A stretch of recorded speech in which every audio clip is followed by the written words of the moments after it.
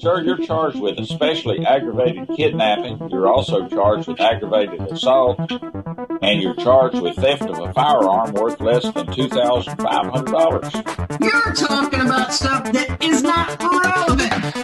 Hello and welcome to the Court of Public Opinion. I am the Recovery Addict, and boy do I have a case for you today.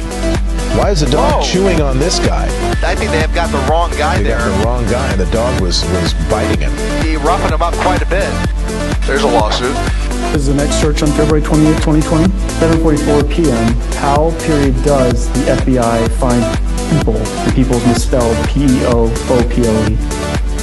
Did the defendant find out how the FBI finds people in this case? Oh, she found out.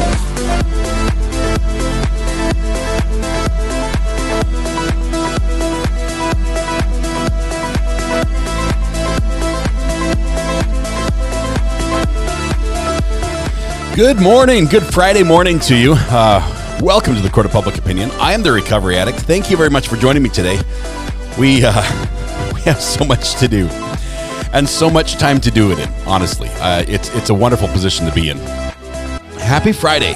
Happy Friday. We made it through the work week. I'm going to need a little bit of help making it through the work week, at least the work day today. So I have my trusty friend here with me that I'll probably be cracking up in here in just a minute. Oh my goodness. I stayed up way too late last night. I was editing a video, which I just posted and just went live this morning. I still have one more to do. Everyone's asking, where's the video with the voices? I'm working on that one as well. I'm going to slow it down. I'm going to tear this down on like a audio engineer level. I'm not sure. That's going to be for my benefit. I'm not sure if I can release it that way because the tools I have are very difficult to play with, but I want to tear down the voice print of the audio sounds, and we're working on that. I'll have that together. I think people are sending me links and connections for different videos. I'm going to need that here in just a minute. So I'm super excited about that. But we just released this morning an awesome video. Alley Cat, welcome to the gallery. Look at that green courthouse. Thank you so much for your support. Before we go too far, sorry. You know what I didn't do? I didn't put this on. Is that on? Why do I have camera 5? Let's try that again. There it is. Okay. Before Alley Cat, thank you very much, and Nancy Jo M. Nancy Jo M, welcome to the gallery. Brand new member this morning. Chain Link Abstract. Cool. Welcome both of you. But before we go too far, I have to properly call out Jim Bob. How does he do that? Jim Bob, I don't know if this is the first time. I do not remember if you won previously. If you did win the internet previously, if you were first in chat before, I think it was on your juvenile record and it's not on your current rap sheet. But this is definitely a reportable offense, and it will go on your permanent record. Congratulations, Jim Bob, being first in chat. The penalty that goes along with that is we give you everything internet related worldwide, at least temporarily. It's like we gift it and then we take it away. But for right now, it's yours. It's all yours, and you're responsible for maintaining everything IP related worldwide. So if you can just get to work on that and fix all the problems, that would be great, because we have a lot of things going on this morning. We need it to work properly. Let's see. Zimmy, just gifted a membership. Thank you very much, Zimmy. I appreciate that. And the buffer sound is going off right now. Where's the buffer? There it is. Oh, we have some birthdays. Kimberly McGuire, June, both today, and Sandy is tomorrow. This is awesome. Did you see what Rob posted? Is it the bug? It's the bug video, right? The Southern Febreze? Yeah, he has my permission to post that if that's what it was. Are you talking about something else?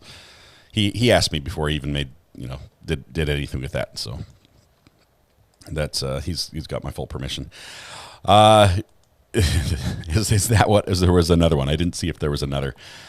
I know Rob is in court today, so he had no live stream last night. We're going to talk about a couple things. I'm not sure if he's going to recover those. I haven't talked with him about that tonight.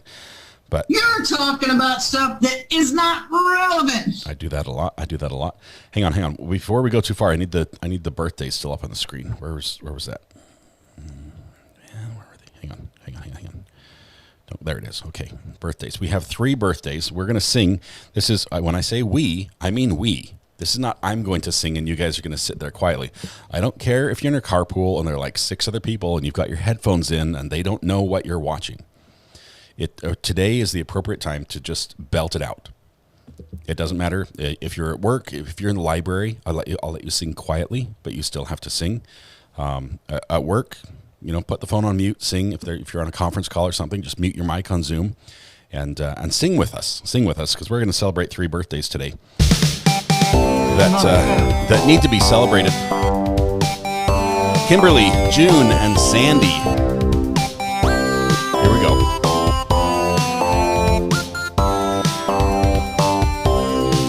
Happy birthday to you. Happy birthday to you.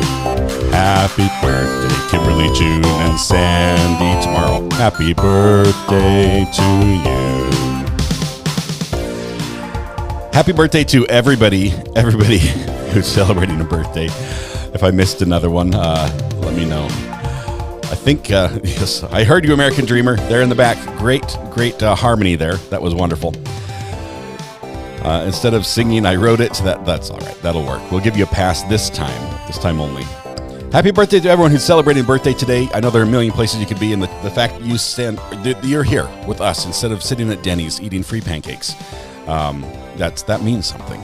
It touches a special place in my heart, and I'm glad we can celebrate with you. Hope you have a fantastic day celebrating your birthday.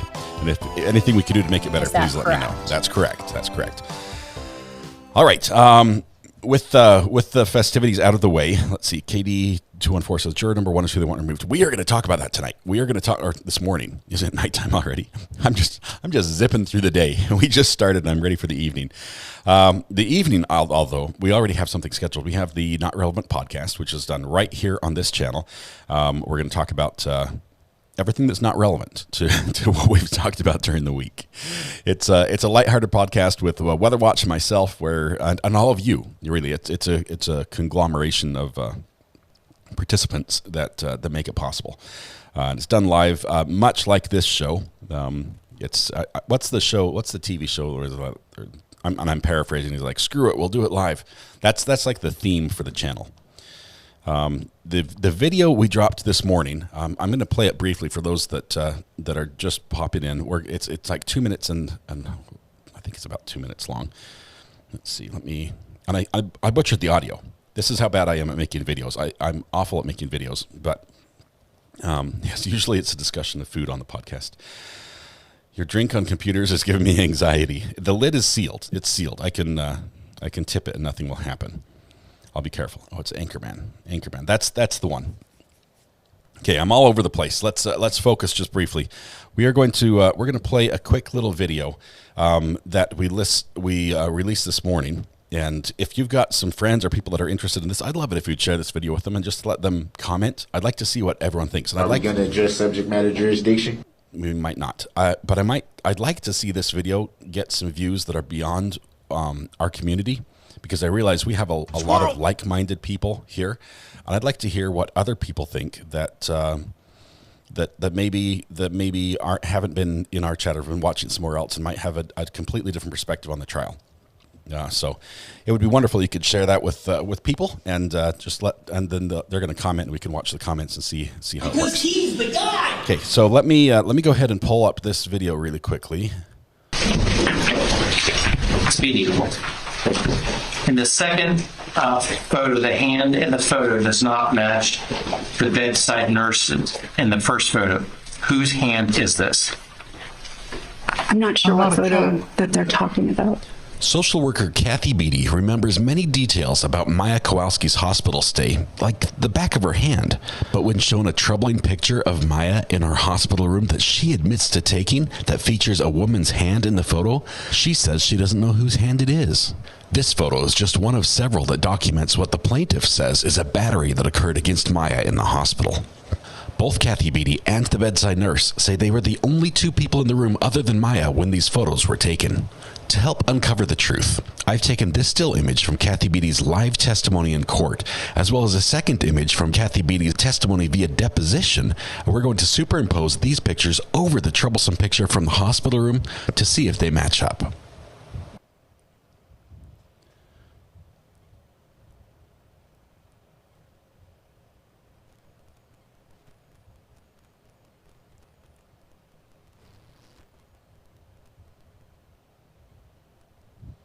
I should have had some music here.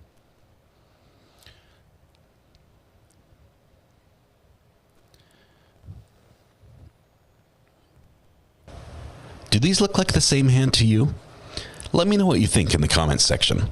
Before you go, make sure you check out this clip of the defense lawyer questioning Cathi Bedy on the stand and maybe almost letting slip whose hand is really in the photo. Do you see Maya's hands? I do. Do you see another hand in there? I do. Do you know whose hand that is? I don't. Do you see Maya's hands? I do. Do you see another hand in there? I do. Do you know whose hand that is? I don't. For more videos like this, make sure you subscribe to Recovery Addict on YouTube. I listening to that, I sound like a monster truck announcer. That's what I sound like. I'm like, Sunday. I made that late at night, and it sounds so slanted. I'm sorry. Anyway, I did sort of put it together. Some people are saying Sir, you're charged with especially aggravated kidnapping. Don't do that. Don't charge me with anything. Okay, there we go. All right. Anyway, I will say that in building this, and I might be able to show you a little bit better in person here. Well, we slow motion, and I can draw on the screen and show you a little bit about why why I feel that the hand is the same. Let's see. Did I lose my drive? Come on. Where's it at? There it is. Let's do. Let's bring this over here.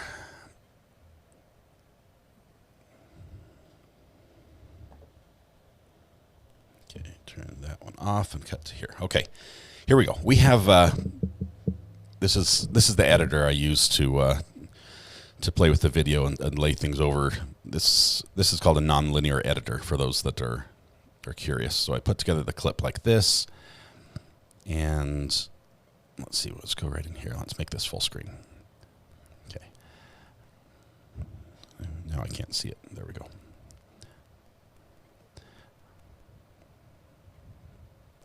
Okay, so some of the things I want you to look at on this image while we're watching it on the hand. Obviously, there's some vein alignment in the two images here, especially in the middle knuckle where we're talking like right in this area. It looks very similar. There's also look at the dent right here on this finger. The positioning of that dent and how that matches up with this hand as well, where it's almost perfectly identical. You've got a little bit of almost swelling. I'm not sure if this is arthritis. I don't know what it is. I'm not a hand doctor, but between the first and the second fingers, that seems to be consistent. Also, right here on this finger, you've got some sort of mark. A mark right here. It's a shadow. It's a red mark. I'm not sure as we scroll through the two images. Well, let me pause right here. I think I paused. So you've got a mark right here on the third one over to the side. It looks like a shadow of some sort, and I think you see a similar thing on the other side. I just see a lot of similarities. Now, the back of a hand, I have no idea. Everyone's hand might look like this, but to me, when I look at that, I think there's a couple very. It looks like a match to me. I realized I resized these and laid them over each other so that they were exactly the same size. So I was manipulating the image to make the hand be the same size. But other than that, I did nothing other than change the transparency of the image. There's nothing else that I did there. So anyway, that's what I did there. Leave a comment on that little video, what you think about it, and where if you think that's a match or not, or if it even matters. Kidda Smith says he posted about the reason why defense wanted jury one out. Defense said it's because of the question of the prejudice and feels like jury one is biased and feels like it's for the plaintiffs. Princess Buttercup, why did the snowman name his dog Frost? Because Frost bites. Nice. Watch out for Frost. Lee says, wow, 9 months. Thank you. Time flies. Okay, thank you, Lee. It does fly. It does fly. Telling you, let me pull up. Let's see if we can do we have camera 8 working? I will get camera 8 working. We're going to fix this. Okay.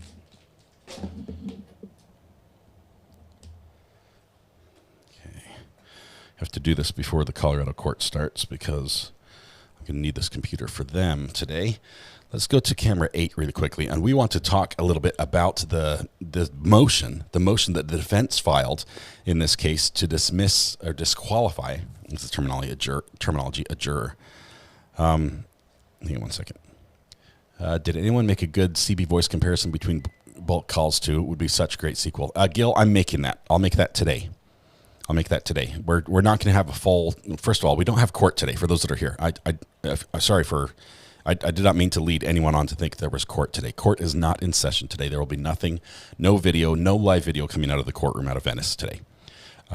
So if you're holding out for that, there will be nothing new. There are some things happening in the trial that are related to court. Specifically today, they have the deposition of the hospital executive who's going to testify about the whole joint commission, immediate jeopardy issue. And today also all those documents, and I mean all those documents, should be turned over to the plaintiff. Anyway, so we're going to yes. Lori Bennett says, "Can you play Cruel again?" She almost said your hand. She did. She said, "Can you see your It was, and it sounds like she was going to say your. But she said, "Can you see your another hand there?" She caught herself. I don't know if it was just one of those Freudian slip type moments or what, but yeah, that was crazy. The attorney slipped up. First she said your hand. I don't think she finished the word, but it sounded like that's where she was going to me. Anyway, let's see. No court. I'm leaving, says Ashley. Out of here. I've got a simple one prepped on my channel. Blackbird Squeaks. Thank you very much. I'm gonna put together one as well. I know a couple people have sent them, and I think I've tried to announce the ones I've seen. But we're gonna go there. We're gonna go there. But first, let's go here. Let's go to this motion. We're gonna read this together. I'm gonna explain it. So if you have a question about anything as we're going, I'm going to try to explain it as best I can, and we're going to discuss just how strong this motion is and what could possibly happen because of it. So this was filed just yesterday, and it was filed by the defendant. This was, I think it's signed by Mr. Hunter on the bottom. I might need to crack open the. Yep. We're going to do a tiny, just one sip.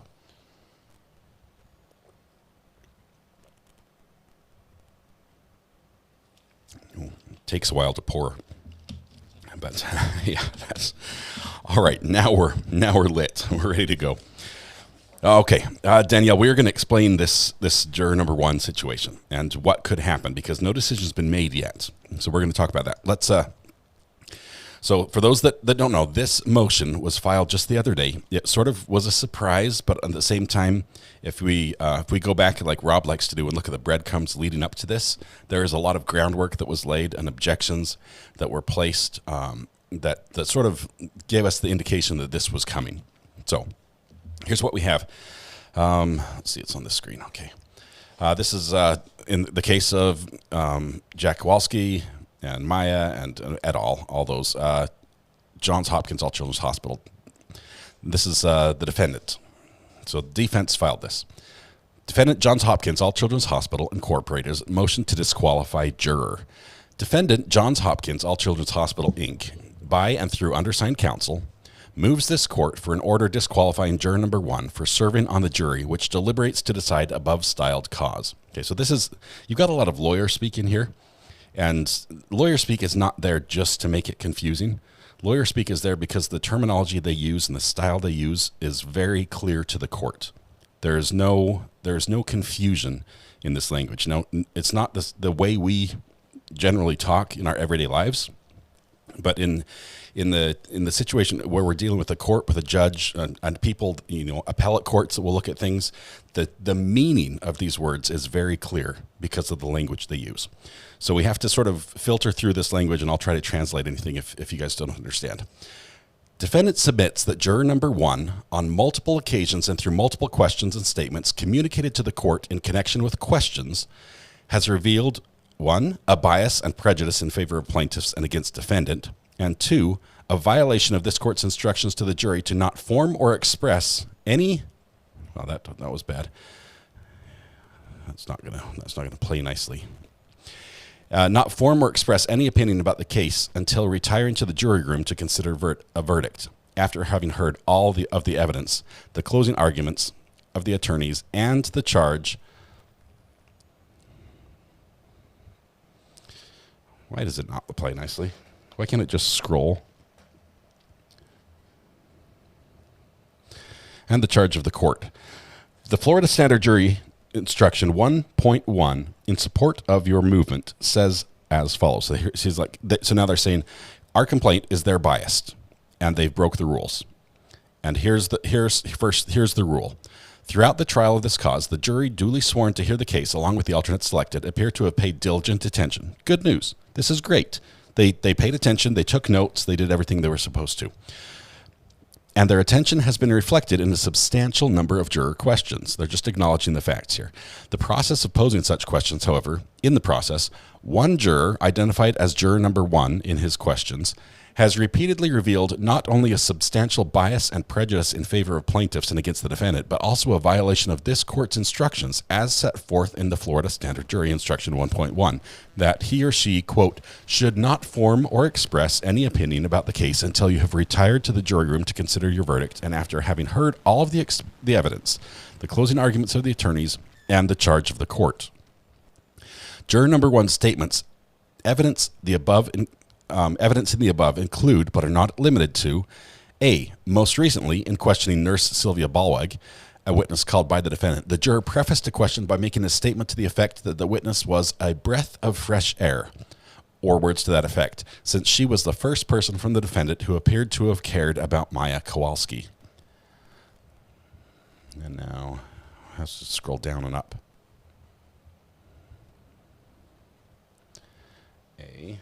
Oh, it's 2 pages, that's why. I saw the super chat there, sorry. Unholy Saint, it's awesome to see a yellow courthouse next to my name. I've considered family now. I'll be looking forward to my Thanksgiving invitation. Bring something yummy, right? B, here's the second part. The question to defense witness Kelly Thatcher, APRN, juror number 1, asserted that his ethnic background was the same as the decedent, Beata Kowalski, with the result that both the juror and the decedent tended to be pushy.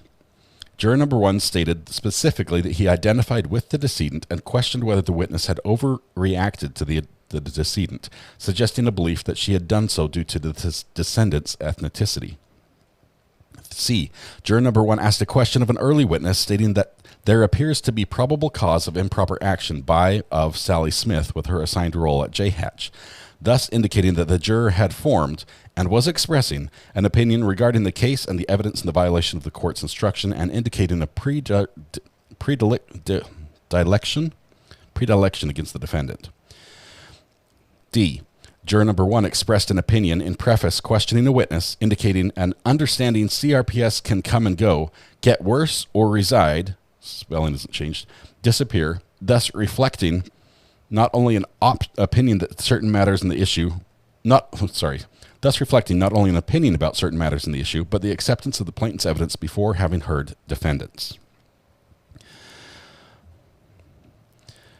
E. Questioning various witnesses called by defense, including Charlotte Laporte, in an adversarial manner, confronting her with questions regarding whether she can, beyond doubt, affirm that, or whether she was able to attest to matters she addressed in her testimony, specifically those related to Cathi Bedy and telephone calls, again indicating an adversarial predilection against said testimony and in favor of the plaintiffs. F. Questioning witnesses, including Miss Tori Niehaus, as to whether her team or the hospital possessed certain photographic or video evidence. By posing this question long before testimony has been concluded or argument submitted, the juror has indicated that a burden has been placed upon the defendant above and beyond any contemplated by the court. G. In questioning Miss Laporte, the juror in question began to question with her representative that plaintiffs had provided address for MAYA KOWALSKI to defendant or Miss Bedy, indicating prejudgment of the evidence with respect to that issue, and without having heard all of the evidence pursuant to the court's instruction. H.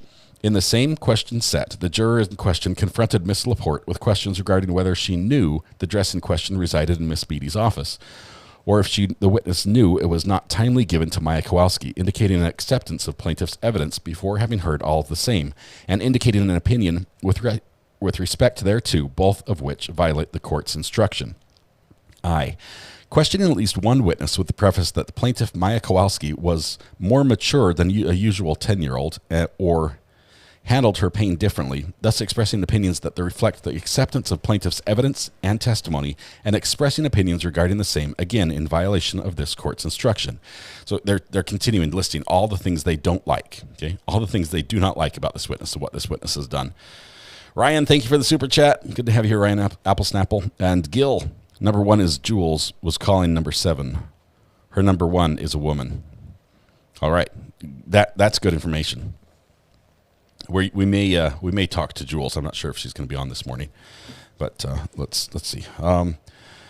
J. Questioning witness Stephanie Graham in an adversarial manner regarding statistics related to the success of her case ratio, and also regarding her interrogation of plaintiff Jack Kowalski, despite the witness's own testimony that the discussion in question with Mr. Kowalski was an interview, not an interrogation, thus indicating an adversarial attitude and bias against defendant's witness, as well as implicitly expressing an opinion or conclusion regarding the case long before the evidence has ended. Question K. Questioning witness Richard. I'm struggling to read today, guys. The struggle is real. Questioning witness Richard Elliott in a sarcastic and biased manner, indicating an opinion regarding the subject of his testimony, which was about billing. L. Questioning witness Billy Seisel after a preface referring to him as a newbie or noob, indicating a bias against the credibility of the witness. M. Questioning witness Billy Seisel after prefacing the same with, is it possible that Maya's waning abilities could be contributed to J-Hatch, causing the limiting of family interactions? The stress and trauma Maya has testified to, documented statements by Maya about her mother's status told by hospital staff, Miss Bedy. The juror's statement not only flies in the face of this court's instruction to the jury regarding the role of DCF, but also accepts as true plaintiff's evidence long before having heard all of the evidence, as well as an opinion regarding the evidence, all of which violates this court's instruction to the jury. N. Where's N? LM. N just wants to go away. Questioning witness Sally Smith by referencing plaintiff's testimony regarding the length of time that it purportedly took hospital staff to respond to telephone calls, thus indicating an acceptance of such testimony without having heard all the evidence, and also expressing an opinion regarding the same. O. During the same sequence of questions to witness Sally Smith, implying that the hospital itself was guilty of child abuse, the questions indicate an obvious bias in favor of the plaintiffs and against the defendant, and again suggest a violation of this court's instructions as outlined above. Okay, so we're going to stop here for just a second. They have a list of grievances. The grievances fall into 2 categories. Don't form an opinion, don't be biased, right? So if we scroll all the way back, what page are we on right now? We're on 6 or 7. They say that the witness has revealed a bias in favor of the plaintiffs, and in violation of the court's opinion has formed an opinion. So those 2 things, and everything they list here go to those 2 things. They've listed all the reasons, A through O, and these are quite a few reasons. I mean, this is quite the list. Come on. One more. There we go. So now we go down to this part right here. Part number 3. A party seeking to remove a juror for improper behavior in the course of trial must show that the juror's actions amount to misconduct. Okay, they have this. You can't just ask for someone to be removed and the judge do it because you asked so nicely. They have to prove it, and they're saying, "Here's our proof." It goes on to, and they start citing case law from this point forward in the case. They're saying, here are the things, here's the rules the court has to follow. This is precedent. This is law. So they cite their case law here. 4, a trial court must excuse a juror where there is a reasonable doubt whether the juror is impartial. So the threshold we have to meet is not beyond all reasonable doubt, but where there is a reasonable doubt. And they've got case law for this. Let's go over here. One more. Bias need not be demonstrated with unmistakable clarity. See, if the defense gets their motion and the other jurors learn their reason, that would damage even more the defense as an attack to a juror. Other jurors will certainly identify with juror number 1. Okay, I'll address this, Carla, because I will tell you that the deliberating jurors will not know. To them, it will appear as if this juror was an alternate. That's all they will know. That's all. So it's going to be handled in such a way that it will be seamless that way. I don't think it will taint the jury in this process. But part 5. While a trial court is afforded great discretion in ruling on the challenges of jurors for cause, close cases involving challenges to the impartiality of potential jurors should be resolved in favor of excusing the juror rather than leaving doubt as to impartiality. Okay, let me go back to a football analogy really quickly. Okay, because in football, I'm talking American football here, where we don't use our feet for the majority of it. We have instant replay, right? In instant replay, there is a presumption that the call on the field was correct, and there has to be irrefutable proof to overturn it. Okay, so they can go back and watch it 7 different ways and 15 different angles in slow motion. But if they can't tell, they have to side with the call on the field. The eyewitness who watched it in real time. That's how they have to decide here. In the court case here, the court is the judge is allowed to, great discretion in how he handles these. So basically, he's got a full range of how he can handle this. He could just dismiss this motion and say, I didn't see it. No. He could go and he could call the juror and say, you've got, I need to talk to you. Bring the one juror in and we'll talk to them just for a minute. They mentioned bias to plaintiff as if he showed bias to defense. Would they still be filing this? No. Jules, no. Jules, they would not file it that way because it's not their benefit. Anyway, so we've got the instant replay is what they're requesting, and you'll see later that they want to limit the judge's options to just what they want. But they say if there's any doubt, the law says you should side with us. It's one of those tie goes to the runner things. In this case, if it's a tie, if it's close, you need to side with the defense. And they have case law for that, where it says, while the decision to accept or dismiss a putative juror is considered an exercise in discretion, we view the seating of a juror as to whom there is a reasonable doubt concerning impartiality and abuse of discretion, and thus manifest error. What does manifest error mean? That means appeal. Meaning, if you seat this juror and there's a doubt as to their impartiality, that is appealable. That's a manifest error. The court made a mistake. Part number 6. As set forth herein, the standard for juror misconduct is satisfied in light of juror number 1's apparent prejudice and bias revealed throughout the course of this trial through his questions and demeanor.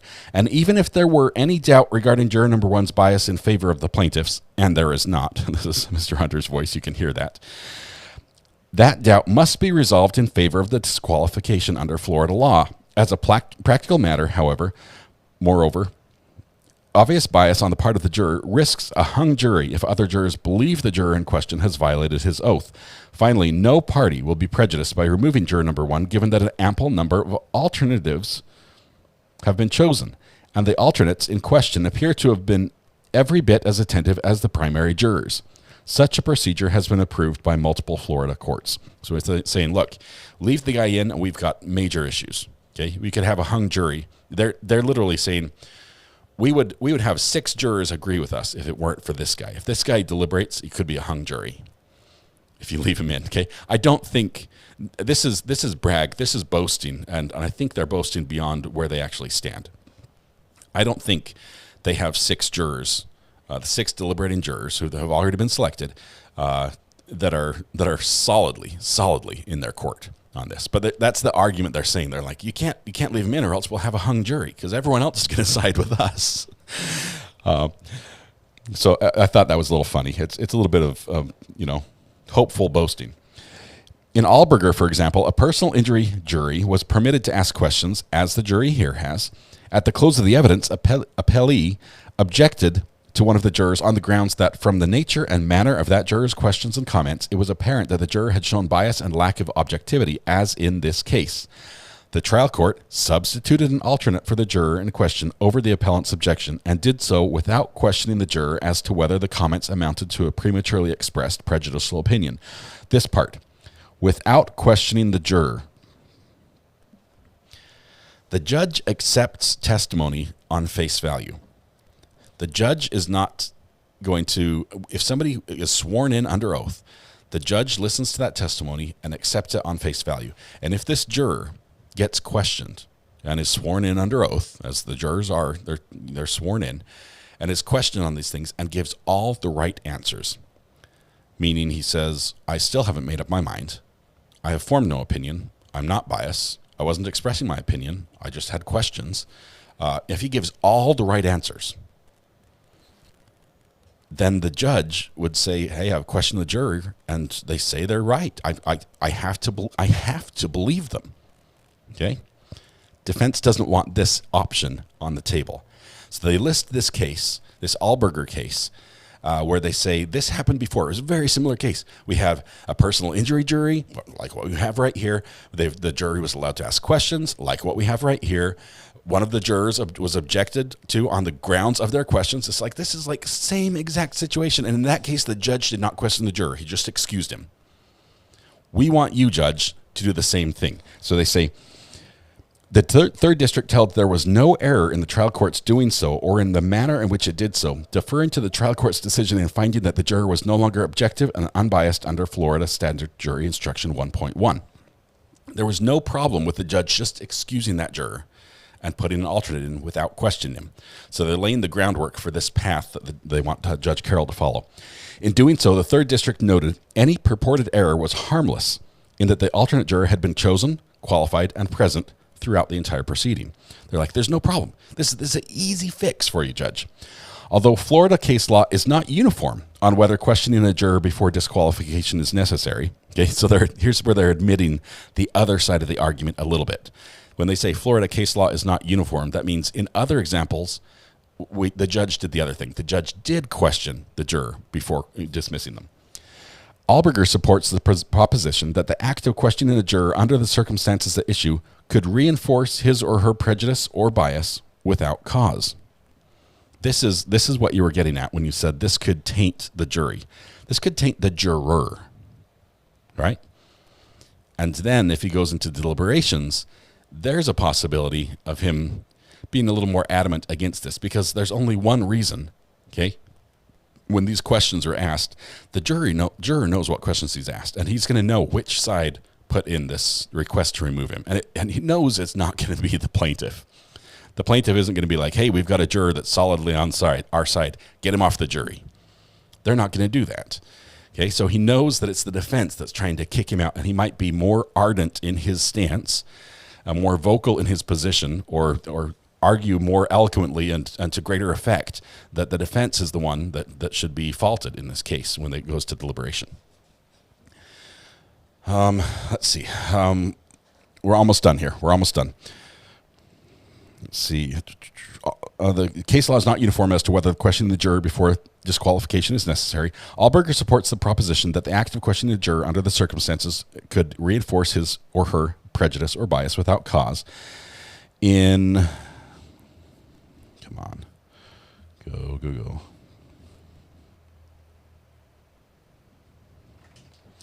Do I really only have 9 pages? Oh, there it goes. Here's 10. In addition, given the extent of Juror 1's apparent bias, prejudice, and failure to follow instructions, any questioning by this court could serve no useful purpose, given that the juror is well beyond any rehabilitation and would risk alienating not only the juror in question, but also other jurors. Okay, so that's the argument you guys raised a minute ago. Wherefore, defendant, Johns Hopkins Hospital Incorporated. The wherefore is what they want the judge to do, right? Everything else was the preface. Wherefore is what they're asking the judge to do. And oftentimes you'll hear this in court where the judge, someone will get up, they'll be like, Your Honor, we object because of this. And he's like, well, have you filed a motion? And they're like, well, no, we're going to tomorrow. And he's like, well, what do you want me to do? He's like, where's your wherefore? Right, here's the wherefore. Johns Hopkins All Children's Hospital Incorporated moves this court to disqualify juror number 1 for the reasons set forth herein and substituting the first alternate in his place. And there you've got the certification of Mr. Hunter with all his information down below. So there's Mr. Hunter's information. If you would like to mail him accolades, that's appropriate. If you want to mail him anything rude, or that would not be appropriate. Just saying. don't do that. This is public information, so we can share that. That is Mrs. R.A. is in here. Hang on. Hey, how are you doing? Good. Why are you looking covetously at my microphone? Mrs. R.A. is going to jump on chat. Hang on 1 second. I actually came in here with another question, but I might actually forget it because as I was listening to him read that, here's my question about that juror or any juror. It seems so crazy to me that they would expect at this point in the trial, when pretty much all of the evidence has been presented, for them to not have an opinion. And I know legally that's like, well, you're not supposed to have an opinion, but come on. Human beings have opinions, and we constantly adjust them. We constantly say, well, there's new information. How does that fit into this situation? How is that going to adapt my opinion? But to say, honestly, because you've been called to this jury, you are no longer human in the way that you process information. So you will just stick it all in a filing cabinet, and then when you go into the back of your room, you'll open the filing cabinet and be like, oh, surprise, here's my opinion. Like, that's not how it works. Yeah, he has opinion. I would guarantee everybody on that jury has an opinion at this point. So it seems weird to me that they're upset that they say, we know what his opinion is and we don't like it. I think, well, that's probably true of a lot of the jurors. It's crazy that they're responding like that. Okay, I'm going to try to remember my other question. This is interesting. Mrs. R.A. is talking about if we go back to the document specifically, yes, I am guilty of this. At the beginning of this trial, I was much more impartial in this case than I feel right now. I feel like I've seen things that I can't unsee. I know things that I can't unknow, and that my opinion has been influenced because of that. That's where I feel. And now the jury, if we go back to the instruction here that we've got in bold, this is Florida Standard Jury Instruction 1.1. It's like at the very beginning of the book, right? Section 1.1. It says, a jury member, he or she, should not form or express any opinion about the case until you have retired to the jury room to consider your verdict after having heard all of the evidence, the closing arguments of the attorneys, and the charge of the court. I don't know how that is possible. Okay, especially because they... Hang on. Mrs. R.A. is talking. Hang on. I think especially this is not possible because they ask this jury to ask questions. How can you not form an opinion when you have to get to the point where you can ask an intelligent question? You must have some sort of take, some sort of point of view, and that is an opinion. That's a stupid thing to say you're not supposed to have an opinion. I can see how they can say don't express an opinion. Okay, that's fair. But I don't even know if that's fair when you're saying, but as a jury, you can ask questions. Their opinion is being expressed by virtue of the process that this is happening under. So it seems so weird to me, this idea that you can only be impartial if you don't use your brain until you walk into that room. I'm like, that is not how we function. Oh, he's not looking. Okay, there you go. I'm looking. He's going to swing the mic and hit me in the head, knock me out on there. It's I will say that the judge in all his admonitions, and I went back and I've watched almost all this court over again at one point or another. I've been on high speed scrolling through all this. I have never heard. I mean, I realize this is in the jury instructions when they're first impaneled, right? They're told this, but every time they get up and leave, and to leave the courtroom, the judge does not say to express or form no opinions. It's not there. Listen for it. Go back and look. He never reminds them about this. And I'm wondering if this is something that they heard initially when the shock of being selected as a juror was first, on them. But since they haven't been reminded not to form or express an opinion, like many other judges do, I've heard almost every other judge says this. Don't form any opinions. Don't express any opinions. Don't talk to anyone about the case. Seek no information. All those. This judge does not tell them not to form an opinion. Anyway, that's where that is. Let me see if I can get to your questions or answers. And also, we're going to open the phone lines because we don't have court today. If you have, I remember it was one of their questions. Mrs. R.A. has a question. It's one of your questions. I don't think it was in chat. It was in the comments on the videos. But somebody was asking, what's the deal with the hand, with Bedy's hand on, or was it Bedy or was it Cathi? I don't remember. The hand, Cathi. Oh, that's the same person. Okay, with her hand on the shirt of Maya, and they were saying, why does that matter? What charge does that go to? If let's say that it is her hand, then what does that prove? How does that help them specifically? Like, what charge does that go to? Does that make sense? Yeah. So what's the impact of if this, and the video we played that earlier in the live stream, but if the video with Maya's hand and Maya's hands when she's holding her neckline and there's another hand off to the side of it, if that is Cathy's hand, okay, Cathi has testified that she didn't touch Maya, okay, in this, that all the changing took place, and that was the bedside nurse that did that. Okay, the bedside nurse did all the changing. But here you have a picture of her pulling on Maya's clothing, making contact with the child, and the allegation is battery. And this proves physical contact. I think that's where it is. And so with Cathi Bedy on the stand, when she's asked about this picture, shown this picture, first of all, it was super frustrating. I started the video, the little video I dropped, I started it with the most impactful. There were 3, maybe 4 times Cathi Bedy was asked about this picture. And when the jury finally, in the jury questions at the very end, asks her, hey, whose hand was that? Her response was, I don't know what picture you're talking about. She saw 2 pictures. 2 pictures. One was the picture with the bedside nurse with 2 hands out, and the other picture was the picture with this other unidentified hand. She says, I don't know what picture you're talking about. Doesn't answer the question. Sorry, guys. I know you have just brilliant questions, but I can touch the mic.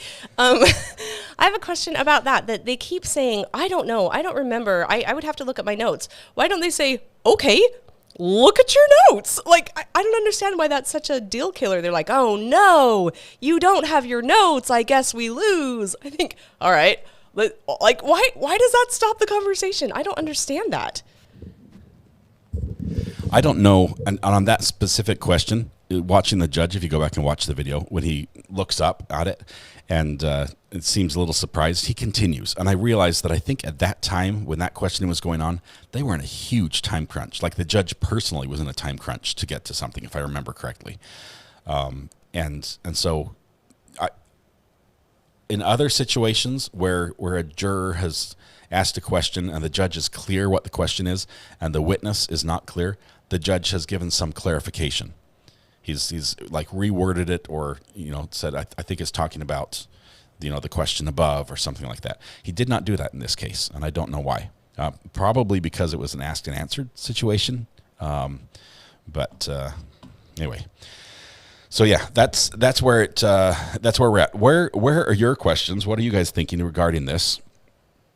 I'm going to put together the audio video, and we're going to listen to the sound back and forth, and I'm going to mix and match it like a radio DJ. I think in my head, I'm envisioning how I want this video to play, but I'm going to layer sounds on top of each other. I'm going to break it down and look at it in a waveform editor and just see, if I can detect similarities. But I think we're going to see something similar with that audio as we saw with the hands. Let's see, Joey, I don't know what picture you're talking about. The picture you've been asked about 15 times. That's the one. Either way, if it was someone else's hand, if we're completely wrong and it just, one hand looks like someone else's hand, if that's the situation, that means there are 3 people in the room. If there are 3 people in the room, suddenly you have a situation where she's being forced to undress in front of people that should not be in the room. And it's bad either way for the hospital. And so they say, it was just me and the bedside nurse, says Cathi Bedy. The bedside nurse says, I just remember me and Cathi Bedy. And when the bedside nurse is asked who was the other hand, she's like, I don't know. I don't know who else was in the room. Let's see. Bedside nurse talks about the hand. I've got that video, but I'm not going to play that. I've got the Dracula comment. I don't think I'm going to play that one either. Jen Conley, ADHD coach, welcome. I might need your help, Jen. It sounds like you have some skills that might be useful for me. If you're allowed to ask questions, says Miss Lisa, and you don't know what the testimony is coming, why would a question you're asking be considered forming an opinion?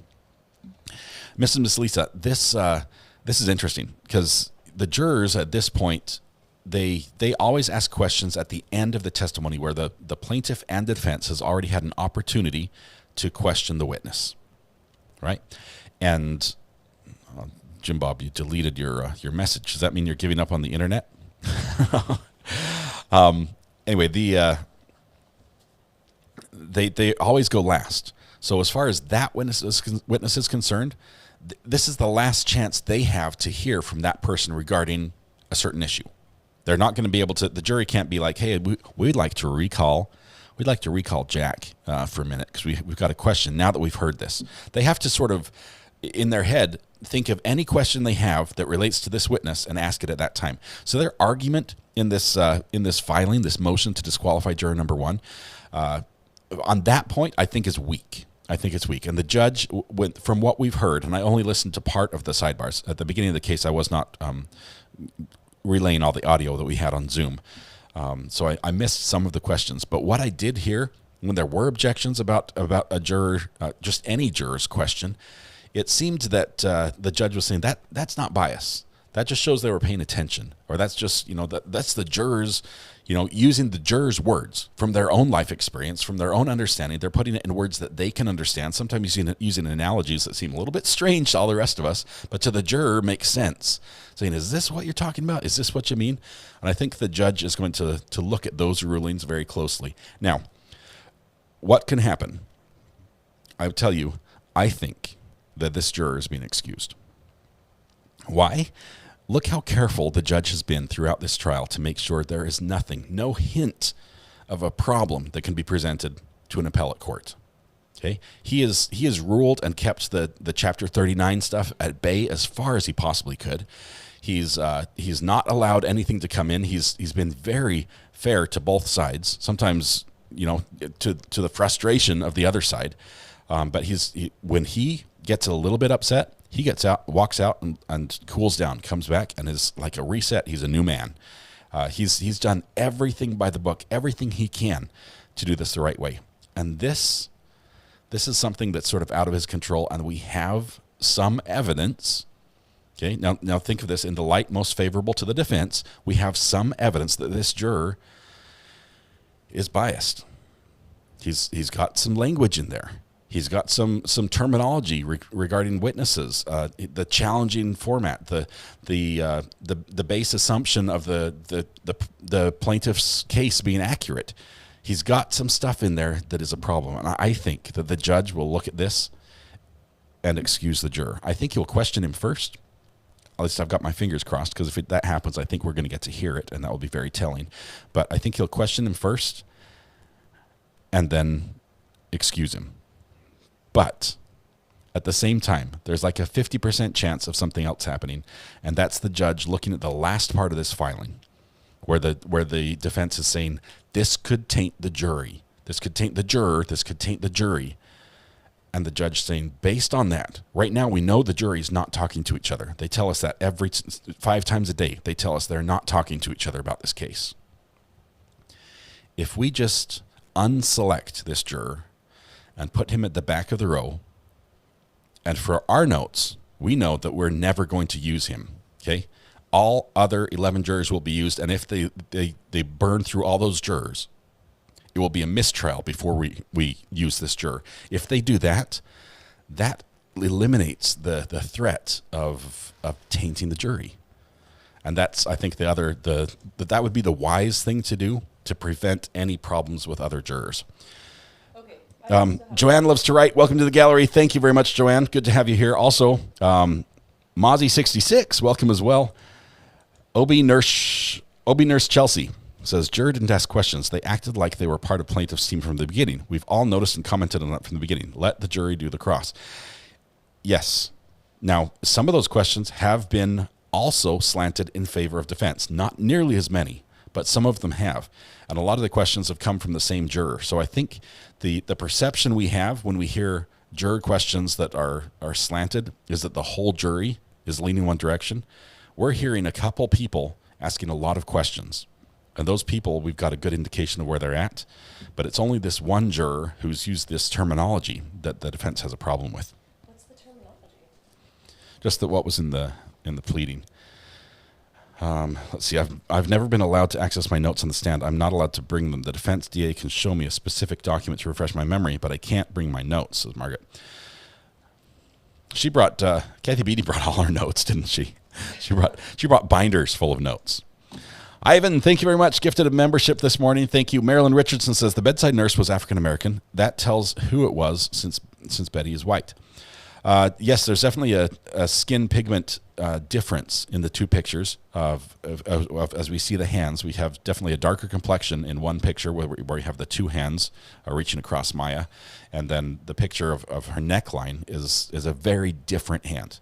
Very, very different. Not only that, the ring that was on the finger of the hands that would be shown on the neckline was not there during the second picture. And I realized you can take off a ring if that's a thing. But that if you wear it during one, you probably would have worn it during the other as well. Do we have pics of the other nurses' hands? Yes, but they're very, very different. Scott, are you a fellow neurospicy ADHDer?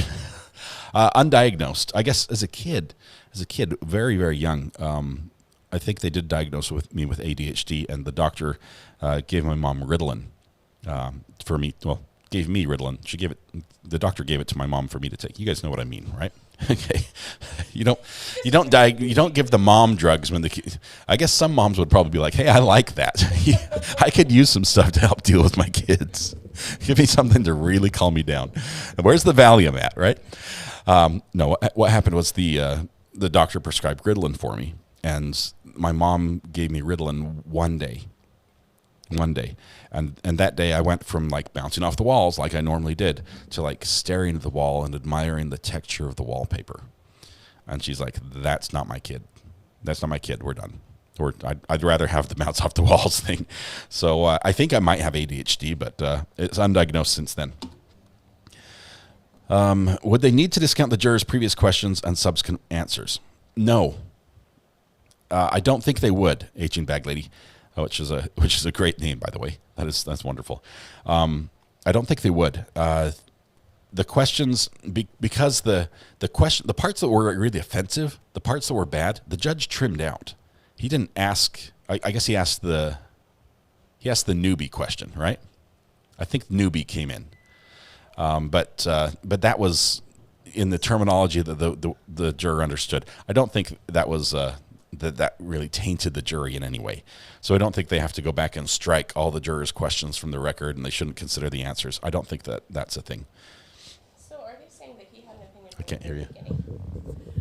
So is the accusation here that this juror had an opinion from the very beginning, or just that he's too vocal? Or is it a guy? Do we know? Okay, if that this juror is too vocal, because it almost seems like shame on you for letting what you're thinking come out in the questions that you're asking. Because if they weren't asking questions like a normal jury, no way this would get nailed. It just seems crazy to me that they could say, "Hey, I don't like this juror's questions. Let's kick him off." Well, knowing what we know from Jules yesterday, that defense did not use all their preemptive strikes. And this goes back to jury selection. In jury selection, each side has the opportunity to question the jurors and ask them all the questions they want to sort of get in the minds of the jurors and see where they're coming from, to sort of get a feel for how they might take this evidence in the case. During that time, you can tell the judge during the questioning, like, "Judge, I move to strike for cause. Juror number one runs a foundation that sues hospitals for a living, and he's got this manifesto that he wants to destroy all doctors and everything." That would be someone to excuse for cause, right? You're not going to want that guy sitting on the jury and he's like, "Yeah, I can be fair. Yeah, bring it on." No, he's excused for cause. But they don't have to excuse for cause. They also can strike preemptively. They can say, "Defense doesn't want this juror." And the judge, like, "You're using one of your preemptive strikes?" They say, "Yep." And he's like, "All right, juror, you're out. Your excuse, thanks for coming. You get your car parked validated on the way out. You're done." No questions asked. Defense can do that. Plaintiff has the exact same ability with the same number of strikes. They rule on this before, and it changes depending on the court cases. Usually where there's an anticipation of a very difficult situation to seat a jury, you have more strikes. And basically you save these strikes. And if you have somebody you're like, there's no way I can relate to this guy. I mean, I look at him and he just scowls at me. He's like, "Yeah, bring it," type of thing. I was like, I don't want to stare at this guy all court long and just feel intimidated by a juror that looks like he wants to eat me for lunch. Strike him. They can do that. Defense did not use all their strikes. What does that mean? That means that for every single witness, all 12 witnesses that are sitting in that box, the defense team looked at the jury and said, "Yeah, we'll take him." That's good. We're good with that. So there was nothing beforehand that indicated that this juror, or at least to the point where the defense thought, no, we don't want this guy. There was nothing beforehand. This has all happened during the trial, and that's why they're pointing out to the Florida Jury Instruction 1.1 that this juror must have violated it because he has formed and expressed an opinion, and we see that in his questions and in the way that he's doing this. So, okay, all right, now I have an opinion. Okay, so all right, I've been so good, guys. I haven't watched this all week. I'm in a much better headspace, but I'm just saying, listening to that as the backdrop for what's going on here, I call BS. That you just don't like what that juror thinks, and you don't want him voting. And I think, well, yeah, I mean, that's how everybody feels. You want people to vote your way, but that's how a jury works. Some do, some don't. That seems completely insane to be able to say, because these jurors are able to ask questions, I get to remove the ones I don't like. And we're gonna offer for evidence this obscure line that says, hey, you're not allowed to think like a human being. That is crazy. Judy brings up a great point here. Do the lawyers know who would be alternate number one? I believe they do. I believe the system they use for seating the lawyers and the order that they're in, I'm not sure if it was chosen randomly and then divulged to the lawyers, but the lawyers know which ones are deliberating and they know which ones are the alternates, and I think they know who the next alternate would be. So defense is looking at the list and they're seeing, if we get rid of this guy, we get this one, we get this person, and they're saying, we like that exchange. We like that. That's good for us. We feel better about this person being on the jury than juror number one. Also, Nancy points out, yes, according to the questions that we saw or we heard through people who did observe jury selection, it seemed that the preemptive strikes that the defense was using was primarily to strike potential jurors with young children. They didn't want young mothers in there. They didn't want young parents. Kimby, welcome to the gallery. Thank you very much. Appreciate you very much for being a member. Tammy Shea says, I came from L&L, so I don't know if you already do this, but you and Mrs. R.A. should do a RA team stream. Love her input and energy. I like the rat team. I like that. Sorry. RA team. Mrs. R.A. is, first of all, she's much smarter than me, so I only let her on a little bit. She's denying this, but you guys know this is true. You're all nodding your heads. She is amazing. I married up in a big way, and yes, she is fantastic. We have done some stuff jointly. She does come on occasionally on the channel. She has her own channel as well, where she talks about homeschooling, because she is a homeschooling mom, and talks all about that. She's done that for a year and a half now. Oh, like 3 years, almost 1,000 subscribers. Yeah, she's like, 3 years. I've got almost 1,000 subscribers. No, she's got like 2,600. It's great. But she does that. We do some live streams on her channel, and I know there have been calls for her to come here. We need a bigger desk, and I need another microphone. So here she is. On my way out the door, I'll say the honest to goodness truth is that Scott is so easy to get along with, and so even tempered and willing to listen to all opinions. And I balance that out really well. I represent the other side of that, and it's just better if I don't come on very often because of that. She's just being kind. Here's CG in Texas says, there's so many variables to this dilemma. Intense. I'm so glad juror number one was there to ask questions, regardless if it caused his elimination. I loved it. I've loved everything. The Rat Pack is back, says Green-Eyed Southern Girl. There was another one. What's her channel called? I think if you type !MRS in chat, just MRS, it'll pull up her channel link for you. It's called Homeschool Ground Zero. Nikki says, I wonder if the other jury members will look down on defense for removing the sassy one. Nikki, I think they would. Okay, and I think defense was right in pointing out the potential to taint the jury by the removal process. And that's why that 50% option, the one of the two ways I think the judge will go. Either way, I think juror number one will not deliberate. I may be wrong on this. I've been wrong about many, many things before. And I'm not speaking, this is not legal guidance to the judge or anything. This is just my personal opinion. But I think that the judge will, if he deems that, which I think he will, he'll deem that he should remove this juror because there's at least a potential for some doubt as to the jurors' preconceived notions or bias. or forming and expressing opinions, that he will remove this juror. And I think he's going to do it in a way that will minimize or eliminate the opportunity for the jury to sense that something was up. And that will be tricky. And part of it might be doing the way that defense suggested and not questioning the juror, because if they're all sitting in the jury box or in the back room waiting for court to start, and when they say, hey, juror number 1, judge wants to talk to you real quick. Principal's office right now. Press 1 to send. Hey, this is a Recovery Addict. Who am I speaking with? Nana Geek. Nana Geek. Can you turn down your video real quick so it doesn't get feedback? I'm sorry. I'm sorry. I do this all the time. Okay. Right. Here we go. Nana Geek, what's on your mind today? Done. Yeah, I asked about 4 times. Nobody responded. The thing about the picture, all right? Mm-hmm. If that's her hand, who took the picture? Well, it's the hand is the left hand, and the picture could have been taken with the right hand. So that part, that's okay for me.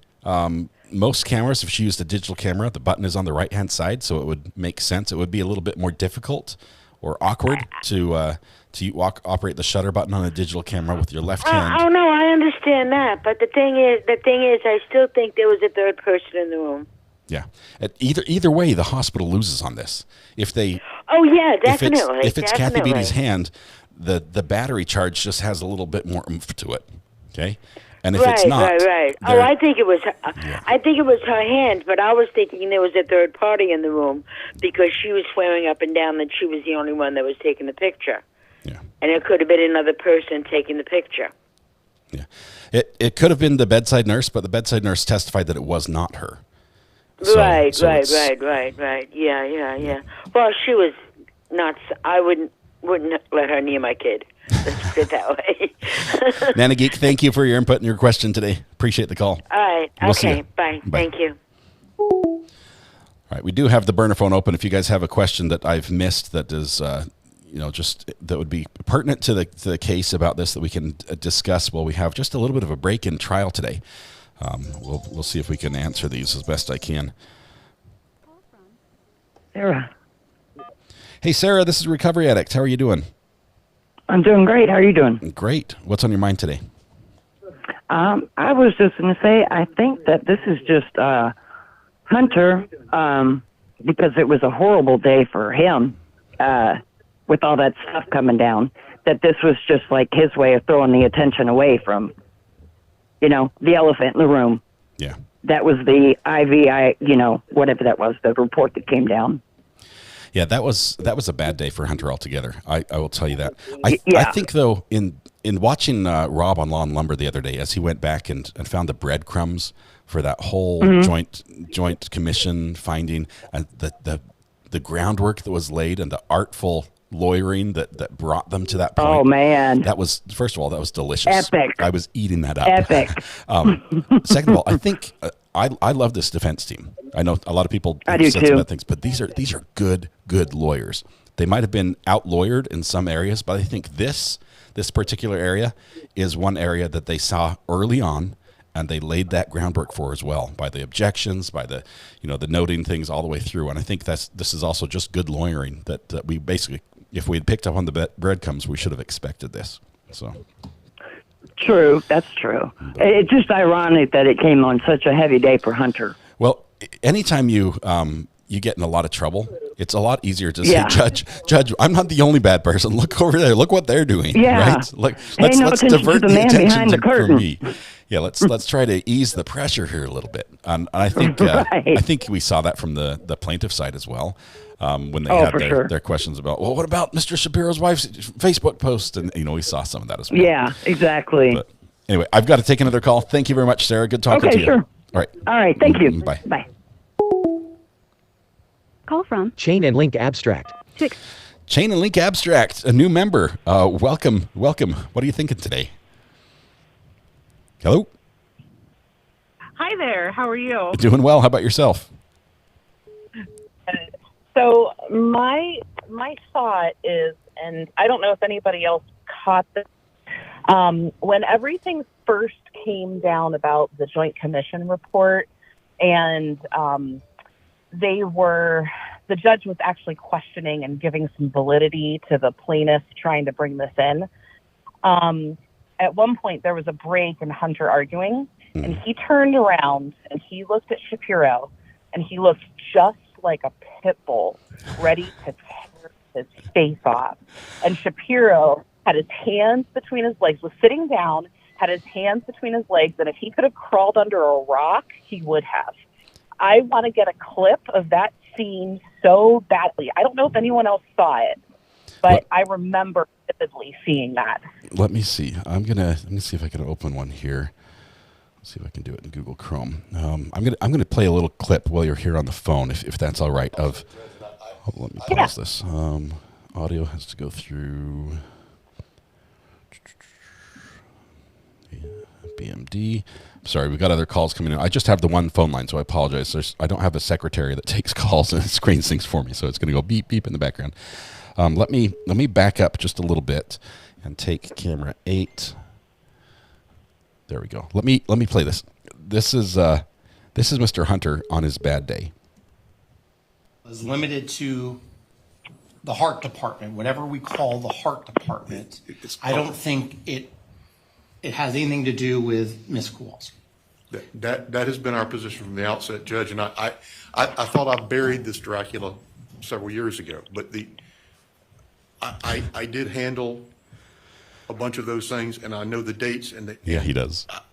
But I don't have them. Do you see it? So, again, obviously I want to finish evidence today. So this is him admitting that he tried to bury this Dracula years ago, and now this monster has crawled back up and is attacking him. I couldn't remember exactly when it happened, but I remember seeing it and like saying, I need to make time to make a clip of that, but I'm so technically challenged that I was like, you know what? I'm just going to put it out in the YouTubes and see if somebody else can find it, because I'm so bad at that stuff. Yeah, I'll have to look for the exact moment. I think there are a couple times that Hunter's been really frustrated that something happened, but yeah, we'll watch that. Thank you. What was your name, by the way? I got Chainlink on which I think is your business YouTube account. What? Oh, yeah, that's business. My name's Nancy Joe. Yeah, Nancy and Joe. I just started on the YouTube, like watching everything recently, and my Google is obviously associated with my business, so I apologize. Well, welcome to your new addiction. So it's good to have you here, Nancy. Thanks for calling in. Good talking to you. We'll see you. Take care. Bye. All right. Let's see. I've got to get this one ready. We've got another call coming in. Just one second. Call from Ariel. Ariel, this is Recovery Addict. How are you doing today?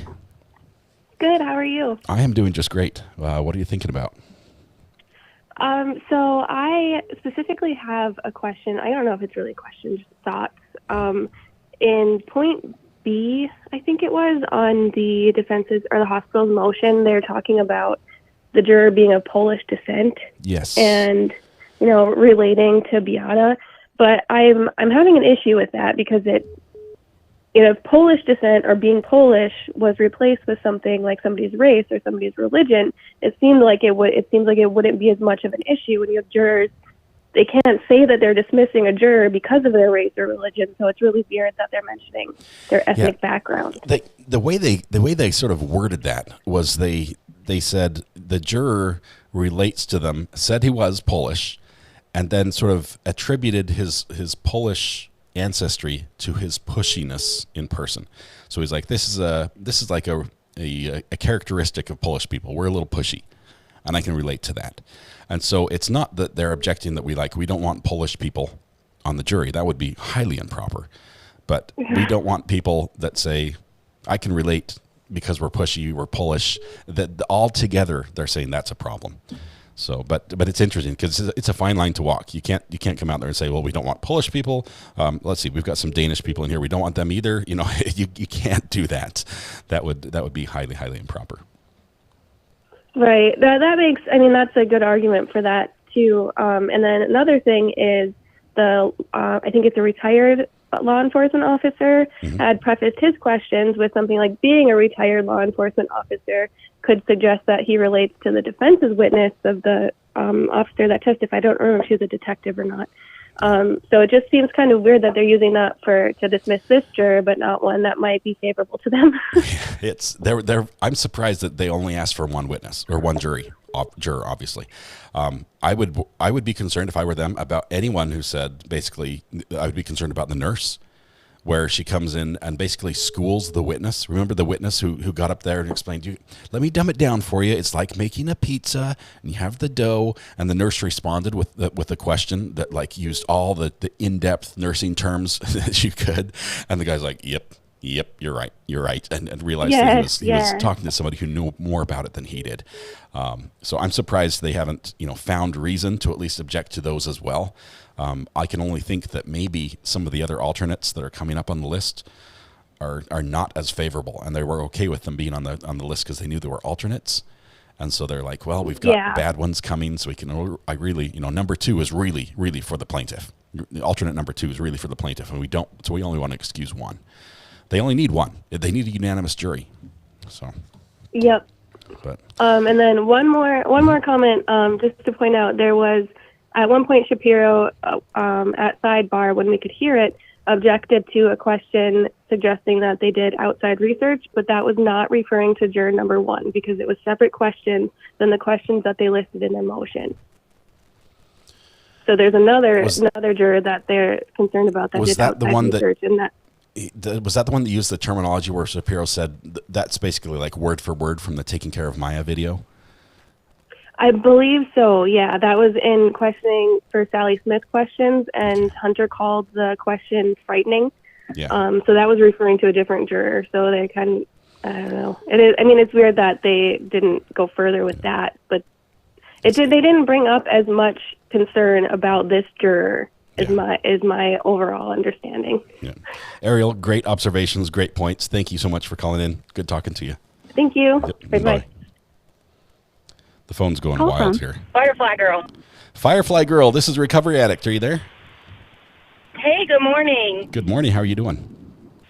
I'm good. Thanks for taking my call. Happy to. I just wanted to go back to a conversation or email that was shown back early in the trial while Cathi was on the stand when the whole DCF made me take the photos came up. And I feel like I saw on the email that it said that Cathi initiated that thought.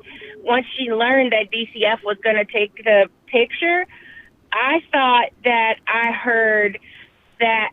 read that Cathi made the question of why don't we take it? I thought it did not come from risk management. I thought she came up with that idea and risk management got on board. So defense has a problem. Okay. They have competing testimony about the same issue. They have a note from risk management that seems to be somebody scribbling down notes as they're talking about this and saying, yeah, it's okay to take pictures. There's no order, but we're going to do this. And so they have these notes.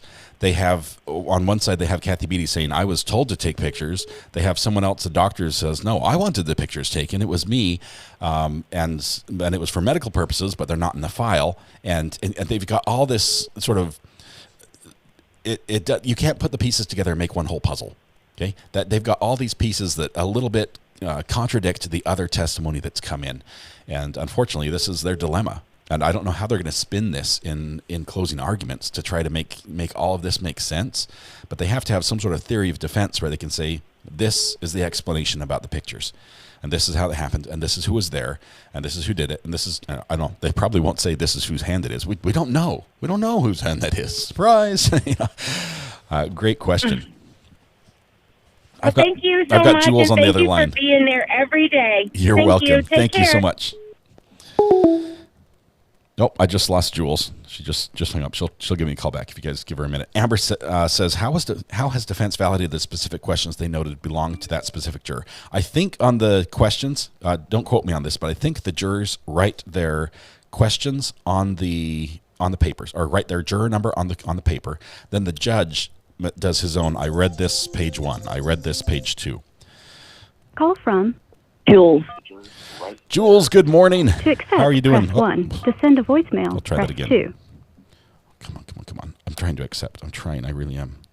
Let me in. Call from Miss Ames. Oh, Jules. I hung up on you, Jules. I'm sorry. 1 to send a voice. Hi, this is Recovery Addict. Who am I speaking with? Hi, this is Miss Ames. Miss Amy, how are you doing? Good, thanks. Loving your coverage. Thanks for taking the call. Thank you. I just wanted to share an observation with that an earlier caller brought up about the reason for dismissal being that the juror is of Polish descent or ancestry. I found it really interesting when plaintiff was presenting their case in chief that when they try to present things about Beata's history in Poland, like when it was still under communist occupied, like dealing with the bureaucrats, and that entire part that, made her who she is with the documentation that we have, I thought it was very interesting that Cruella, and I apologize, I can't pronounce the lady lawyer's name, that all her objections were, this isn't relevant, this doesn't go to the case. But to me, it does, because Beata's history and growing up in that environment, knowing that bureaucrats get placed in higher positions and only their opinion matters. And that's basically what they experienced with Sally Smith, kind of getting the doctors aligned. And it doesn't matter what was really happening. It was their version that was getting presented to the judges and things like that. Yeah. And I think at least it's really critical, because that's why Beata documented the way that she did. And just think, if she didn't have that foresight, the family wouldn't even be able to be here. Yeah. With this law. Yep. Yeah, 100%. I agree with you on every single point. That is a great comments. Thank you so much. Appreciate all the kind words as well, Miss Amy. Have a good day. You too. Bye bye. Okay, I'm going to try if we can let Jules call right now. Just Jules. Let's see. I'm going to try to not hang up on her this time. Okay. Or maybe I can call Jules. We can do that. Hang on. I'm going to give her a call.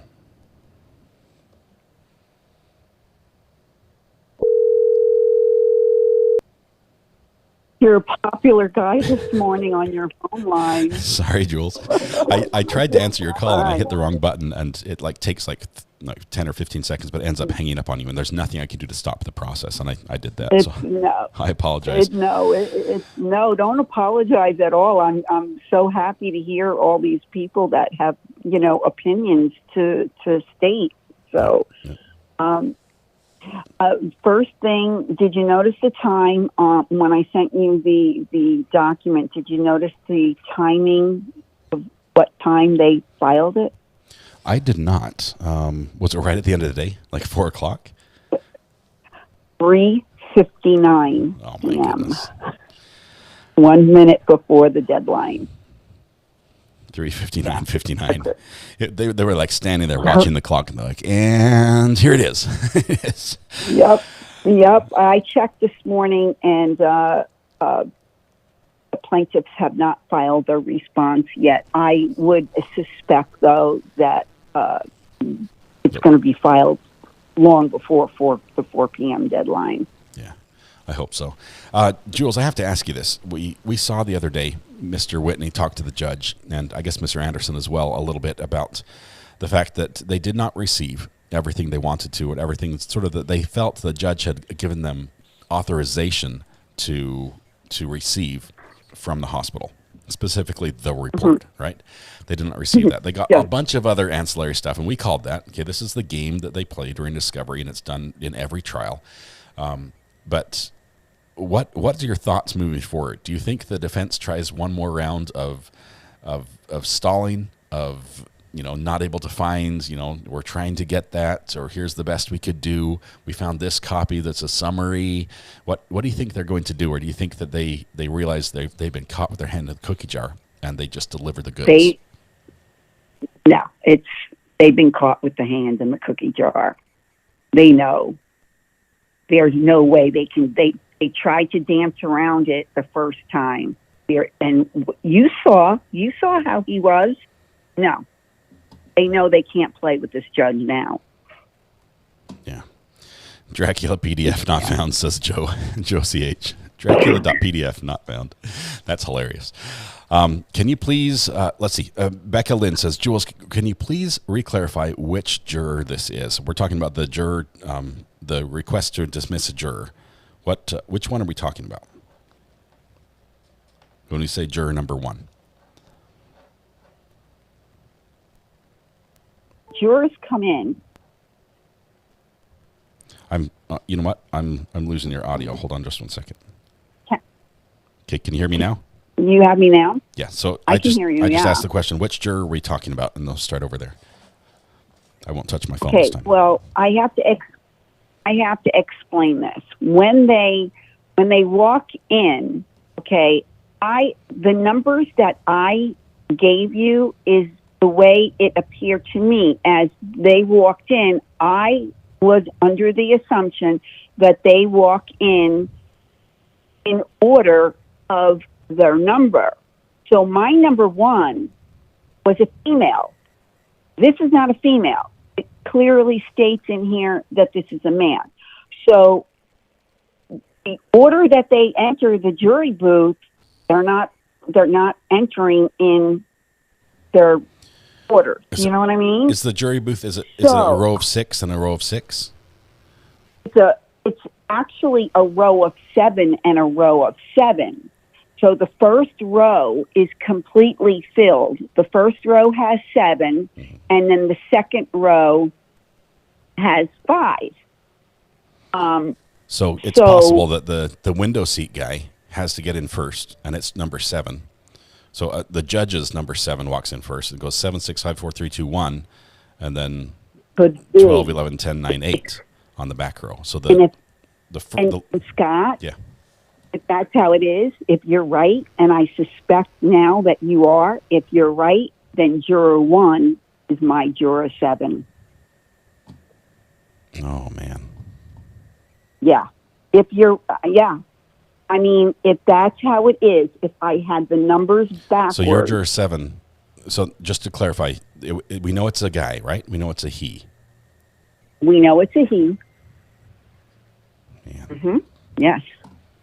And like I said, when they file in, I thought they were filing in as 1, 2, 3, 4, 5, 6, 7, 8, 9, 10, 11, 12. So that's how I assigned my numbers. But like I said, 1 is a female, and this is clearly because they referenced him as being a male. So if they file in the way you suggested, and I have to think that you're correct. But that's how it is. Then that makes juror 7 actually juror 1. And they've asked tons of questions, tons of insightful questions. Yes, and here's the thing. If I'm correct, and 1 is 7 or 7 is 1, however way you want to look at it, he has been, along with my number 12, who might not be 12 now, he has asked 8. the most. Yeah, he may be 8. Has asked the most questions. Now, which questions were attributed to him? I don't know, because they don't say, well, this is from juror so and so. Okay, they just read off the questions. But and I'm not a body language expert, but I found him, and I'm not being disrespectful when I say this. Okay, I found him very entertaining because he is very animated with his facial expressions. Like, I see his eyebrows go up, like when he hears something that came out of nowhere for him, like almost shocking. The eyebrows go up. When he hears something that he's, really deep in thought about, like he frowns, like he gives that look.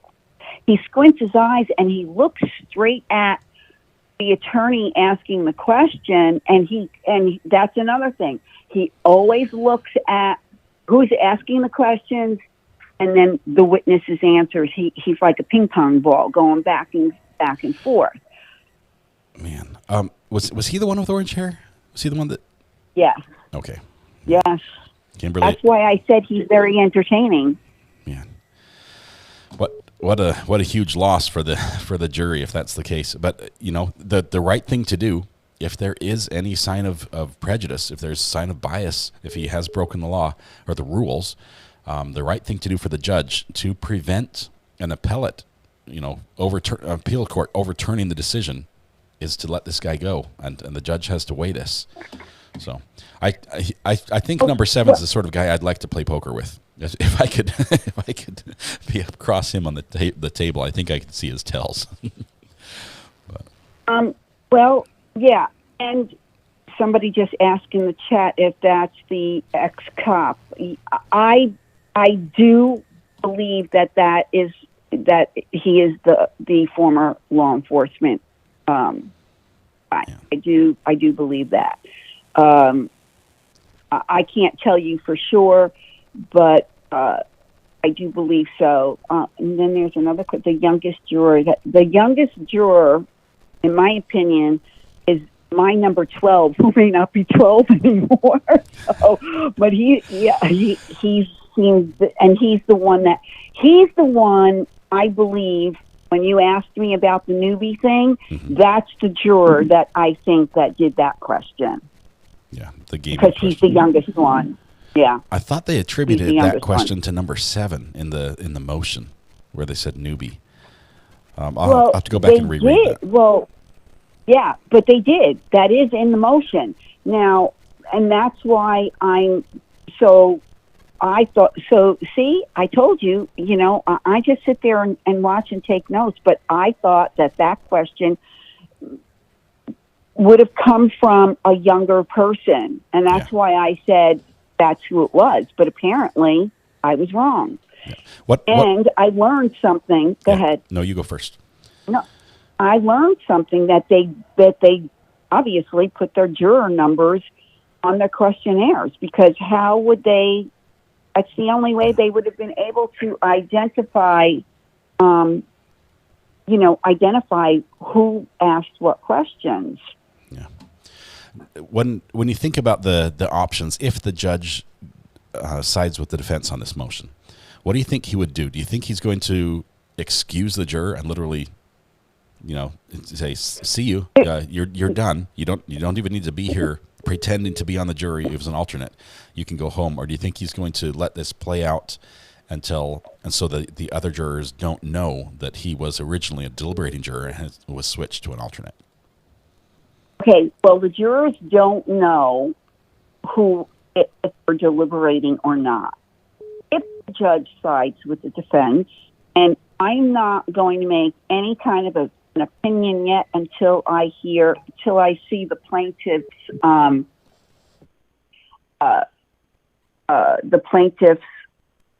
response to this motion, and then I'll have something to say about that. But if they let him go, I think they're just going to let him go. I mean, I don't think he'll be gone. Like no longer showing up in court. Yeah, no, I don't.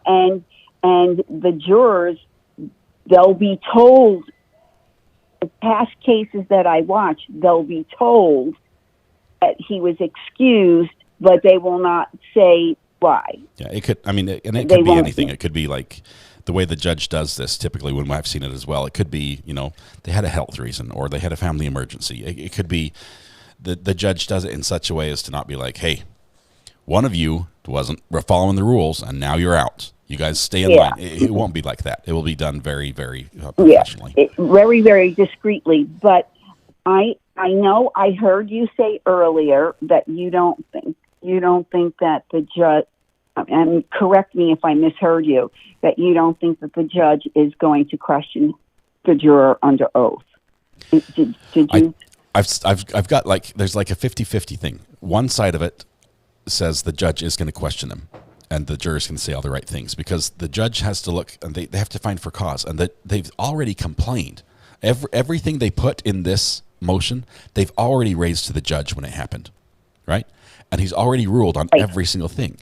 So you're basically asking the judge to reconsider on all those previous rulings, or you're saying, hey, all these together cumulatively show that there is a problem and you need to investigate. So if that's the case, the judge is going to ask him questions under oath. I don't know how he can do that without the other jurors knowing that something's going on, knowing that someone's being removed.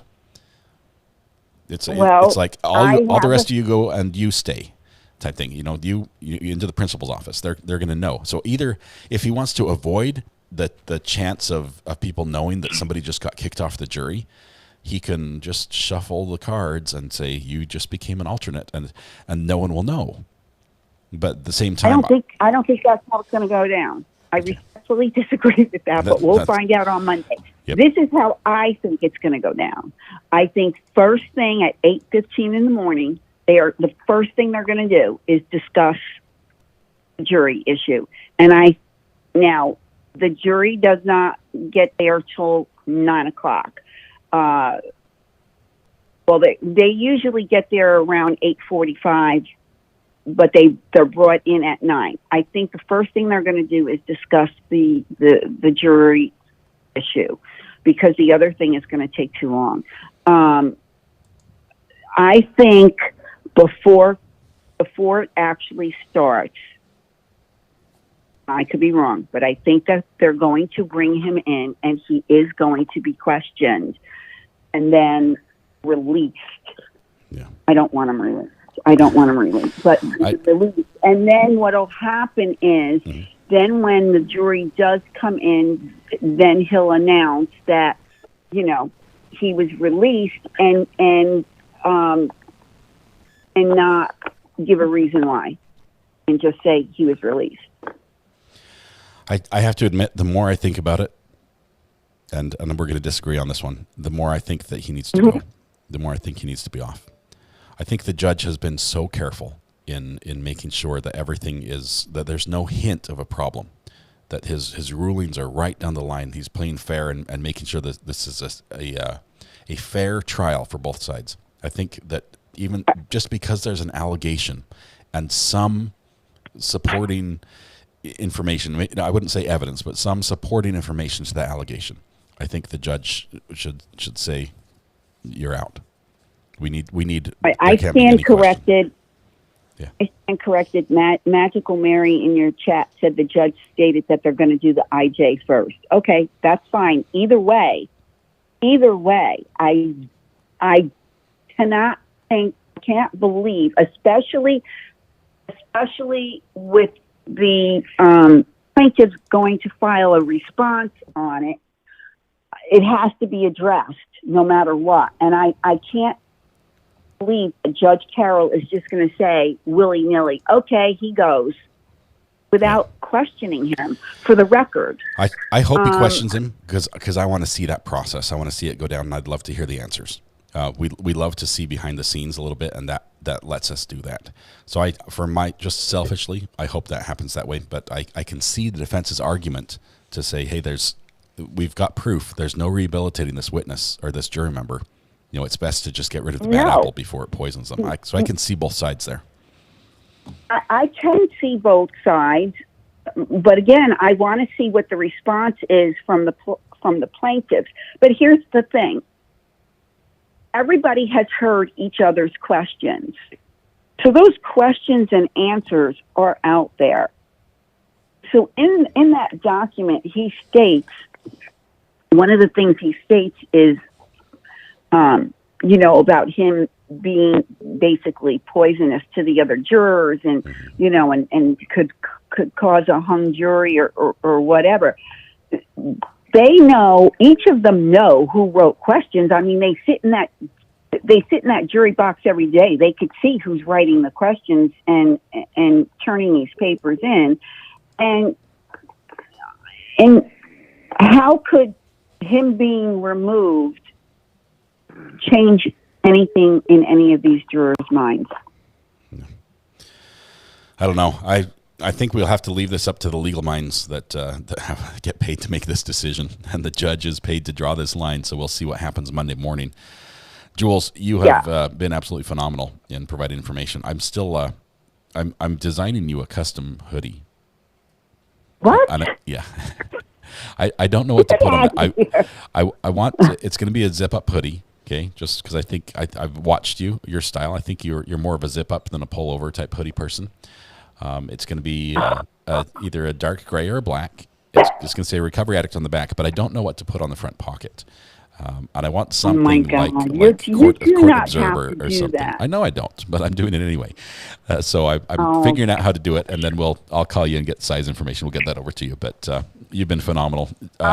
Thank you once again. As soon as that response comes up, I'll email it to you. And thank you. I did a live on TikTok last night, and I had quite a few of your people that were in there and actually came up and joined me on panel. So it was quite fun. It was interesting.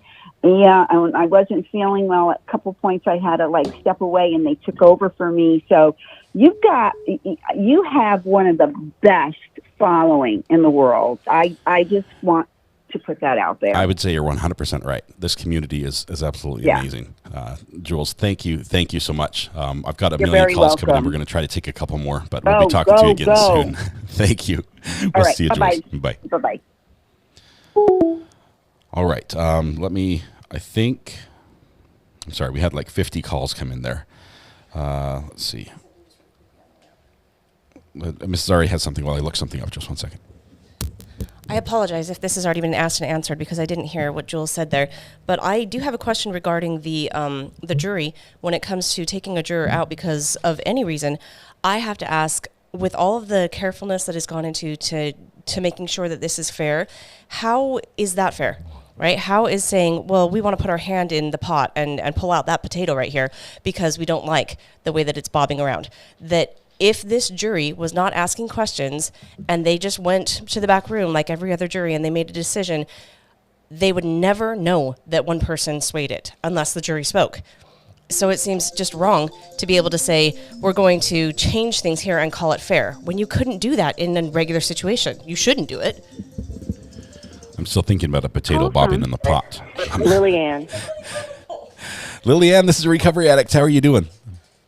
Hi, fine. How are you? I'm doing great. What's on your mind this morning? Okay, so really fast. Just four things. All right, so the little video that you put out with the hands overlapping and everything, in that, when she starts to ask her the question, she starts to say your hand. Did you catch that, right? Yep. That's why you slowed it down. She said, do you see Maya's hand? And do you see your another hand? Yeah. And she stopped right mid word. Yeah. She choked on that one. It was like, she choked as that was coming out of her mouth. Just like, oh no. Yeah, that's one thing. And then, okay, so when they're specifically asking for the first alternate juror, are the other 6 jurors, they know which one they're going to get? Because that doesn't seem fair. If they get to kick someone off, then they should just, you know what I mean? Because then they're trying to get one that they didn't get, that they wanted to be on their spit. Yeah, that they knew from the voir dire. Yeah. It doesn't seem fair, but I think they do know. I think that the judge basically has picked the order, and whether he says, in the order that the jury is seated, that's the order we're going to deliberate. And juror number 1, he was the first one seated, and now juror number 2, 3, 4, and now if we get to number 7, he's going to be our first alternate, and 8 is going to be our, I think that's how it goes. But I think both sides know where it's going. Okay, and so one last thing. Okay, so when Crawley was, the nurse that was smiling crazy, the one with the glasses, the last one we saw. Yeah. The young one. Okay. So she kind of spoon-fed her a couple of question answers, right? And then, I don't know if they objected or whatever, but when Cochran, they were doing his rebuttal, right? And, he couldn't do that. He wasn't allowed to, or he just didn't do it, right? But I have a question. Okay, so, because remember, I sent you this picture the other day.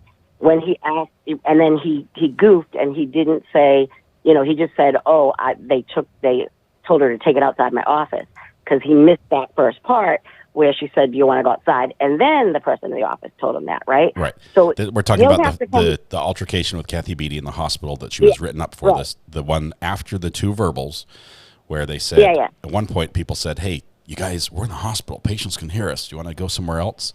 And then Cathi also said, "Let's take this outside." Yeah. So because I was sending that picture. Okay. So what I'm saying is, when they call him back, because I'm assuming he will get recalled, or maybe not, because he just did his damage yesterday with the for the big report that they want, right? Yes. But if they did call him back, because they could tell him, hey, remember, let me make this clear, and then maybe ask him that one question so we can pull that in. You know what I'm saying?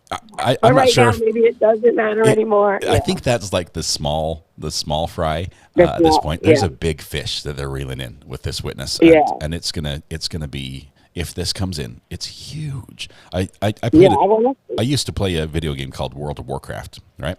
This is bear with me. There's an analogy here. In that game, there was it's a fantasy world with magic and knights and dragons and monsters and all that. And there was one of the things you could be as your character was a paladin, which is like one of these big knights that also have healing powers. We used to joke because when they designed the game, the paladin just was overpowered. It had the ability to not just take a beating, smash things, and also heal. It's like the paladin has, we called an I win button. When I look at this case and I see this evidence that we're talking about, and if this comes in, this is the I win button for the plaintiff. Yeah.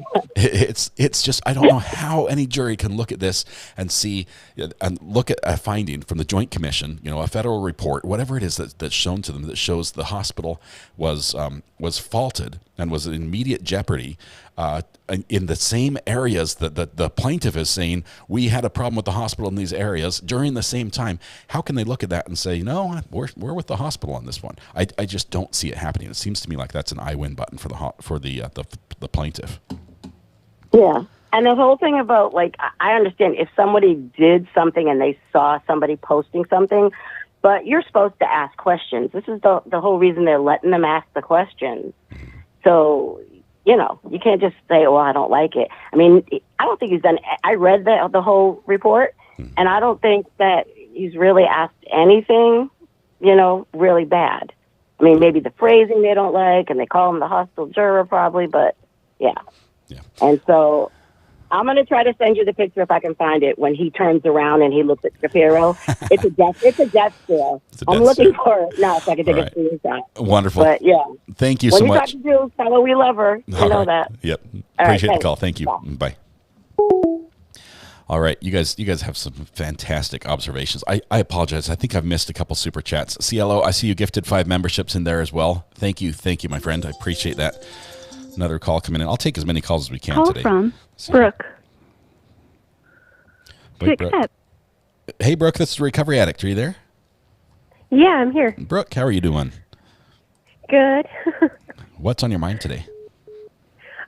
So I just wanted to say that I think this juror issue all comes down to what the judge ruled that very first morning about the immediate jeopardy evidence.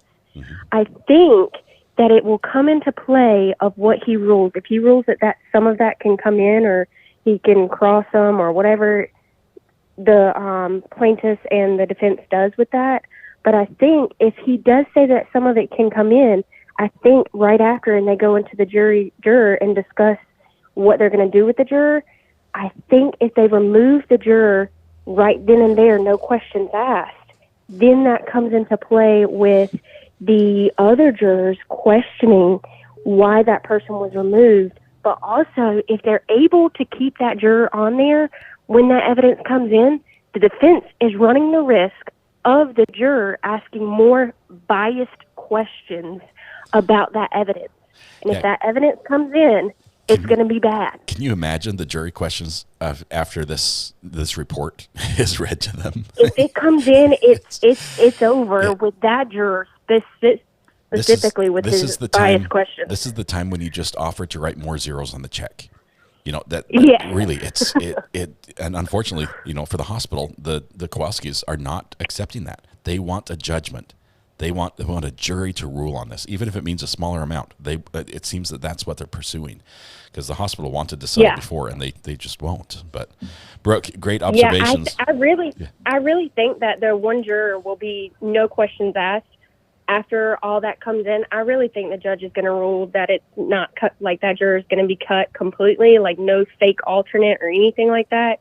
Going to be asked to be removed from the courthouse, because they're walking this thin line of appeal issues, and this juror will set that over the top, and it'll just come right back down. Yeah, I agree. The way you say that, it makes sense to me. They have to cut him immediately. They have to remove him, because the questions are the problem. The questions show that he has a bias and that he's formed an opinion and is expressing the opinion in his questions. Now, the judge has cut that part out, so maybe he's going to be okay with them staying in and just not read the questions from that juror going forward. But it'll be interesting. But if that IJ does come in, then I think that's why it all comes down to what the immediate jeopardy evidence, if it comes in or not. If it's not, he'll be used as a fake alternate.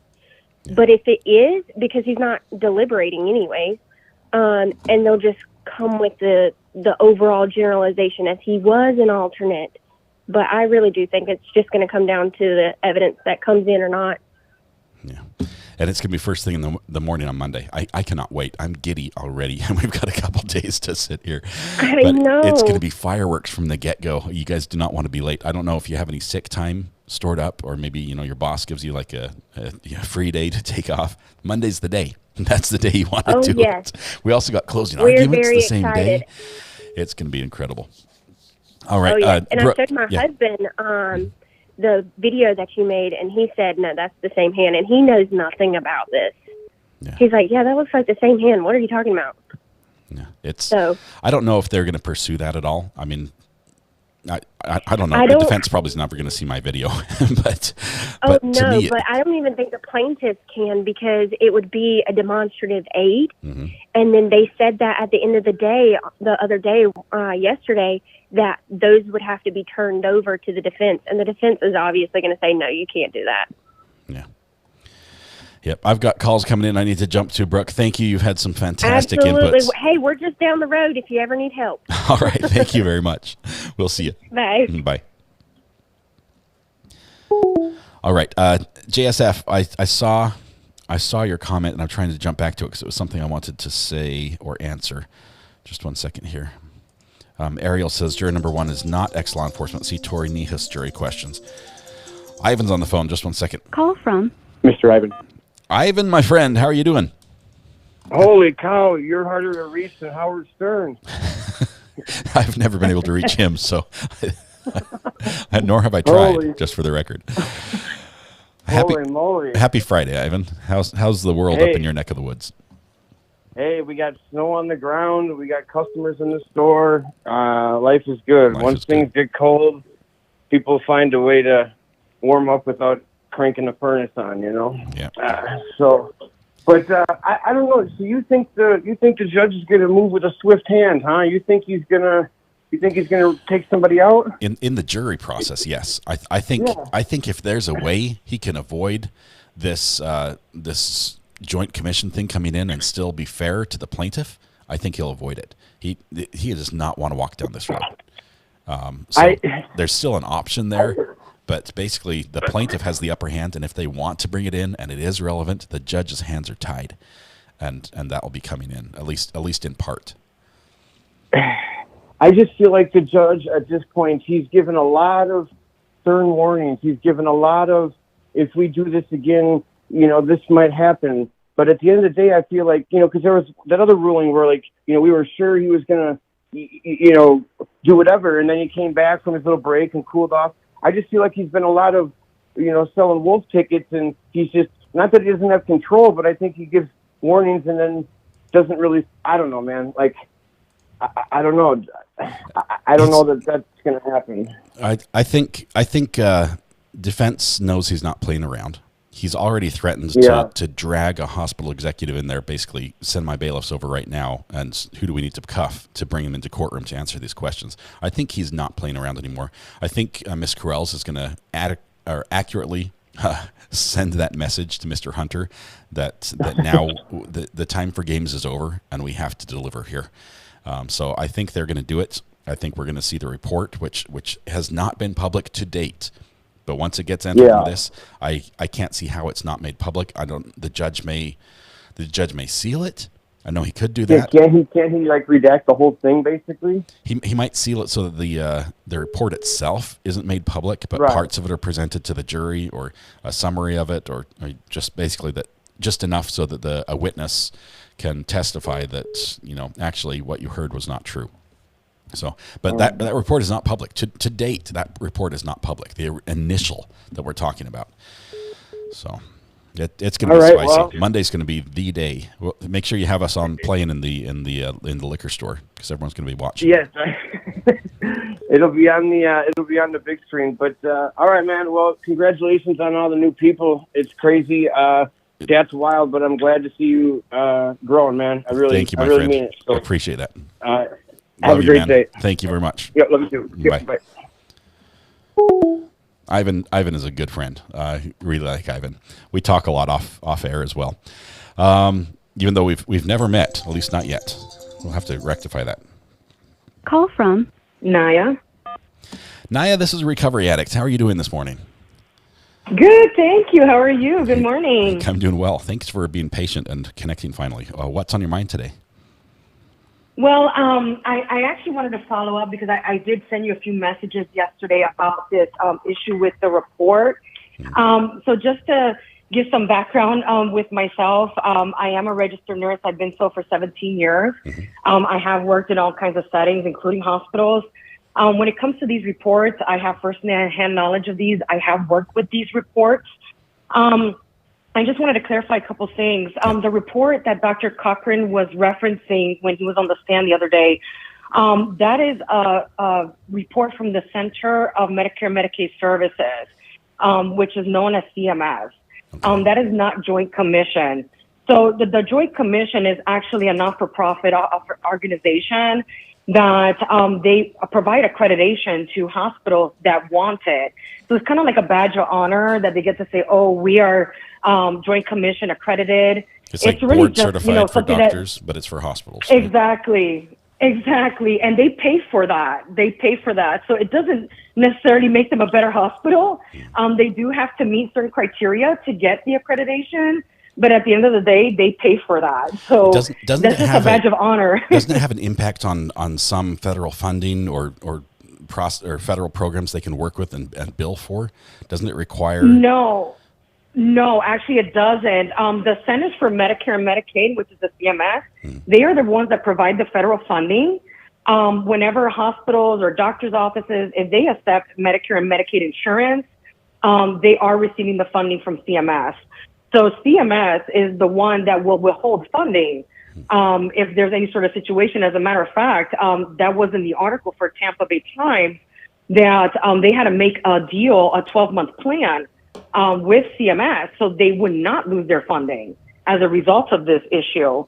But here's my major concern with this. Number one is the CMS report that's in the newspaper is from January 2019, and it's a follow-up.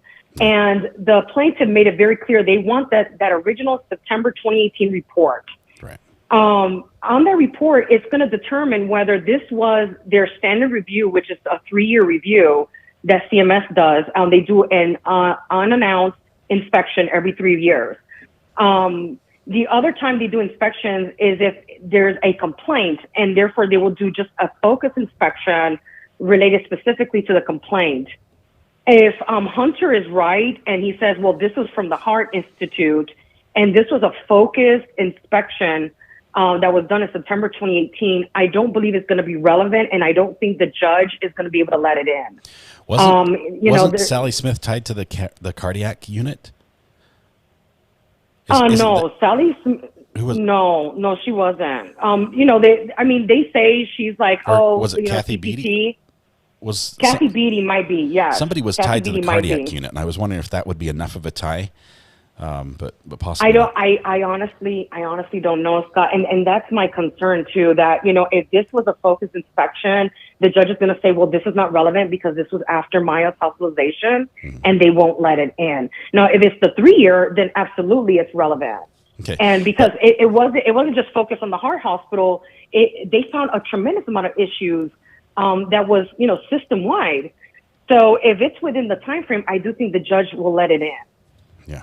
He's cast a very wide net. He's been very clear that he wants a lot of documents going all the way back to the time period when the president that was fired during this at the end of 2018, from when he took office as president of the hospital all the way till the end. Anything that remotely, he said, a scintilla of odor. Those were his words. If there is a scintilla of odor that this is in any way related, you've got to turn it over. And that is the broadest request I have ever seen from a judge. This could be that the defense has a couple things to do. They could take all their documents and just dump them and say, here's all 8 million pages. Good luck, and try to hide the relevant report that way.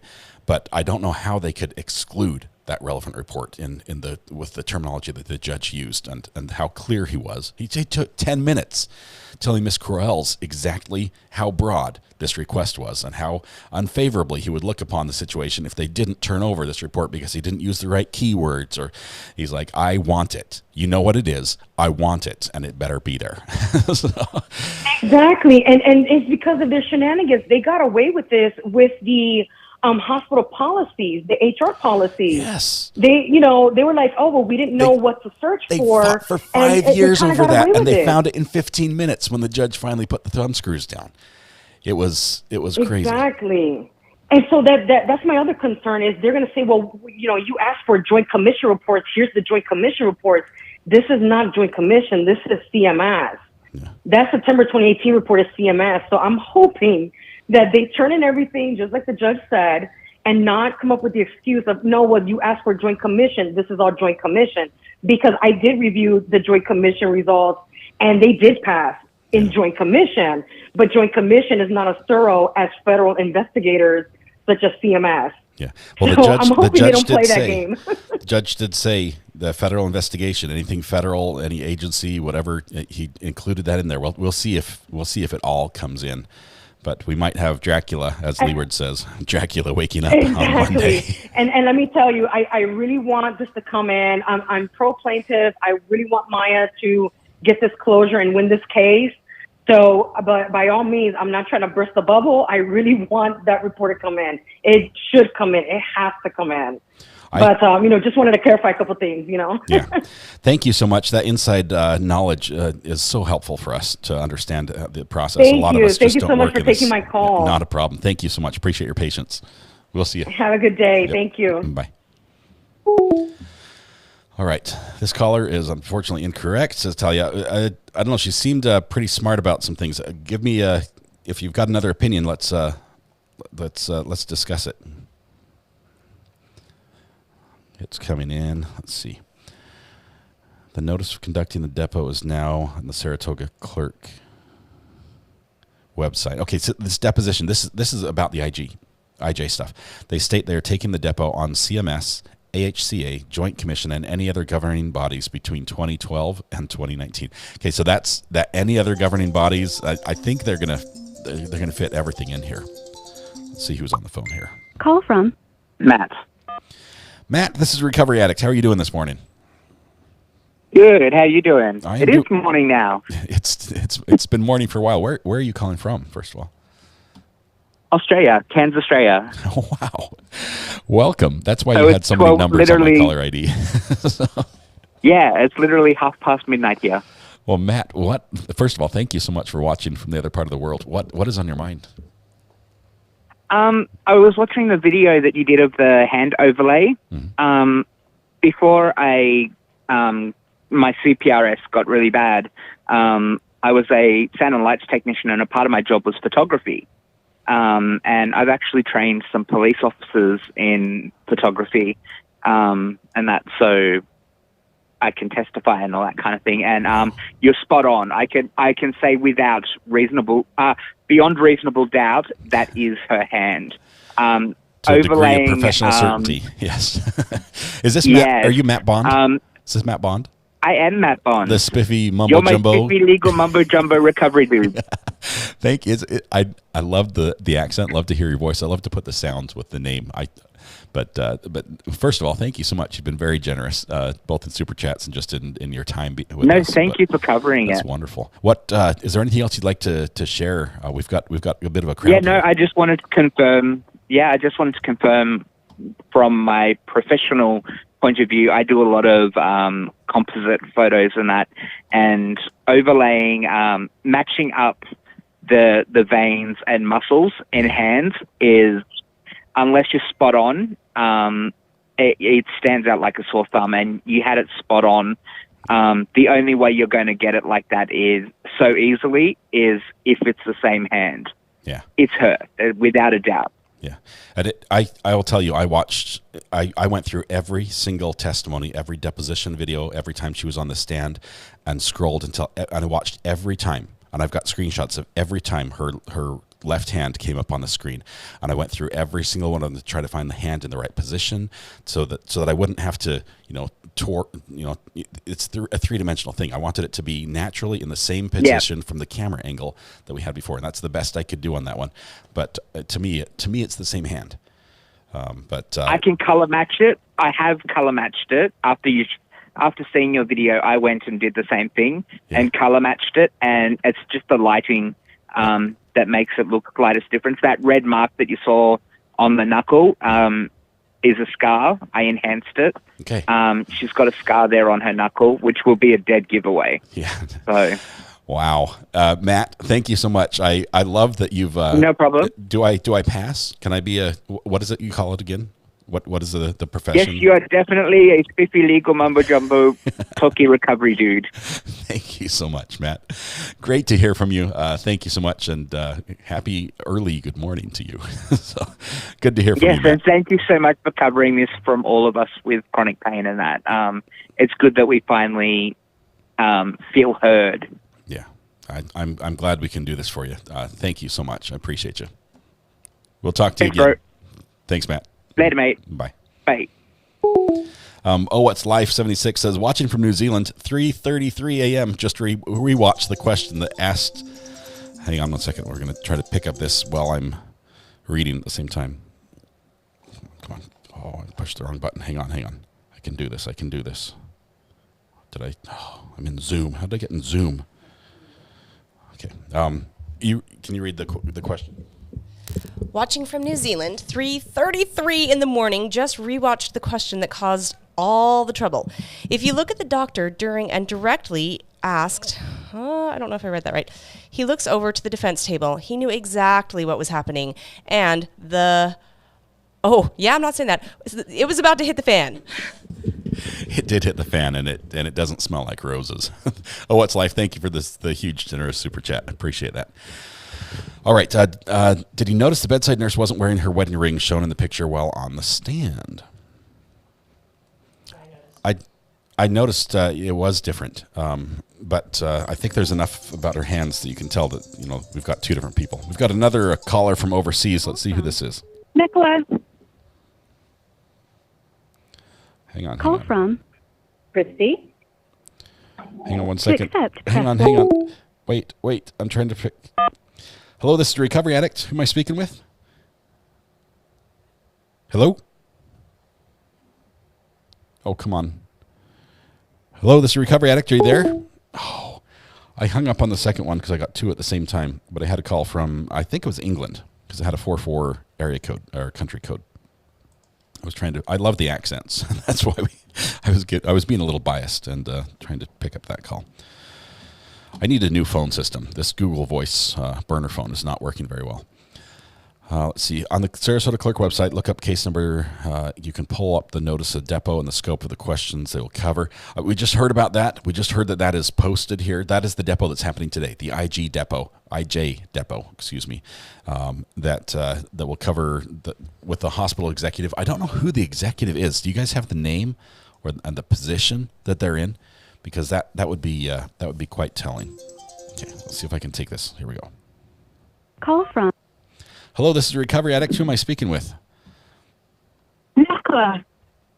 You broke up there. Makla? Makla. I'm struggling. It's cracking up. What's on your mind today? It's just to say that you're doing a really good job. So that's all I really wanted to say. Oh, okay. Well, thank you. Thank you very much. And are you calling from England? Scotland. Scotland. That's even better. Yeah. I know. Wonderful. I have an ancestry that goes back to the Banff area. So that's... Oh, wow. That's a small world. It is. Well, thank you so much. I'm so glad you could connect from Scotland. It's a little later in the afternoon for you, right? It's about dinner time? Quarter to 3 in the afternoon. Okay. All right. So it's 6 hours difference or so. Well, thank you. Is there anything you wanted to say about the case, or just wanted to say good things about us? I don't think so. I'm not sure. But I like what you're doing, so I just thought I would let you know. Oh, all right. Thank you very much. Cheers, love. We'll see you. Thank you so much. Bye. Bye. All right. I think I just hung up on two people at once right there. All right. I'm really doing well this morning. I'm sorry, you guys. I'm the worst. This is why I could never be hired as a secretary, a receptionist. The phones, they're just, it's too difficult. We'll see. Call from AZ. Is this Evie? AZ. AZ. Okay, AZ. AZ, this is Recovery Addict. This is RA. AZ, how are you doing? I'm good. How are you? Great. What's on your mind today? Great. I'm a new subscriber to your channel, and I'm just loving it. I just heard great things about you. So today I'm stopping in, and I like what I hear so far. I love this channel. Your chat's really nice. So what I wanted to say, Scott, is this. With everything being so pressed for time for the plaintiffs and whatnot, when this IJ stuff comes in, is there even going to be like enough time for the jury to fully grasp the gravity of this report? What do you think about that? That is a great question. First of all, the judge was pushing this time frame, saying, "Hey, we have to be closed with evidence by this date." You know, arresting. He's been fighting for this. This incident just blew up his schedule. Okay, he doesn't like it. He hates it because he promised the jury you'd be done by a certain date. But now he's got something where his hands are tied, and he has to let this play its course.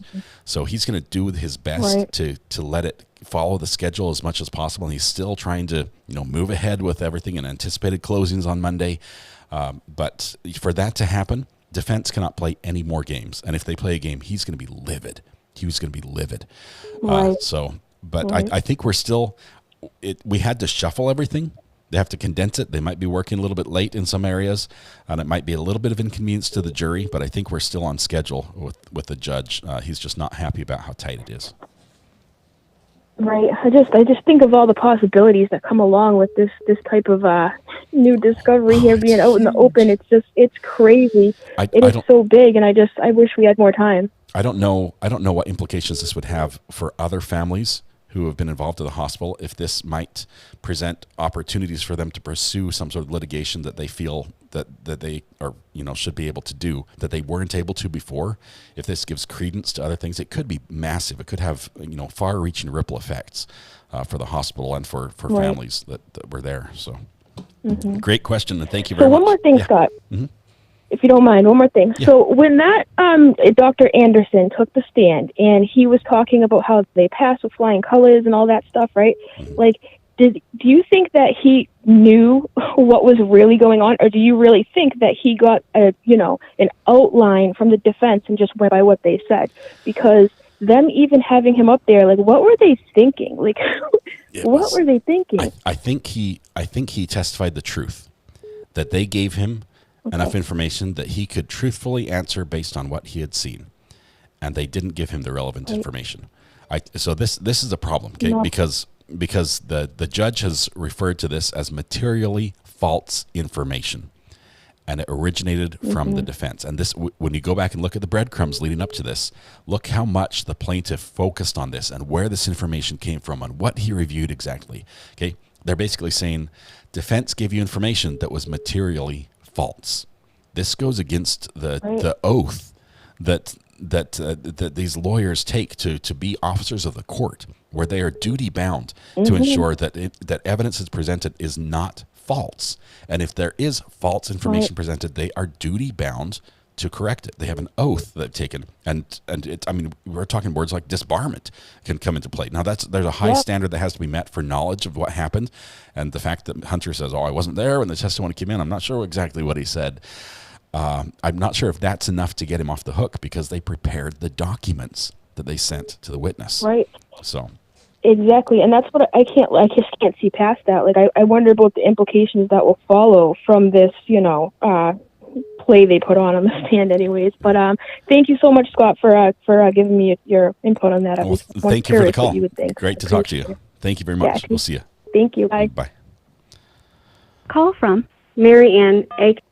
Mary Ann, this is Recovery Addict. How are you doing? I'm great. How are you? I'm doing fabulous. It's Friday after all. We made it to the weekend almost. So what's on your mind this morning? I seen your text, and I was really thinking about how many amazing professionals that Maya has on her, witness list, and that are coming to bat for her. I'm wondering if, because Beata actually documented so much, that she was the only case that people could actually win against the hospital. But once they get this paperwork in, there's going to be so many more that they've actually swept under the rug because they didn't document like Beata. What are your thoughts on that? I don't have any information about any other family situation, so I couldn't speak to that. I know that there are allegations that other family members have raised, that families that are in situations where they're claiming that something wrong happened. I don't know all the details. We know that there was one of them, the mother who spoke through the translator, the Ukrainian translator, is in a similar type situation and is being represented by the same attorneys against the hospital. So we know that there is at least one other somewhat related situation, and this definitely could impact those favorably for their outcome. I think is the only possible outcome if this comes in. Well, I was thinking, with all the people that are coming to bat for her and coming to testify for her, it seems like if a whistleblower is worried that they would have bad reputation with the hospital or something like that, that they're going to bat for her because they believe in getting some of these bad cultures out of the hospital. Do you think so? I think the change that took place already may have addressed a lot of this with all the people that left the hospital after, when this report first came out in 2018. All the complete change of management, sort of the whitewash that occurred, and there were a lot of people that were no longer there. So I think they've already taken steps. I realize this is back in 2015, 2016. So the problems we're hearing about now might not even exist in any shape or form in the hospital now. So I'm not sure what ongoing would look like, but it definitely will have an impact on the hospital if more families, because of this, are able to be in a position that either forces the hospital into a generous settlement, because they risk another trial, on the same issue, or the hospital has to go through more trials and possible verdicts against them. So. Well, I really appreciate your time. My main thing was I felt like Maya's team never wanted to settle. They always wanted the story out, whether they won or lost. Yeah. Kind of like how Johnny Depp didn't really care as long as he got his story out, so people could hear the truth. Definitely feel that as well in there. So thank you so much. Appreciate the call. Thank you so much. We'll see you. Bye. Christy. Oh, I just lost the call. Just barely connected one and then dropped away. All right. Matt Bond, thanks for the super chat, my friend. Savis Gunn gifted 5 memberships as well. Thank you very much. I think I might have missed some in there as well. Judge is tough enough not to let this ruin the case, to be honest.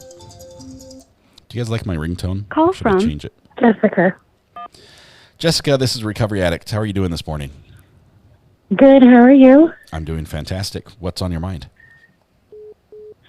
So I was calling in relation to the caller that just called with the other families. From what I understand with the Netflix documentary is that the only reason why Maya's family could go after the hospital was because they never signed an action plan that the hospital and DFS set up, saying that they had to do these certain steps to be able to get Maya back.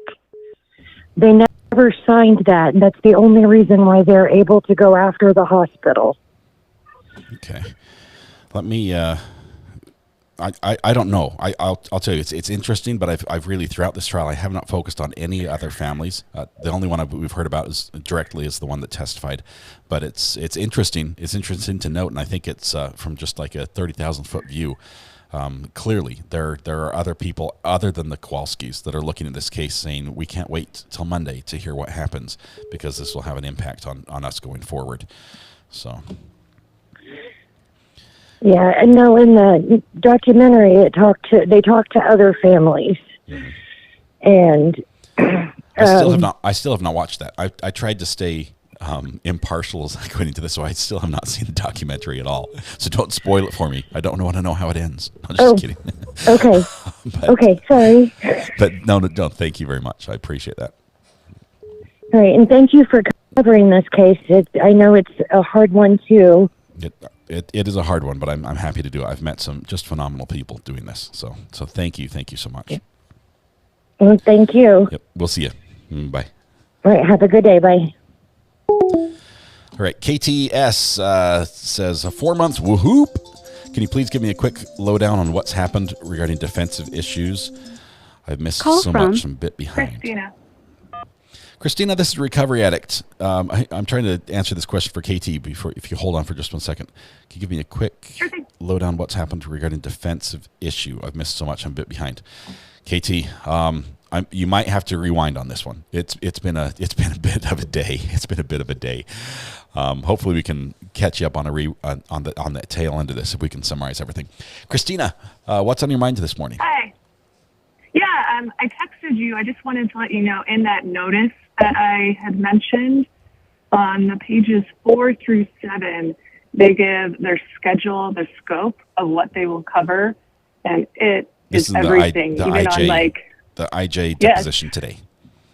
Yes, on page 5, they want and are going to talk about any and all internal communications, emails, memorandums concerning all of this. That is huge. This is basically give us access, administrative level access to all your servers, all your storage, all your data, all your email systems, all the reports, all the official documentation that went back and forth. That is massive.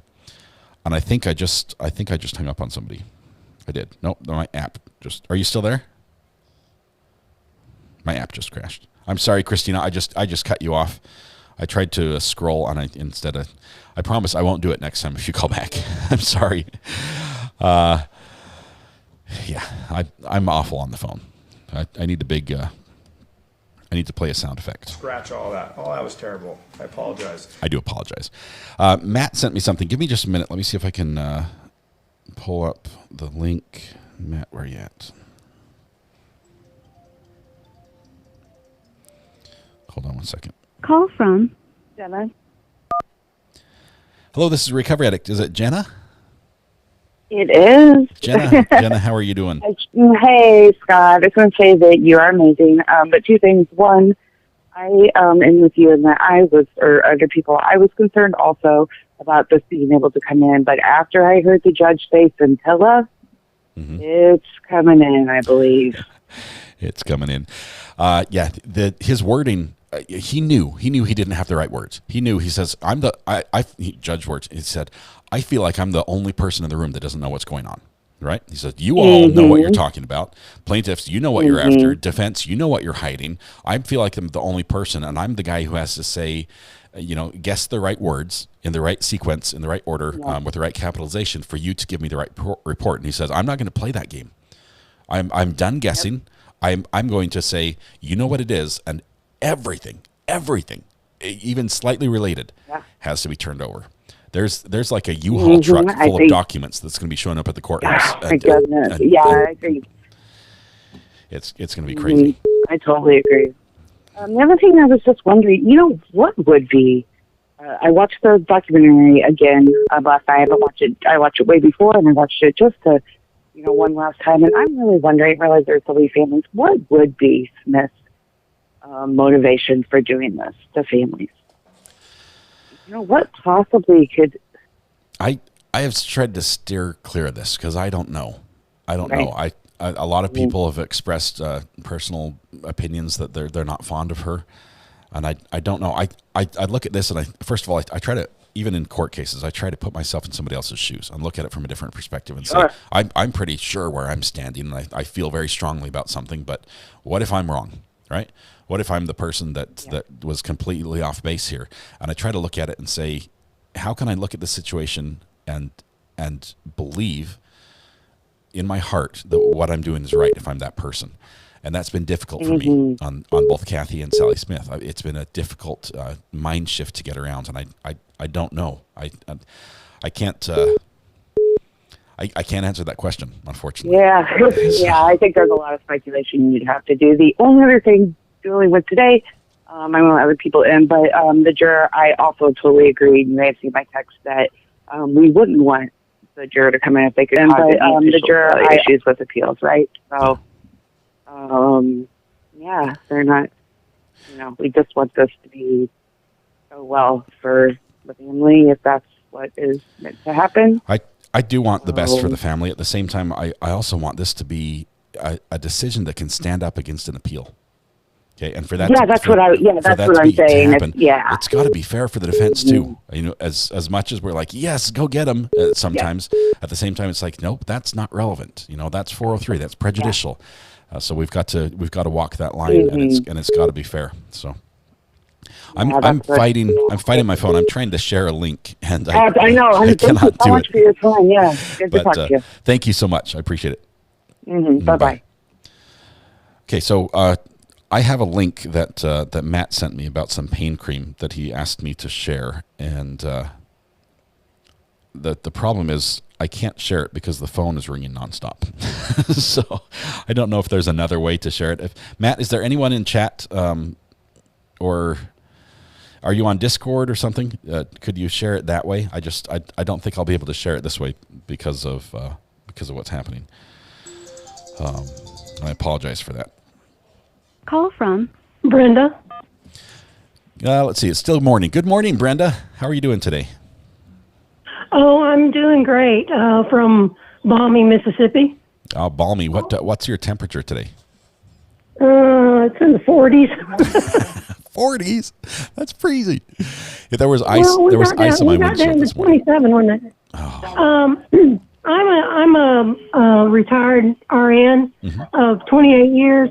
I just wanted to say Joint Commission is relatively easy to pass. Yeah. We know, several weeks in advance before they get there, and we go through charts. We go through, they clean, we fix charts actually, and which is sad to say. They go back and, check all the orders, make sure everything's written. So it's relatively easy to pass. And I didn't know, somebody might have said this, Tampa Bay Times was doing an investigative report for a year before this Joint Commission thing came out. And I think they were talking to people at the hospital, and they knew this was all about to hit the fan. So that's why they self-reported. Wow.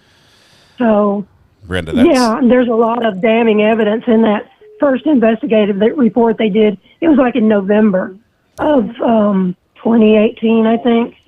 If it comes in, it's going to be very telling. Brenda, I appreciate the insider's look as from an RN perspective. Thank you very much for your call. I appreciate it. I appreciate your work you do. Thanks so much. Thank you. Bye. Bye. Brenda's saying that they know. I've heard this from several people, that many people know about the inspection before it happens, even though it's unannounced. This seems like we've talked about this before. In North Carolina, we have health inspections at restaurants. And every restaurant, if you go to whether it's fast food or a sit-down restaurant, doesn't matter what it is, they have to display on the wall the score they got of their last health inspection. And it's in a percentage, and it has a grade letter, A, B, C, D, E, F. But if you get down to below C, I think you're closed down, or nobody will eat there. But it shows your percentage, 100%, 99, 92, 93. But I think those are actually truly unannounced. Jermaine. Hey, this is Recovery Addict. I missed your name. Who am I speaking with? Oh, I'm sorry. My name's Jermaine. Jermaine. Like the Jackson. Jermaine, how are you doing? I'm doing good, man. Yourself? I'm doing great. What's on your mind today? I'm calling because I'm trying to get more information on something I found out, and just wondered if the wider internet at large could, help me dial something down. Okay. When I saw Dr. Sally Smith's interview or her deposition, she stated that she worked at Cardinal Glennon Children's Hospital in St. Louis, I believe. Mm-hmm. And it kind of jogged my memory of something. And I remember there's an episode of Forensics Files where a lady named Patricia Stallings was accused by the hospital of poisoning her children.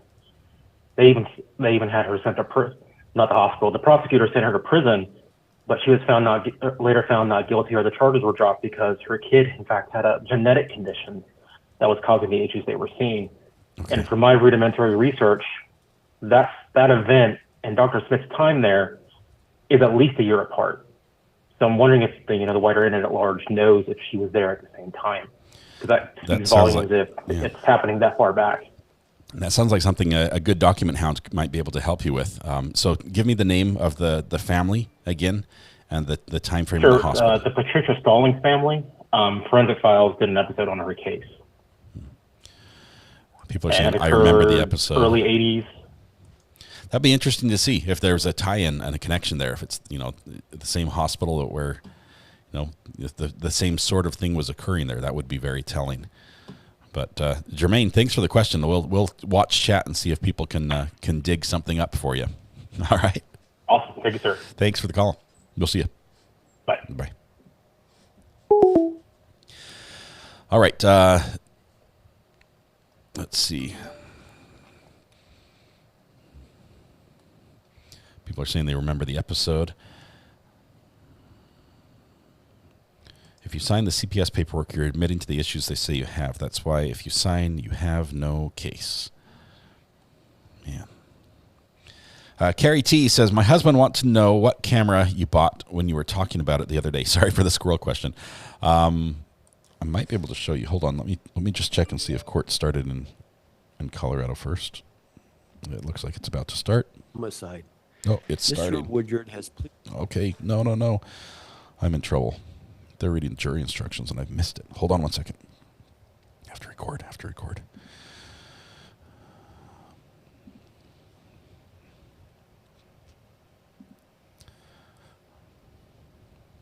Sorry, guys. This squirrel moment. I can't do anything else right now. My brain is fully occupied. Quick time. Cancel. New screen recording. Wait for it. Call from Kelly. Kelly, this is Recovery Addict. I'm a bit distracted, but other than that, how are you doing today? Hey, I'm good. Hi. I'm just going to turn off the live stream so I'm not doubled. How are you? I'm doing great. What's on your mind today?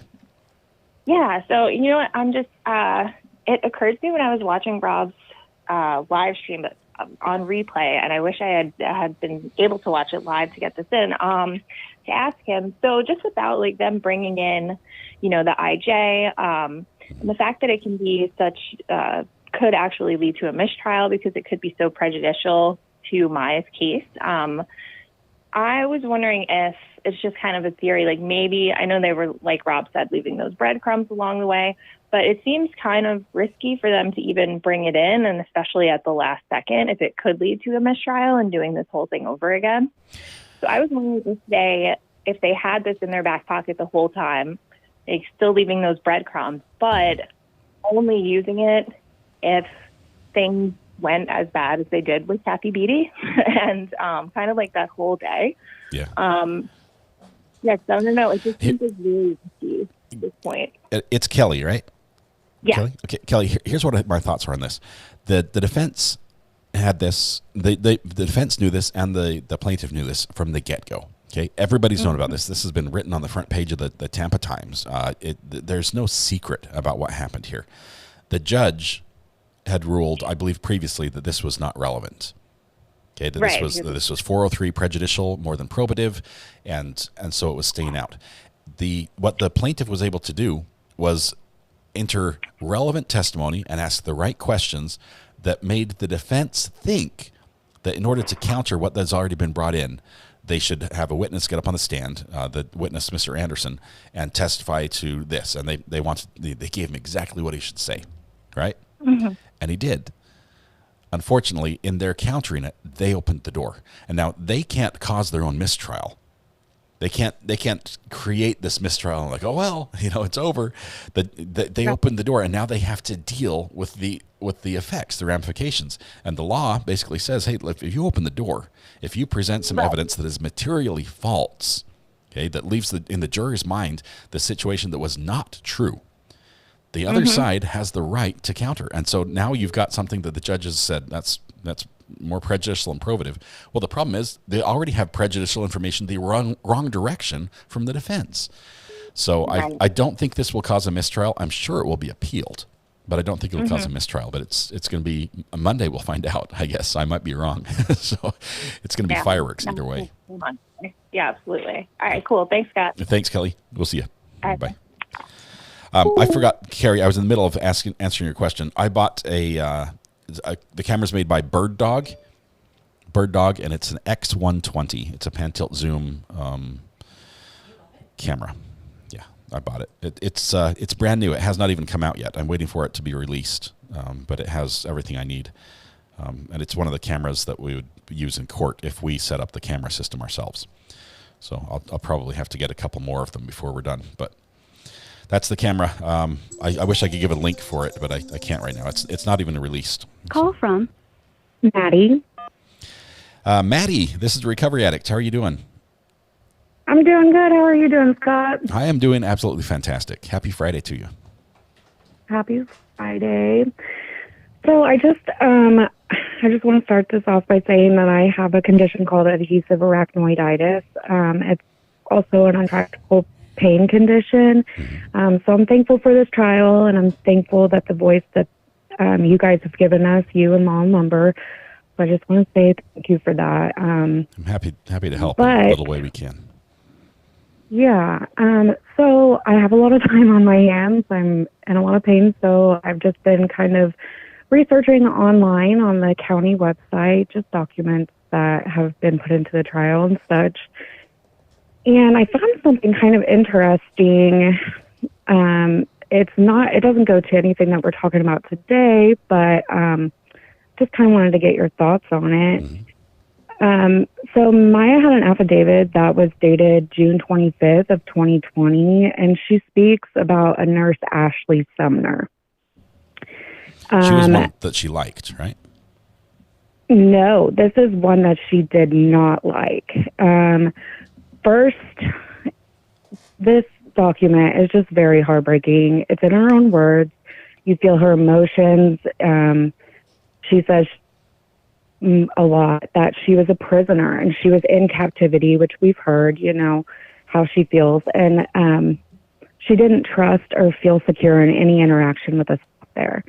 So Maya says that they told her that Beata was poisoning her, and would ask her repeatedly if her mom was giving her IV ketamine at home, which she says over and over again that that's not true, only oral and in the Gatorade. She stated that Nurse Ashley and Cathi Bedy were the main two that would repeatedly ask her about it. She felt like they were trying to trick her into saying something that just wasn't true. I haven't heard of this document, and I'm not sure why, if it exists, if it's out there, I'm not sure why it hasn't come in.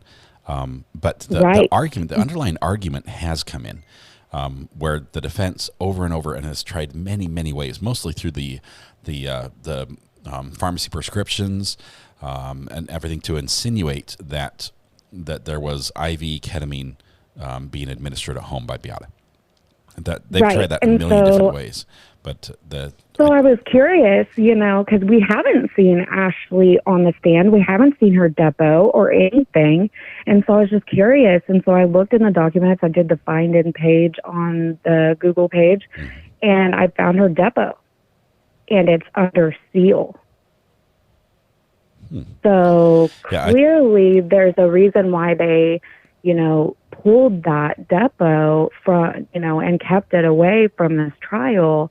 And a lot of it is because Maya did not, she didn't trust this nurse. This nurse had lied in her depo that Maya supposedly stood in her bed, and Maya's like, first off, I'm connected to all this equipment, and there was nothing I could use to haul myself up. So that's just a straight out lie, and this was the same nurse that removed the church women from her room and would not allow the Mother Mary in there. She was also the one that she believes took a lot of her religious items, except for her Bible. They left the Bible. That was the only thing they left. Maddie, I'm going to have to say I can't comment on that. I don't know. First of all, I can't comment because I can't see the authenticity of the report and where it's coming up. Just because it's on internet, I can't say that it is what it is. But so I'll have to stick to what's come out in court and say I don't know on that.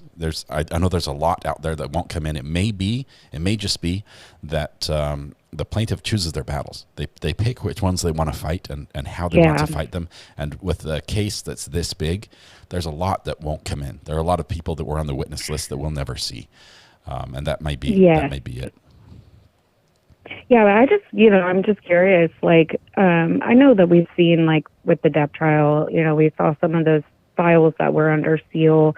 They came out afterwards, and I'm just curious if you think that maybe we'll be able to see that at some point in time. We'll have to wait and see. Sometimes speculation. But sometimes at the end of the trial, the judge will unseal pretty much everything, and sometimes they'll rule that certain things stay locked away. So, Maddie, thank you very much for the call. Appreciate the input. Yeah, no problem. Thank you for having me. We'll see you. Bye. Have a good rest of your day. You too. Bye-bye. Bye. Call from Mr. Upper Torso. Mr. Upper Torso. How are you doing?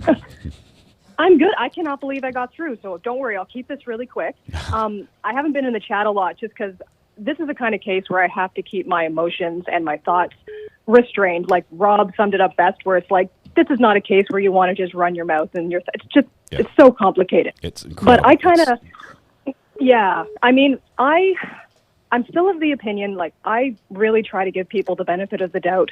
I really do think that the hospital wasn't intentionally trying to break up this family, but even if they made the wrong call with the best intentions, they're still liable. We have accidents can still be wrongdoing. That's why we have manslaughter. You can kill someone and not mean to, you still go to jail. So if the hospital did their best but made the wrong call and Maya still suffered and her family still suffered, I think they got to pay. That's their job. Their job is to make the right call.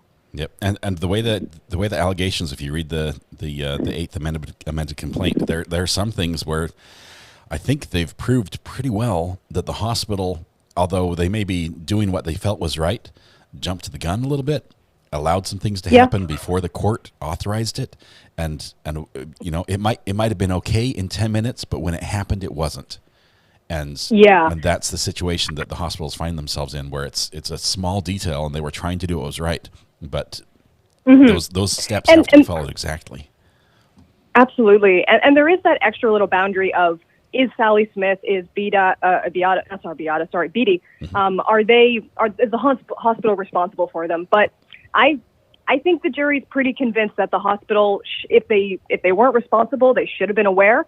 They should have been more protective of their patients under their roof, because at the end of the day, if they're not, they pay.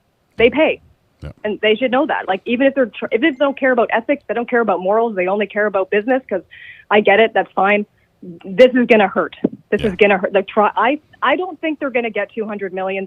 You always aim high. Yeah. You always aim high to get into the right court. But I think they've cleared 10 to 50 easy. We'll see how it comes down. I'm just guessing, but that's based on these jury questions. One juror is not going to win. Even if they cut that one juror, I don't think it's going to matter. I can tell you, if all this comes out from the IJ and everything else, the impact to the family is only going to be part of of what they're facing. I mean, this. Oh yeah. There are ramifications that are widespread, even regarding reputation and things like that are very hard to quantify, and maybe some other things that are easy to quantify. Mr. Torso, let me just say, I'm so impressed that you are able to look at this situation and step back and sort of be unbiased in a very emotional, very complex situation. I aspire to be like that more. So thank you for being a role model. Yeah, I still have my gut feelings, but at the end of the day, it pays to give people the benefit of the doubt until they give reason to not trust them.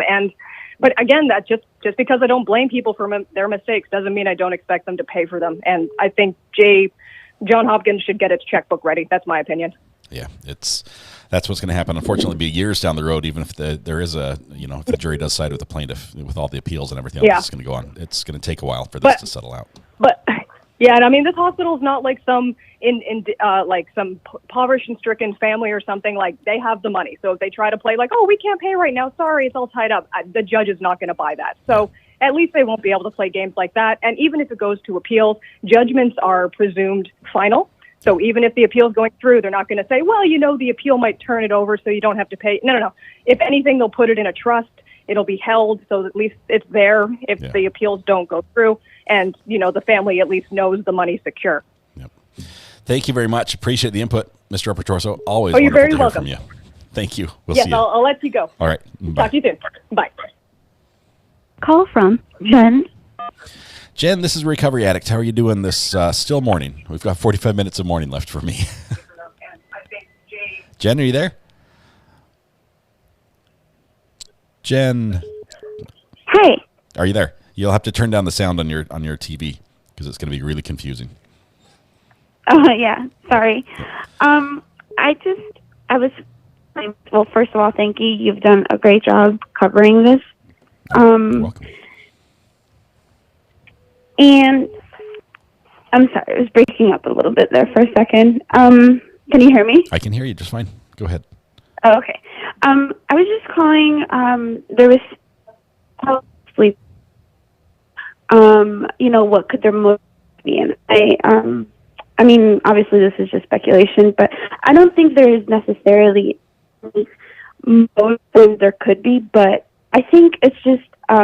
There's been a lot of testimony and evidence to show that there is a certain dislike for Beata. At least that's what it appeared to me. And I don't think maybe they don't see that they dislike. They genuinely do feel that they were doing the right thing. But I think it just has to do with you're breaking up. We're losing about reality. Every third word. But I get the idea that you're saying there may not have been a motive, just a general mentality there that they were frustrated with Beata. It might not have been like, hey, our goal is to break up a family, or let's see if we can get another kid into the foster care system. I don't think there was anything that nefarious, widespread. But thank you very much. I apologize. The phone call is breaking up so badly we can't follow. Sorry about that. Call from Barbara. Barbara, this is Scott, Recovery Addict. How are you doing? Good. How are you? I'm doing great. Barbara, this is Scott. You're going to have to turn down your computer. I'm trying. My question is, being how the judges demanded that the hospital give them everything, all of that is supposed to have been gone through by Monday. How is it possible to go through a document dump like that by Monday? It isn't. I'll tell you right now. This is they have been tasked with the impossible. The net is so wide that basically any email from any management, anybody to any outside agency, this is, and I worked in IT before. Okay, so I understand big data. I understand storage and servers and archives, and what they've been tasked with doing is huge.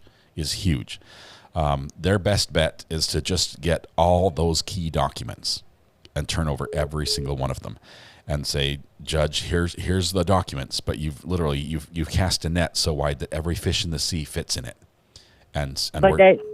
But how will they find the important documents? Well, from a computer standpoint, technologically, they can do it. The searches, it's time intensive. It's server time intensive. The IT guys are probably scrambling right now to try to bring things up from archives and do wide searches of archives. I mean, everybody's responsible or required to keep email for a certain number of years, and there are ways that they can go in and do keyword searches from certain individuals in time frames. Will be not on paper, but actually technical. If they're printing it right now, it will still be printing Monday morning. There is so much in this. There's no way. It has to be digital. It has to be digital. And it may be that they try to turn everything over in paper form so they can be compliant, and that makes it incredibly difficult for the plaintiff to actually search through because they have to flip pages manually. We might see that little stunt, and the judge won't be pleased if that's what happens. Yeah, that's what I was thinking was going to happen. And how could they possibly go through all that by Monday and be prepared to get somebody to testify about it by then? Well, I think they'll get most of what they need from the testimony, because there you have somebody under oath who's testifying, and it's not just the hospital that has these documents. Okay, there are equivalent documents at these outside agencies. So the hospital cannot just control and sweep something under the rug and make it go away. So they have to respond truthfully in this. So when the question is asked in the deposition, which is probably going on right now, when the question is asked, they have to respond and tell the truth, and that's where they're going to get the details that they need, and probably all that they need, and then they'll have some documents to support it. So they're not going to have to do the full search and document hunt to find the right, here's a smoking gun, page 10,050. That's not going to be, it'll come from the deposition. That'll probably direct them to the document they need. All right. Well, thank you. You're doing a great job. Love your channel. Thank you, Barbara. Thanks for calling. We'll see you. Bye-bye. Call from Katie. Is this KT? Yes, hello, KT? Scott. This is RA. How are you doing? Yes, I'm good. I just wanted to call. Obviously, I'm a long-time member, but a first-time caller. Yeah. But I wanted to say to you that I know that I really pushed for you to do this trial. You did. You were apprehensive at first. I was more than apprehensive. I flat out said no. There's no way I was going to cover this. I know. That's how it started. I know, and I know. I totally remember, and I didn't say anything publicly, but I definitely sent you chats behind the scenes, text messages. You know who read those texts? My wife read those texts. Your wife? And she said, you need to reconsider. Look at this. Why? Maybe this is one you should cover. So I appreciate you doing that. I had a feeling she might be involved at some point, because I thought, there's a bug in his ear besides me. And I knew other people wanted it too, but I also knew I wasn't going to press it too hard, because I know how you feel about certain topics. And I knew this was going to be a challenge. This is one of the more challenging cases. I mean, this is right up there with Letitia Stout type situation, where we have very, very difficult issues that first of all, it's challenging on a YouTube front. Okay, because YouTube's terms of service, we're dealing with day in and day out words that YouTube just does not like.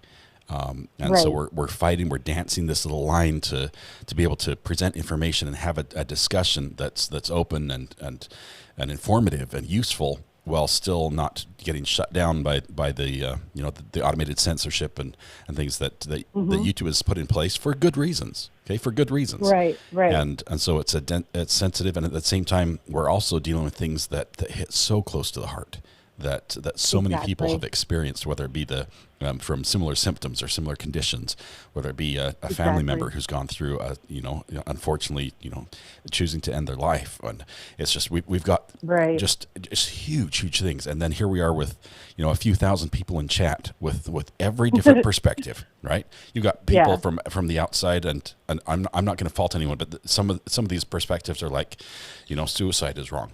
Just that's where they're at. Anyone who does that, they're uncaring. Other people saying, I completely can see where she was coming from, where she just out of desperation, she said that all I can do is do this, and this is the ultimate sacrifice for my child.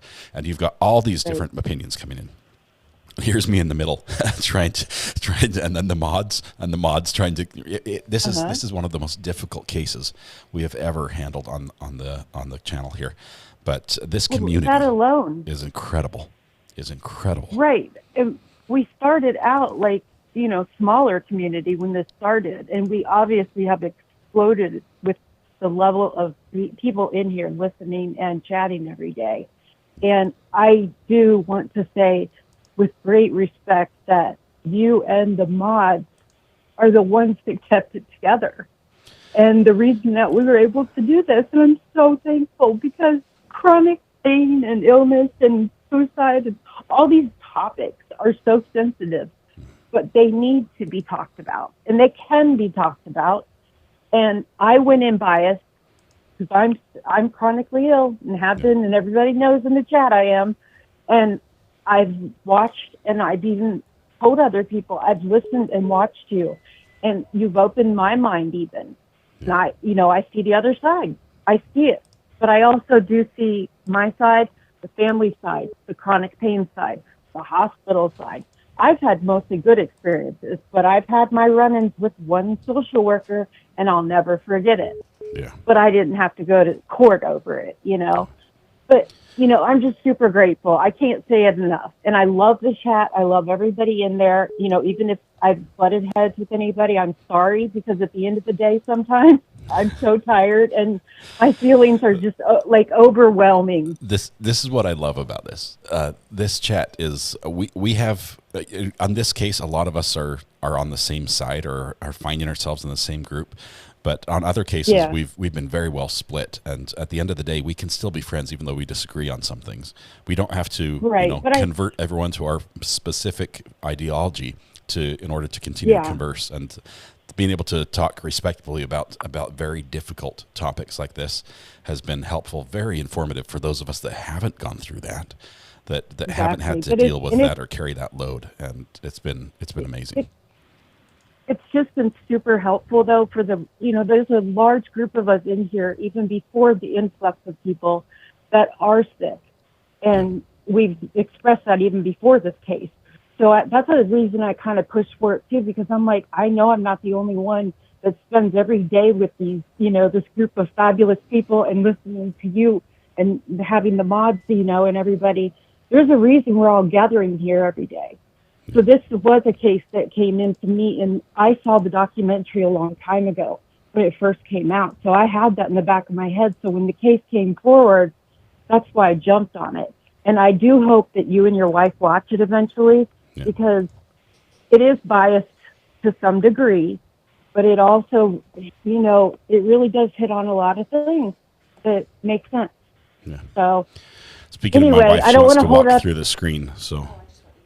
Oh, you want me? You want me? She says, no, I just want you big.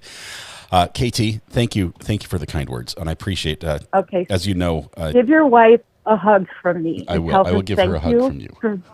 Thank you, and a hug to you.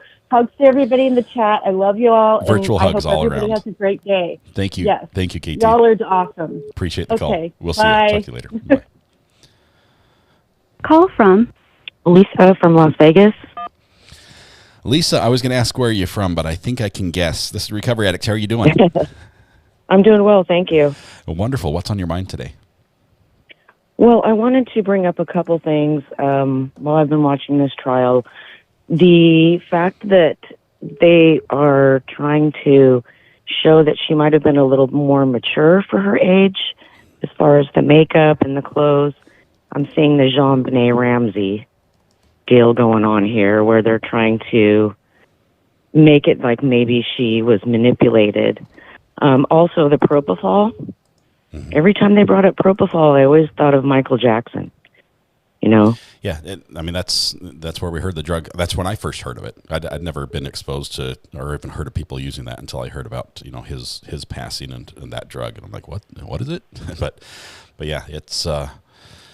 I did not follow the John Benet Ramsey. I know that's huge. I mean that's been on the cover of newspapers and tabloids for most of my life. But I did not follow that story myself. But at that time it was, how could they dress their daughter like this? And I think Maya was just a very mature girl. Not that I would dress my 10-year-old in makeup and things like that, but I think she was just very mature for her age, and she was interested in things that maybe some kids aren't at that age. And I just thought it was really unfair that they took that type of a approach. And every time they said propofol, I think older people would think, oh, it's a really bad drug. Oh, she shouldn't be taking that. Yeah. And when that Colombian doctor was up there talking about, they only gave it to her to wean her off the other drugs, but then they gave it to her again. I just think that blew things open there too. But I just wanted to say thanks for covering this. It's been great. Lisa, I appreciate you. Thank you very much. I used to work in Las Vegas. You know that? Long time ago. I used to sell metal building parts. I just had to travel to Las Vegas. Best place to go if you want good food. Or if you want variety of food. We've been we're outside of Vegas in Henderson. Oh yeah. Kind of over near Boulder Dam, Hendertucky. But yeah. It's a great place to live. I'm sitting outside right now, 8:30 with my coffee. It's wonderful. If you guys could just get a little more water, it would be perfect for me. It's a little too dry. Hoover Dam's keeping that Lake Las Vegas, and we got it's filling up again. So we're doing better with the melt off. We're doing much better here. That's great. Yeah. Lisa, good to hear. Thanks for the call. Appreciate the remarks. Thanks. We'll see you. Okay. Bye-bye. Just had a huge super chat come in from Laura Bronson. Laura, thank you so much. Thanks for the kind words and for the huge, generous super chat. That means the world to me. Thank you from me and my family. I'm going to read the name here. Texticular trauma says I have to be careful. Why do I think of somebody getting kicked when I read that name? Hubby is retired hospital IT. I'm a retired CPI. This is social sciences welfare-wide institutional behavior. Will they be able to use this report moving forward with the Kushner matter? Thank you. I think so, because defense in talking about this and objecting to Ms. Kushner or Mrs. Kushner testifying was basically said, I don't want to see this. We're bringing it in this way, and next thing you know, in the Kushner thing, so yeah, I think defense has accurately predicted that this would be relevant, or at least attempted to be brought in other cases as well. Great call there. Cachette, thank you for gifting 5 memberships. Thank you so much. Appreciate you. Let's see. Yes, Mr. Ray. What? What'd you say? I'm fuzzy? Why am I fuzzy? Is that better? Am I less fuzzy? Now you can see that I didn't comb my hair this morning. All right, we have some more phone calls coming in, so I'm going to try to answer what we can. Call from Fluffy. Fluffy, this is Recovery Addict. How are you doing today? I'm doing good. What's on your mind today? So, I have social anxiety. I wrote down what I wanted to say. I hope that's okay. That's perfect. You're doing a great job.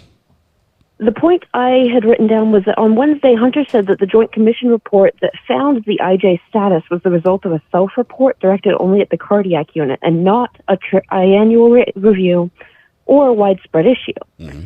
If that's all true, and all the hospital had to do yesterday was turn over that specific report, and I think the judge would have dismissed this, would have maybe even sealed the document, wouldn't have asked for any further discovery, because that was the specific thing that the plaintiff was saying they lied about.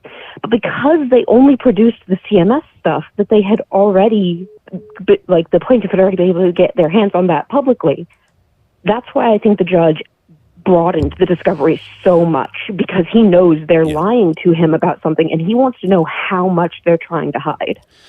I would say I'll use careful words here. I don't think the judge says they're lying to him. I think that they are hiding. Well, okay, they're yes, hiding. yeah, sorry. And this is legal maneuvering, and this is why lawyers get paid the big bucks, and they're playing a chess game where they're dissecting words and sentences and finding ways to interpret it within the rules to respond a certain way that may not be exactly what the other side wanted when they said that demand. So this is probably not. This is next level. It's right on the edge. It's a razor thin line they're walking. Oh, it's dangerous, and I don't think hardly any of this is going to the jury. I don't think that's the point anymore. Right. I think you're going to see the judge trying to, if something comes in, it will be as narrow as it possibly can be to still give the plaintiff that fair trial that they deserve to be able to counter the information. And think how narrow the information was that came in from the defense. It was basically one sentence that basically said Johns Hopkins got 5-star reviews and an A on their report card, and it said teacher's pet on the top of the report. That's basically all they said. And so the response is going to be about the same. It's going to be proportional. It's going to be limited to that. We're not going to see joint commission paperwork. No, I don't think so Exhibit either. A, we're going to scroll through for 15 minutes to watch this with a jury. I don't think we'll see that. But No. I told my husband, I'm pretty sure if this comes in, what we'll hear on Monday is Whitney will get up and basically say, did you hear witness Mr. Anderson say this about the Joint Commission? Do you have reason to believe that wasn't true? Maybe one more question. That's literally all I think that will come in. But even just that much on the last day, the last thing they hear after they were sent out for an hour could be so damaging. Yeah, it's going to be huge. I cannot wait till Monday. Fluffy, you did an amazing job. It did not sound at all like you have social anxiety. You have well-written questions. You're well thought out. You express yourself very well. You feel free to call anytime. I appreciate it. All right. Thank you so much. Thank Have you. a good day. Bye. You too. Bye. Call from Ash Nicole. Ash Nicole, is that who I'm speaking with? Yes, it is. How are you? I'm doing great. What's on your mind today, Ash? I can't watch and listen to you at the same time, so I'm going to ask you 3 things real quick, and then I'm going to get off the phone so that way you can answer them. Okay, I'll write them down. Go ahead. The first one is the first one's not a question. The first one is I had the same problem with medicine that you did when you were younger, and it took me 3 different medicines to get it right. But my family would do the same thing. Put me on try a medicine, and I'd go zombie, and they take me off the medicine because it was crazy. ADHD is insane. Yep. The question is, do you think this has literally been something Shapiro has been planning about the jury for weeks, ever since he started saying that jury is biased? And the second question is, they posted yesterday the deposition notice, but you can't download it anymore. I don't know if you saw that or if you have any interesting comments about that. Okay. And then, Ash Nicole, I can answer all those. Thank you for your call. I'm going to answer them right now, and we'll I guess you'll hear it off the air. So thank you very much for your call. I appreciate that. and also, by the way, New Orleans has the best food. Sorry, not a little biased, but Vegas did. I need a good crab boil or a crawfish boil or something. I've never had one in my life, so I'll have to try that. Oh, we got to get you on. We'll send you some stuff for it. All right. Thank you very much. Y'all have a good day. We'll see you. Bye. Bye. Okay, so the 3 questions. First, the ADHD. We had the same experience. Shapiro planning this with a jury. Yes. From the get-go, I think he's been looking at this and saying this is something we want to bring up. Witchy Mama. Hang on 1 second. Witchy Mama, I've got you on the line. Can you hold tight for just a minute? Sure can. Okay. Thank you. The second thing, so yes, Shapiro has been planning this. He's laid the groundwork that we can follow the breadcrumbs just like we could follow the breadcrumbs on the plaintiff side. So I think he has. And as far as the depot notice, it is down now. I've got an email copy. Greeners, thank you for sending me that. I don't know why they hide it now, but it was open before. So, but thank you. Witchy Mama, how are you doing? What's on your mind today? I'm doing awesome today. I just wanted to say my little 2 cents here. You know, those kids, you know, people say, oh, dressing them up like John Bonet and letting them wear makeup. Those are kids that are sick. And sometimes to feel pretty, you let them do some little extra things they might not normally be able to do at that age. And I know when my mom went through breast cancer, she lost her eyebrows and her eyelashes. And one of the best things that there was the hospital put on these, like makeup, how to draw eyebrows and stuff like that. Just, so I mean, that's just something to keep in mind because, these kids don't have a normal childhood. That's kind of why they grow up so fast. You mentioned the losing the eyebrows. We have a good friend of the channel here named Brandy Churchwell. She's another YouTuber, another true crime addict. Uh-huh. She does an amazing job. I'm a 13th juror. Yeah, all right. So you understand entirely that she's been through exactly what you're talking about. Yeah. And yeah, these. Cancer is ugly. Cancer is a monster, and I lost a good friend to cancer, and. I'm sorry. What it takes from people is it's brutal. It's They're heartless. warriors. It's terrible, and what they go through is incredible. And anything you can do to make a warrior, yeah. to make a day a little brighter or have a moment of sunshine in just a hellscape that they have to walk Having through. sequins on your shirts or something, But that was just my 2 cents. Is just to, maybe to remember that these kids don't always get the where their brothers and sisters are out riding bikes and going to prom, they might be able to just not do those things. And for Maya, it was, listening to Meghan Trainor and being able to, do a couple choreography moves and things when she wasn't able to get up and dance, in her bed. Exactly. Those were beautiful moments. Or not being able to go to homecoming for the full time, but she was able to go for an hour or two. And that's a memory that she's going to treasure, shopping for that dress with her dad forever. Yep. Witchy Mama, great feedback. Thank you very much for the call. Nice talking to you. All right. Have a great day. You too. Bye-bye. Bye-bye. All right. Why can't someone produce the final report given to the government showing the hospital status? That should be in the final document, right? And Mary Montagnani, I believe it's sealed. Or at least confidential. It's only released to the hospital, and they have a copy. Oh, I tried to answer that one, but it disappeared. That was a call, I think, from Great Britain somewhere. All right. Yes, we do have a podcast tonight. Pickles and Zoe the cat. Pickles and Zoe the cat and dog. Did you change your name again? It was Pickles the cat and Zoe the dog, but now it's just Pickles and Zoe the cat and dog. Let's see. I think we've answered all the questions. Let's see. You can't possibly compare Maya to the way the little Ramsey girl looked. And then she was on the stage in a pageant. No comparison between the two. Yeah, I didn't see that. I didn't see that as a. I have some personal feelings about some of those pageants with very, very young participants. Mostly, I object to the sexualization of children, and some of those pageants tend to lean that way. But anyway, I'll leave it at that. Call from Spiffy Matt. Hey, Spiffy Matt, welcome back. Good to hear from you again. Sub Spiffy, legal mumbo jumbo talkie recovery dude. I thought I'd better call and explain the cream since everyone's asking in the chat, and my 84K, I can't keep up with everyone. So a few months ago, someone introduced me to the person who makes the cream to help him start a podcast. Mm-hmm. And when I told him about my condition, and I'm like, I don't know if I can commit because the pain, I can't guarantee deadlines and that. He told me about the cream, and I was really skeptical of trying anything because of the fact that I've gone through so much over 16 years. I'm skeptical even when doctors give me stuff.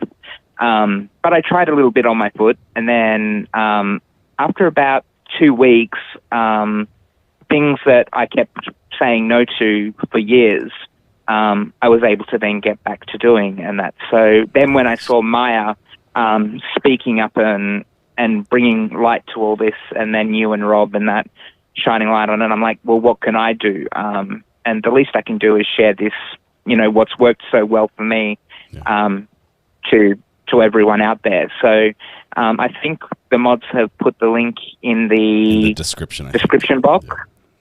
Yep, if you want to keep sharing it through the rest of the trial and that, I'm going to cover the cost of the cream. They just have to cover the cost of shipping. Yep. That's super generous, and thanks for sharing that. I know for someone who's dealing with chronic pain like that, where over and over you try something and it doesn't work, finding something that does work is huge. The relief. Absolutely. It's completely changed my life, yeah. And it works on any pain, neck pain, back pain. A friend of mine tried it on period pain and said it was the best thing ever. So I've never experienced that, but she swears by it. So I clearly can't provide any medical advice or, vouch for products at all.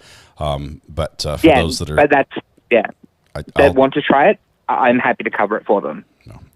So we're sharing the link so other people can research this if they'd like to. And thank you very much, Matt, for that.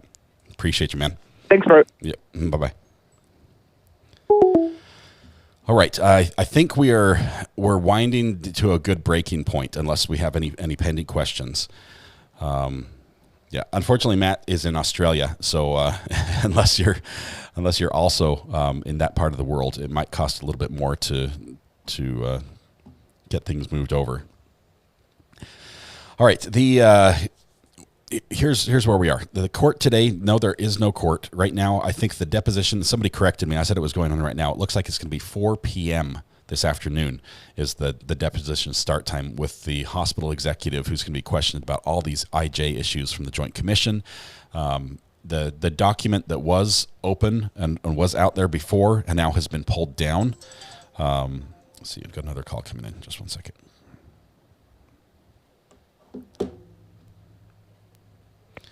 Hello, this is Recovery Addict. This is Recovery Addict. Who am I speaking with? Ruby. Hey, Ruby. How are you doing? I'm good. Okay, so I want to be quick, but I have two things I want to talk about. One thing I want to ask and the other thing I want to share.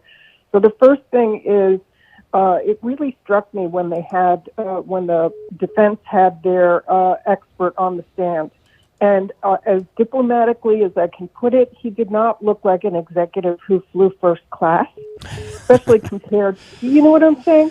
And I thought, geez, they have all the money in the world. Why are they hiring this guy that it looks like they just picked him up, in the bus station? It didn't make sense to me. There was something off. And then that they gave him just that 2 or 3 page memo instead of, and so what I think now, this is my theory, is that they could not get a high-flying, really competent expert witness to speak to administration and corporate structure and accountability. And so, because if they did, anybody who was at that level who was good would know what was going on at Johns Hopkins, and they would not want to walk through that minefield on the stand. And so they ended up hiring this poor guy who did not know what he was getting into, and he got sandbagged. They put him up there, and it was their responsibility it was really bad lawyering, because if that was the best witness they could buy on that topic, they needed to prep the living daylights out of him. Yes. And they did not do that. And he looked so uncomfortable. He kept looking over at the defense table like, he was begging for help. What did you guys just do to me? I'm taking a whooping here. What have I walked into? Yeah. That it was very telling that they didn't have a hospital representative come in and vouch for that this person was an outsider who was looking from the outside in and had very limited information. Part of that, I think, was for plausible deniability, where he could say, I haven't heard anything of anything negative to the hospital, because he hadn't heard anything at all. Nope. So Nope. If they had prepped him like mad, if that was the best guy they could buy, and they prepped him like mad so that he knew exactly how carefully to avoid saying what he said, they would have been fined. It was bad lawyering on their part, Sorry. Sorry, I'm trying to answer questions as I go in chat. People are asking about the deposition and if it's going to be streamed. I don't think it will, and I don't think we'll even see it in court. It is going to be videoed according to the documents that we've seen. They are going to record it, but they most likely will not play it at all for the judge. The transcript is going to be enough that they'll get the answers they need out of that. And I don't think they're going to waste any court time. And unfortunately, we're not going to hear that. Yeah, too bad. Too bad.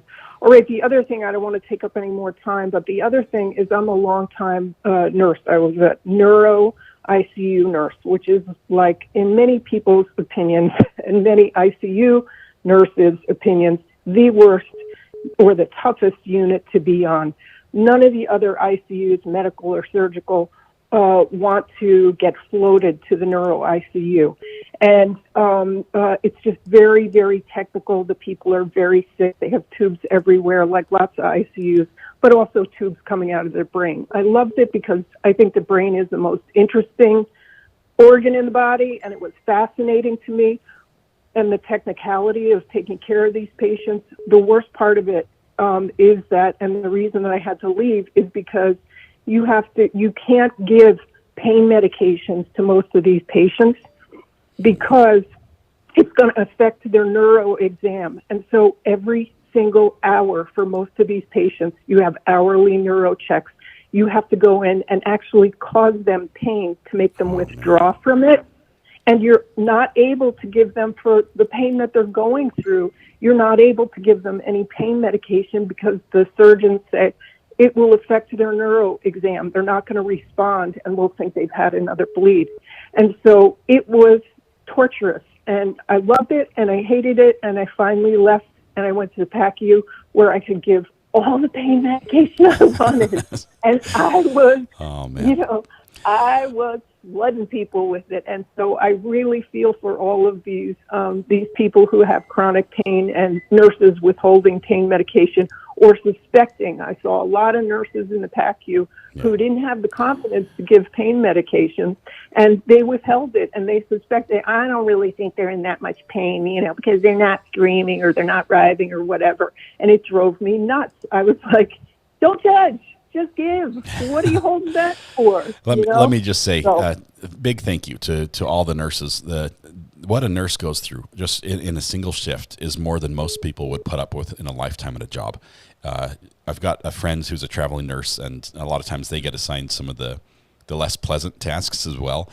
But it takes a special person to be able to do what nurses do. And our shout out to all the wonderful nurses out there. Thank you so much for your call. I appreciate it. Have yourself a fantastic All right. day. Thanks for taking it. Yep, All right. You too. Love your channel. Bye. Thank you. Bye.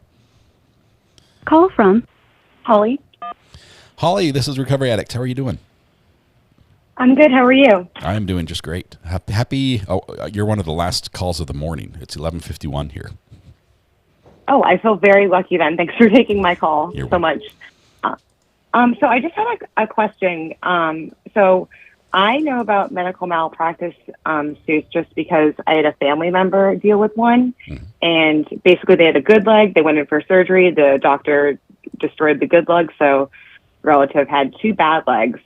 And the way that suit sort of happened was in the middle of the trial, the doctor admitted that he had seen the charts, because that was the whole premise of the suit, was he hadn't seen the charts. And then in the middle of the trial, he testified that he had seen the charts. So I'm wondering, is this typical in medical malpractice suits, if you will? I would say that that this has been spicier than most trials we've seen, but there always tends to be something. There's always something out there, and we've seen in almost every trial. It just seemed like it was right in the middle, kind of like what happened to my family member, and I was like, maybe that happens. So thank you for taking my question. You're welcome. Thank you very much. I appreciate it. Thanks for the call. Yep. Yeah, it's this is something that happens in trials. This is, let's see who this Call is. from Keisha. Is this Leisha or Keisha? Hello. Oh, hello. This is Seashell. Seashell. Sorry, I saw earlier you said, "How do I call in?" Seashell, you made it through. Yeah, I got in. This is Recovery Addict. How can I help you? What's on your mind today? Well, I just wanted to first and foremost thank you for your coverage, and I don't even know if you're sleeping. I'm worried about you. What's this sleep you mentioned? What is? I'm just kidding. I get yeah, a little what's bit. sleep anymore? Yeah, I get a little bit. Well, I just wanted to give a shout out to all of the people that are in chronic pain. I know there's so many people in the chat. I'm the one that has trigeminal neuralgia, if you can remember how to pronounce it.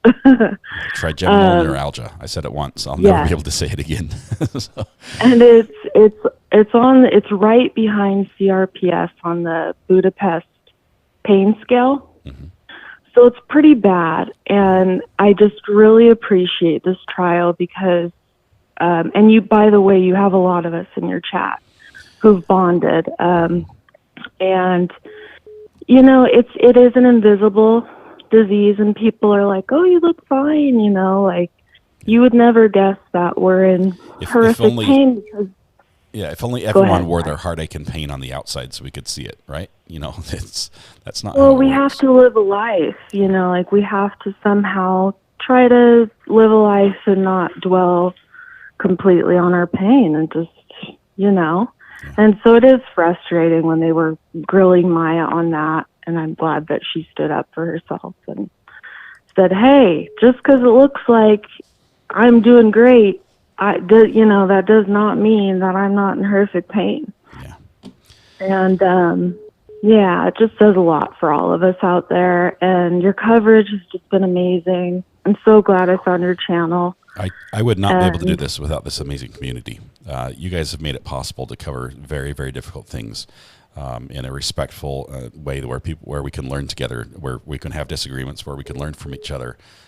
This community has made that possible, and you're a big part of that. It would not be the same without you.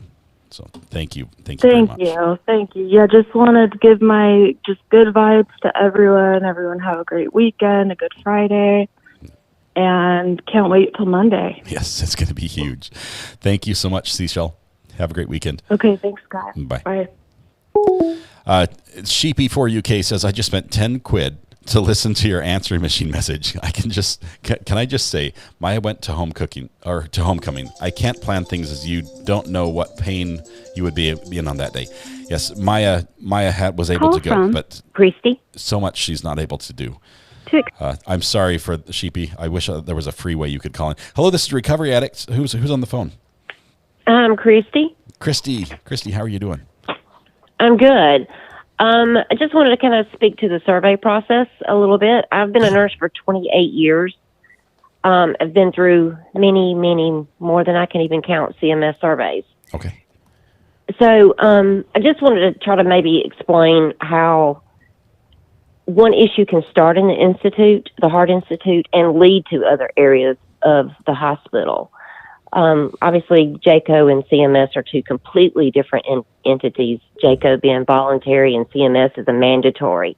Yeah. CMS usually comes in for, at routine intervals, they come in for change in management, change in ownership, and then they come in on some self-reports and other complaints that may be from the patients, families, or whatever. So they could have come in on the specific issue at the Heart Institute. You know, surveys are kind of like, I kind of explain them as an onion. There's many layers to it. So they may have come in on this initial complaint or self-report from the hospital at the Heart Institute. Let's say, just hypothetically, the issue started out with one nurse and one patient. Something that happened, either the nurse did wrong or a failure to do something she should have done.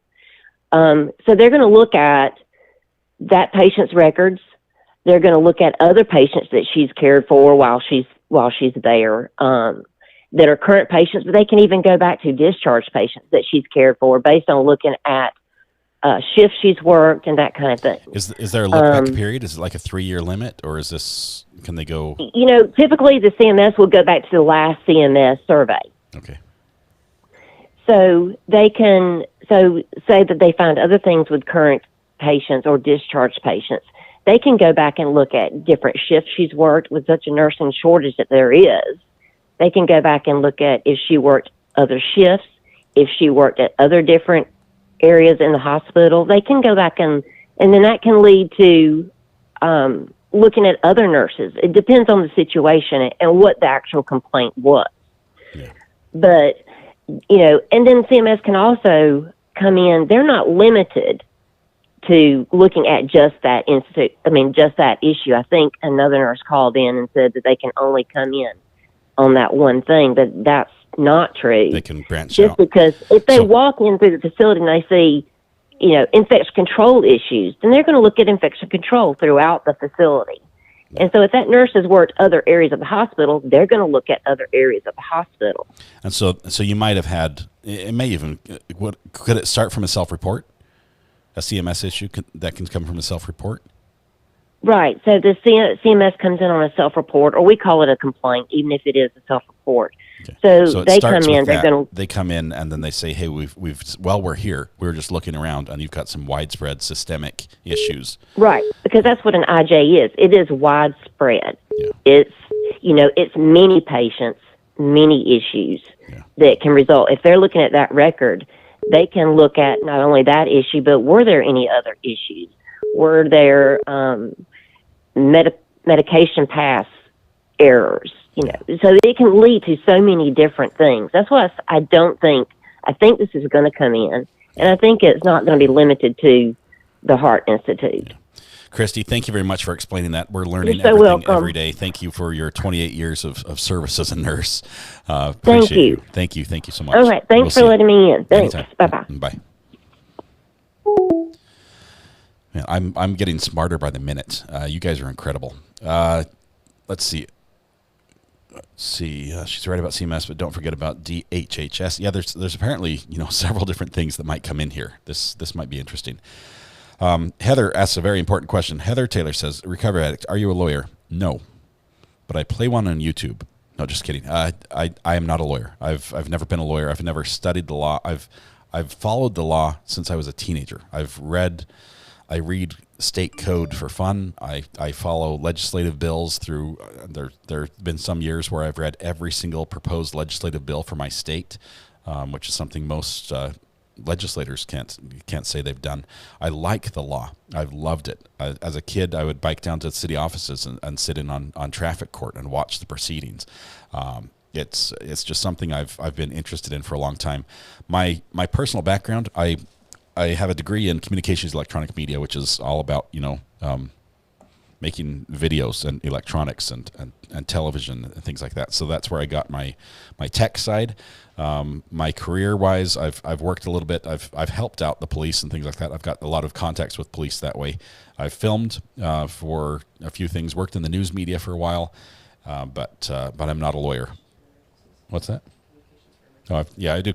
I've done communications for emergencies and partnered with police agencies and stuff like that. But I'm not a lawyer. I defer to all the amazing lawyers, and we have many of them in chat, as well as on what we call LawTube. If you're not familiar with LawTube, Rob is fantastic at Law and Lumber. You've got the lawyer Ian Runkle. Speaking of Ian Runkle, let me just take just a second here with this call. Just a Red Girl. Just a Red Girl. Can you hold on the phone for me for just 1 minute? Sure. Okay. Thank you. Just a Red Girl. You're not muted, but just 1 second.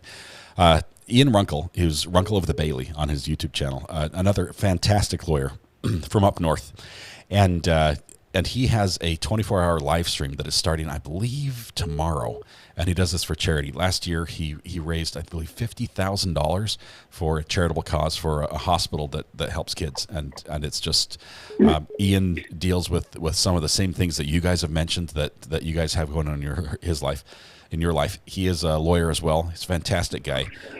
If you don't know Ian Runkle, Runkle of the Bailey, you can find him through Rob's channel. You can find him on YouTube. Just search Runkle of the Bailey. I'd highly recommend that during his live stream, which is a 24-hour live stream, incredibly difficult to do. Okay, I've done 12 hours and it is grueling. But he's going to do a 24-hour live stream for charity, and the fact that he's doing this and raising money for them, it's awesome. So if you are in a situation where you're able to help out that cause, I would highly recommend doing that. Ian is a great guy. He's a fun guy to watch. He's got a taste for hot sauce that my stomach gurgles at the thought of him drinking hot sauce. But a great lawyer. I highly recommend him as well. All right, who do I have? It's a red girl.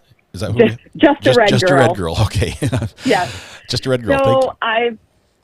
I've worked in healthcare management for 35 years, including areas of dealing with upper management, risk, HR, et cetera. I've been out of the hospital setting for a number of years now and doing clinical work instead. So there's a big difference between the two. But I will just back up what the nurse was just talking about when it comes to these reports. And I also just wanted to clarify a little bit the interplay between Joint Commission and CMS. Okay. Joint Commission is not required. It is a voluntary process. However, if you pass Joint Commission, you're automatically approved for CMS. So you get the reimbursement and billing, which is vital to any hospital funding stream. However, you don't have to do Joint Commission and can get your approval directly through CMS. Of course, the vast majority choose to do JCO. You know, they do the Joint Commission because it's easier. And it's not easy, but it's easier. And you do spend a long period of time, months prior to your standard triennial JCO coming in. And you look through everything and you fix problems. And then they come in, and if there's problems, you get that report and you get to repair those. You get to follow up and fix things. But when CMS comes in, so even if you're JCO certified, you're approved, you pass, but then there are other issues, because in my opinion, JCO doesn't go as far as CMS in those investigations. That's just my personal opinion and experience.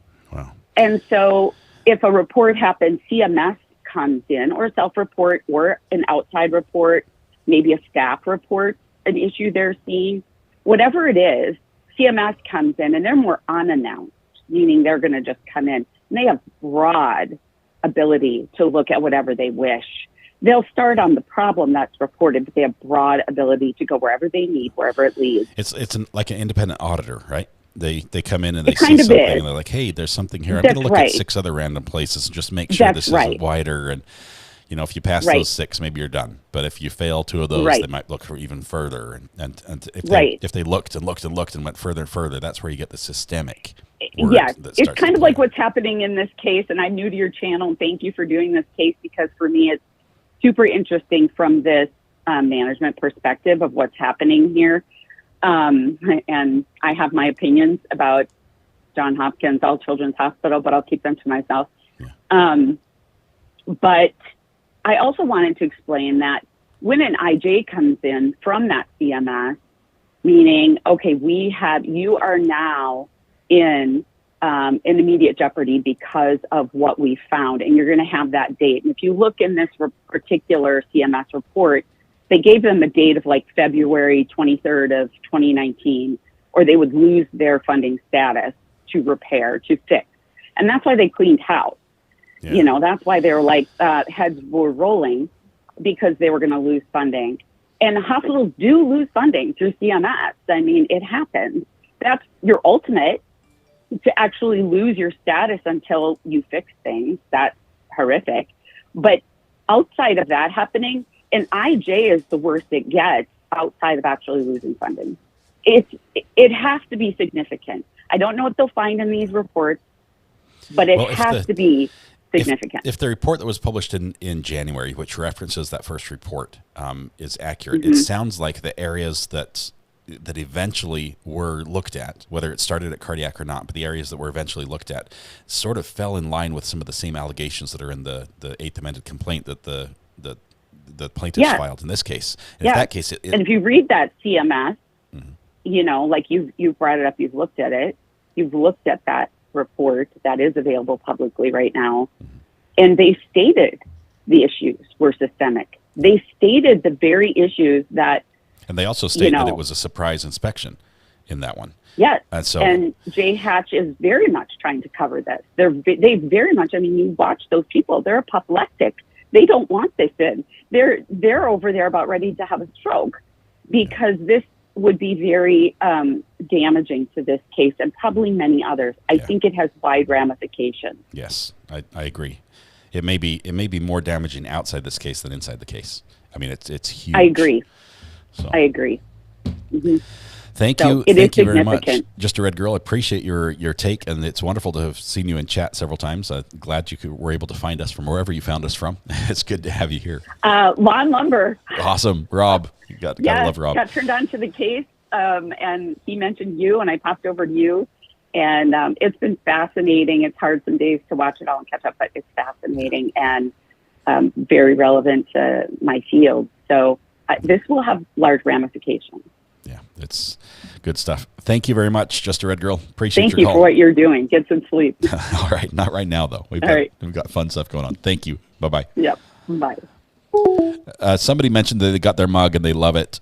We do have some mugs that are available. I can only sell them through eBay right now, which is sort of a pain in the butt. But we've got mugs that say "Objection, Overruled Grounds" on it and "True Crime," and they're available, I think, in 5 different colors.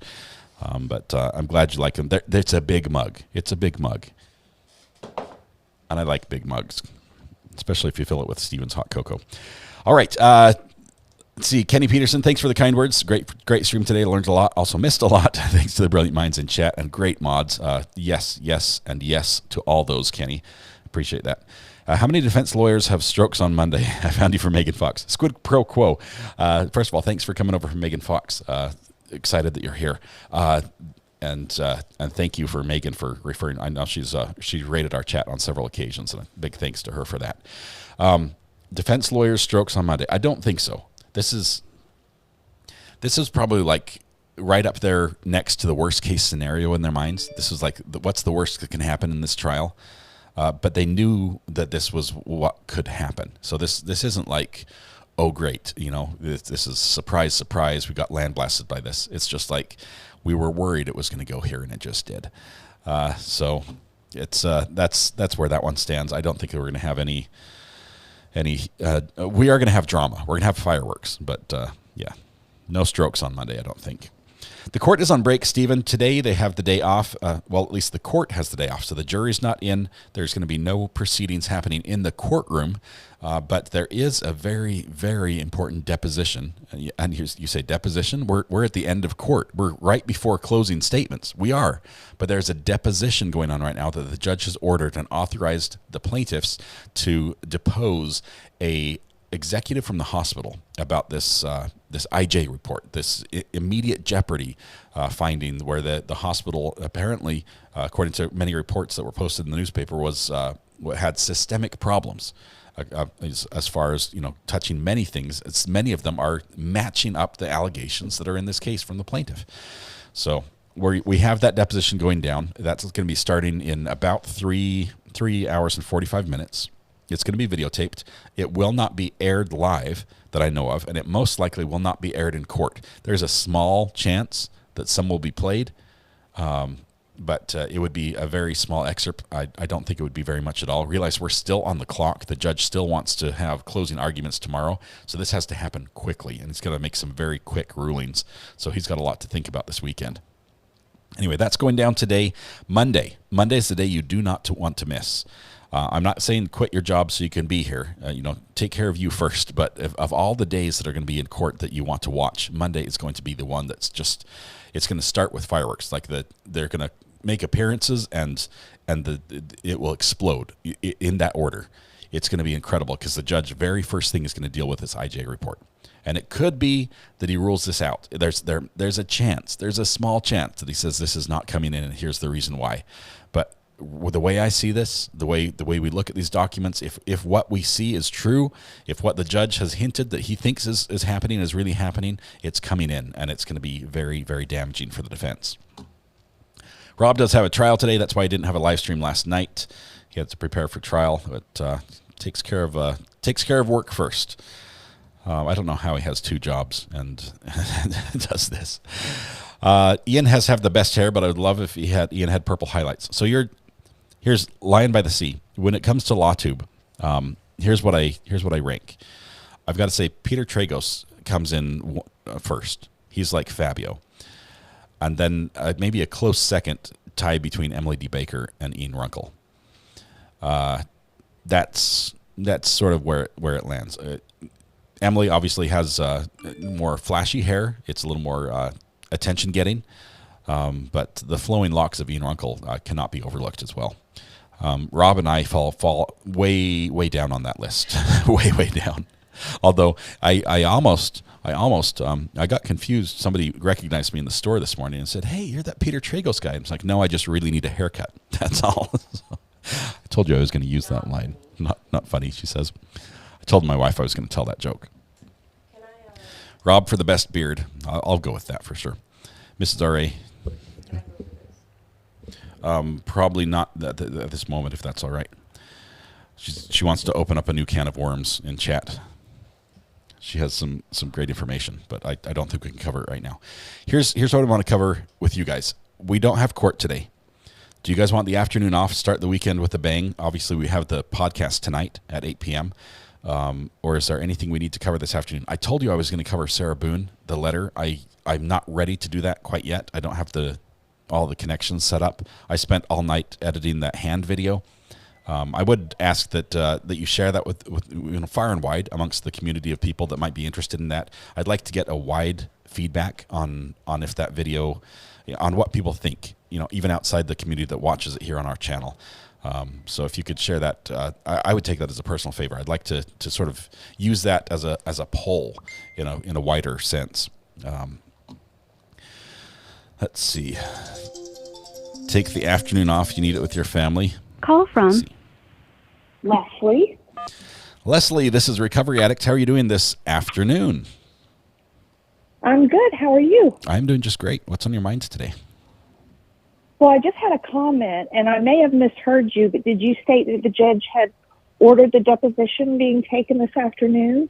Yes, and the document is in the docket. If you go to the is it Sarasota County? I forget what county it is. If you search for it, it's in there. I saw it, and I saw it. That's why I was calling you. That is actually just a notice of deposition from the plaintiff. That is not an order from the judge. The judge did not sign it. And the reason it may be hidden from the filings is because the judge said no, and he would have said no because they did not give enough notice for deposition.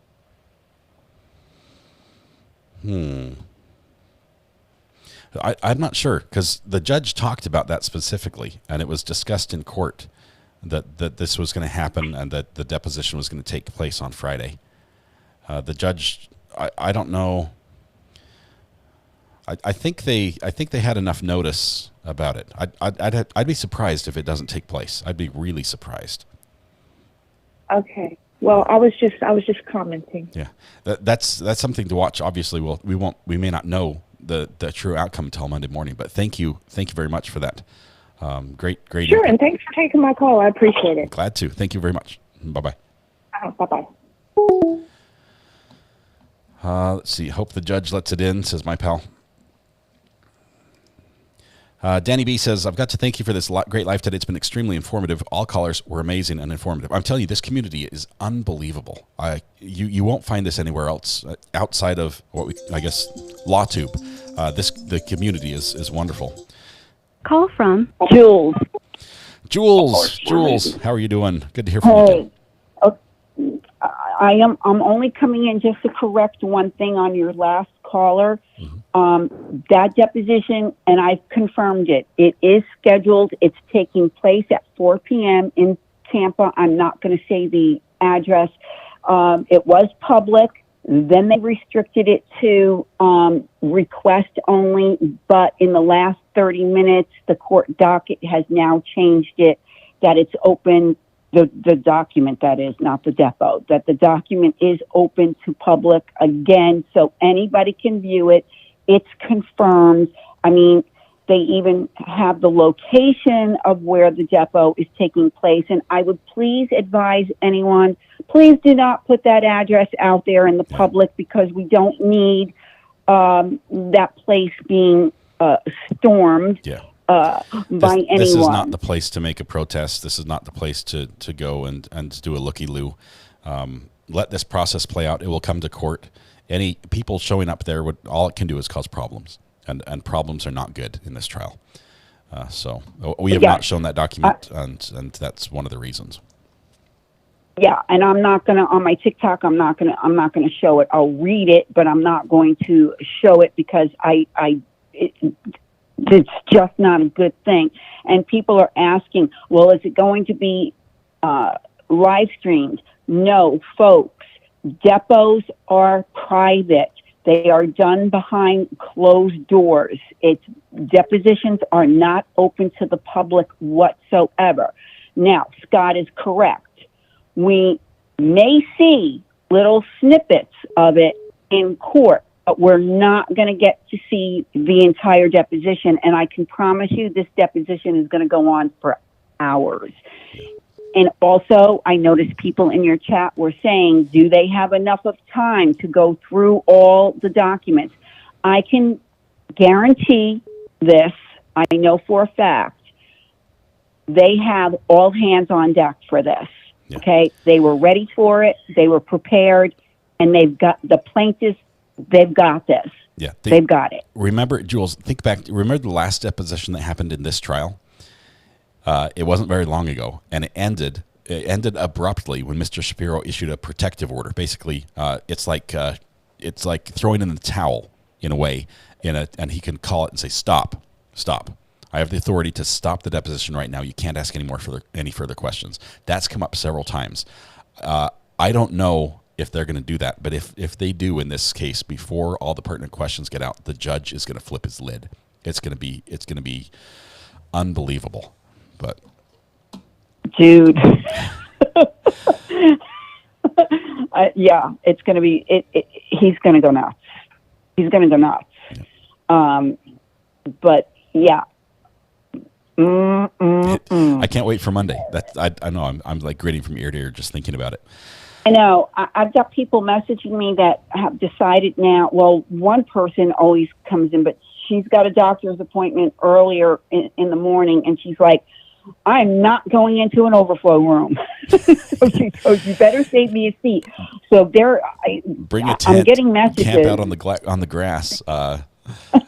It's going to be an early morning. But I understand that everybody is, wants to see the document in regards to the depot, and I get it. And if you want to share it, that's fine. But please edit out or redact out the location information, because that's just not cool. Yeah. That's all I'm saying. I agree.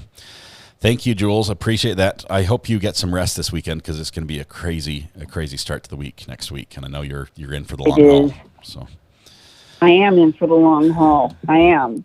If anyone, TMJ or not, I'm in for the long haul. If anyone wants to follow and get a direct access to Jules, you can do that, because she has an account on TikTok. If you do _Jules in chat at any time, like Adam Nusky did, the bot will respond anytime we're live with Jules' a live feed to blind_gossip on TikTok. That's her account, where she is giving updates as well. We'd encourage you to follow her there if you're inclined to use that platform, which I do. Jules, thank you so much, and we'll be in touch. All right. You too, and please give my best to your wife. Today was the first time I got to hear her voice, so she's wonderful. That was very cool. Thank you. I'll pass that along. Have a great weekend. Bye-bye, guys. Bye.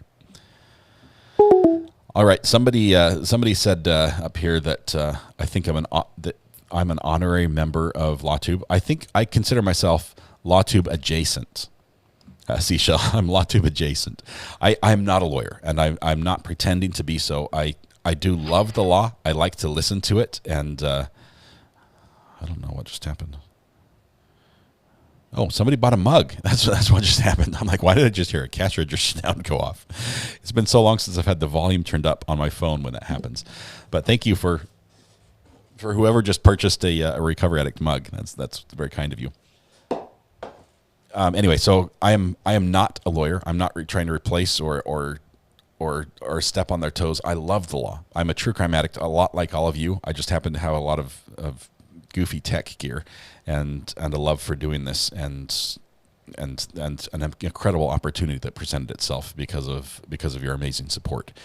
So that's why I'm here. I do defer to all the lawyers, not just the ones of LawTube, but the lawyers we have in chat that have been supporters, friends of the program from the get-go, whether, another YouTuber, Matthew Harris Law, from very early on, found our channel and has been so helpful. Nicole Goodman from Goodman Law Firm, also just amazing. What? Mr. Opertorso was on there. We've got so many legal minds. Not just that, we've got people that work in adjacent fields to lawyering, whether they're in the prosecutor's office or public defenders, or work in a courtroom as a clerk, or in various different roles. I think we even have a judge. Is it too soon to say this? I think we even have a judge that's a fan of the program. You know who it is. 9 out of 10 lawyers prefer listening to the Recovery Addict live stream in their courtroom. Anyway, we have so many amazing people in here that I defer to their expert knowledge and experience, just like we've seen during this case, where we've had so many people who have familiarity in the hospital environment, whether it's with the inspections, or whether it's with nursing, whether it's with the coding, the medical billing. We've seen just people just come up, in the way you volunteer information and help us all learn together has been stellar and amazing. So thank you all for that. All right, is Whitney or Anderson doing the depot? I bet they're both there. I think they're both there. Anderson does have he's got a 2.5 hour closing to prepare. I think it's 2.5 hours. No, it's probably a couple hours worth of closing to prepare, but I think this takes precedence over that, and I think he's got enough of it put together that he'll be there. Wish we could see the J Hatch employee before and after the depot. Yeah, it's going to be rough. This is not one. I'll tell you what's going to happen. You're going to have the J Hatch employee sitting on the lap of their lawyer, so the lawyer can be constantly talking in their ear. It's going to be almost like a little a puppet show where the lawyer holds their mouth shut until it's time to talk, and they're like, okay, you can talk, and then release it. Okay, now shut up. It's going to be crazy. Thank you for the people that are buying mugs. That's awesome. I love that you have the capacity to take live phone calls. This morning's stream is amazing, so informative. Noni Mac, thank you very much. I've always loved that. I've always loved that. Not just that we can bring forth comments from everyone, from any subscribers, members, super chats, all of them. We try to recognize great input and comments and questions from everyone who's kind enough to spend some time here in the channel watching the live stream. But being able to bring and put a voice to some of those questions. And maybe present some ideas that are hard to fit in the number of characters that YouTube allows you to write a question in. That's been very helpful for us, and I love hearing all the accents, hearing where people are from, and just getting to know you guys a little bit through that. So they're not sleeping this weekend. This is where they have pizza ordered for the law offices. This is true. This is one more reason why I could not be a lawyer. These high stakes trials, when it comes down to the final weeks. And I'm saying weeks of trial, the stress they are under is unbelievable. It's just crazy. No, Shapiro's supposedly, he may have a vacation right after. I think he has a vacation right after court's supposed to end, like it's the 10th of November, because the 9th was like the final day, right? And then Shapiro has a vacation. But hopefully he gets to go on his vacation. Monday morning is going to be so good. Please set your alarms. If you like this sort of content or want to watch with this amazing community, which I highly recommend doing, please click the subscribe button on the channel. Share it with some friends, somebody who you think might enjoy joining us and following this. Obviously, there's a lot of backgrounds that we can't cover every single day, but we'll try to keep people up to date as much as we can, so they'll be ready to go Monday morning. We'll probably start half an hour before they do in court, which I don't remember their start time. Let me look at this. So 8:15 was the start time yesterday.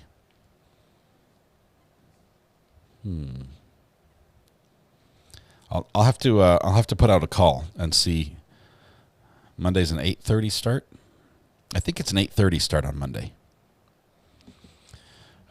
So we'd probably start half an hour early just so we can cover some of the basics, those who want to come in at the last minute and see the fireworks.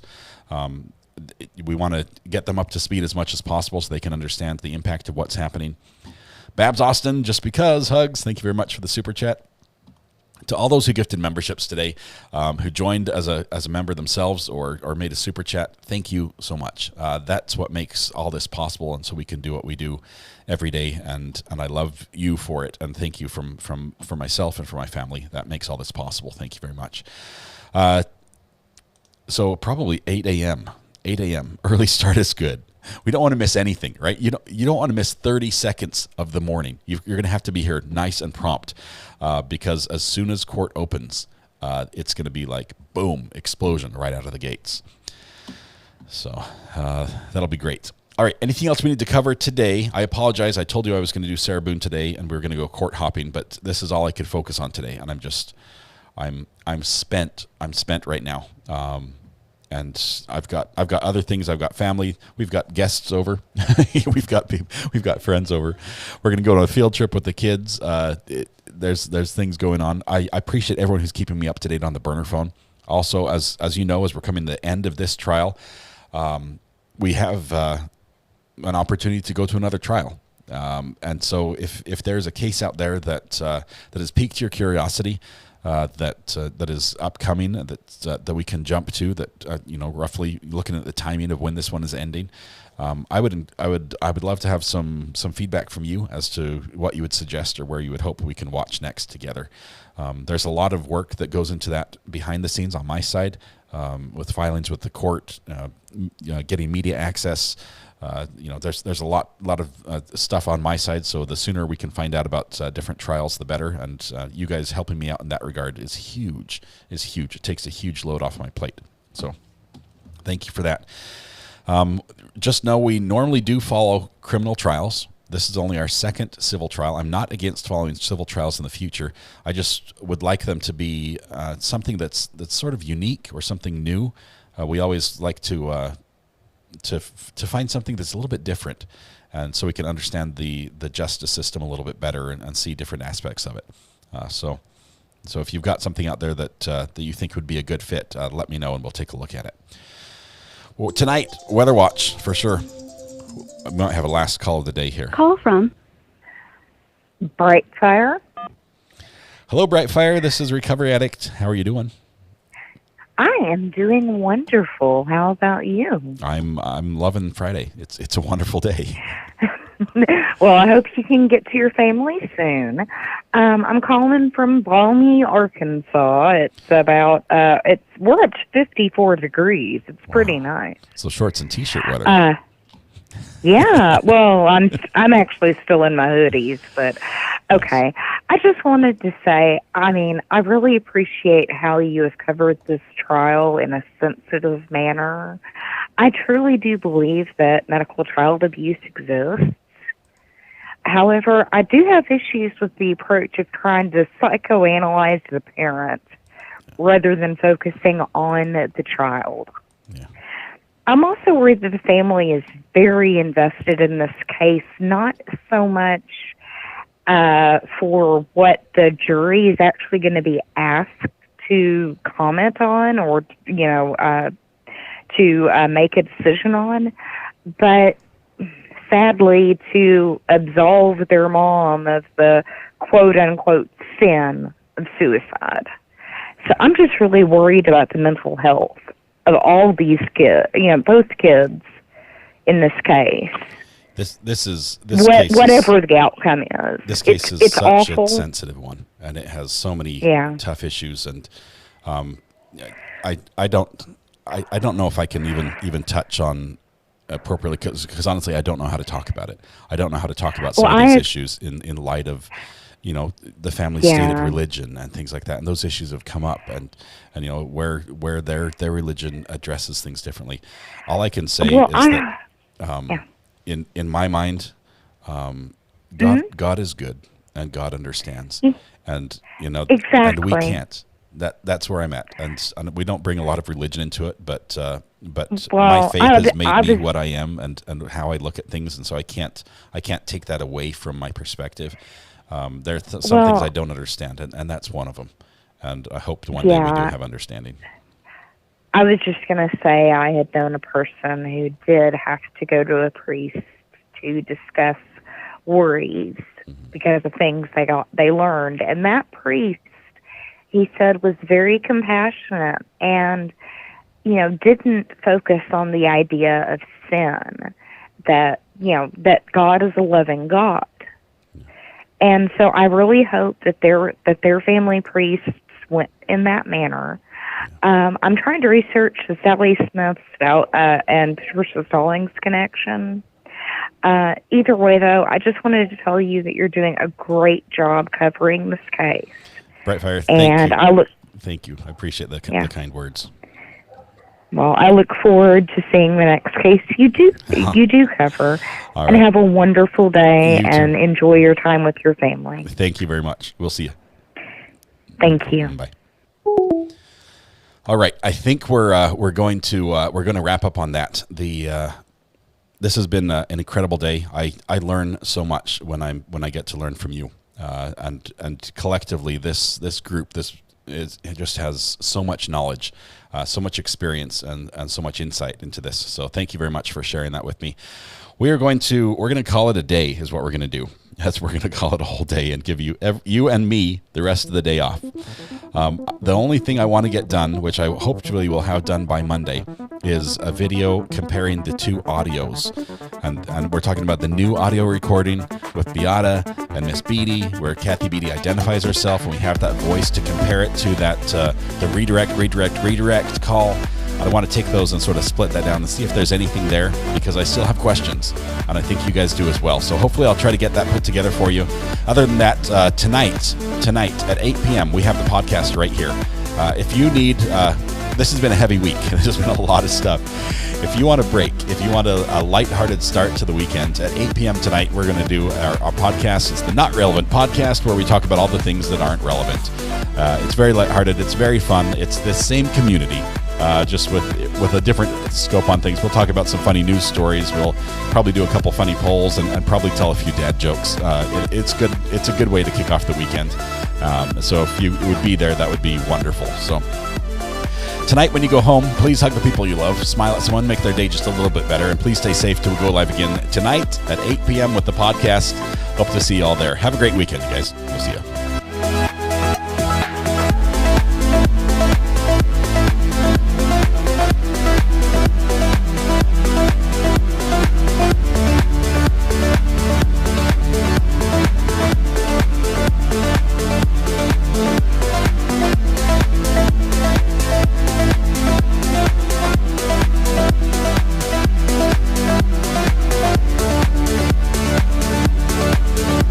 I was kick back, taking it easy.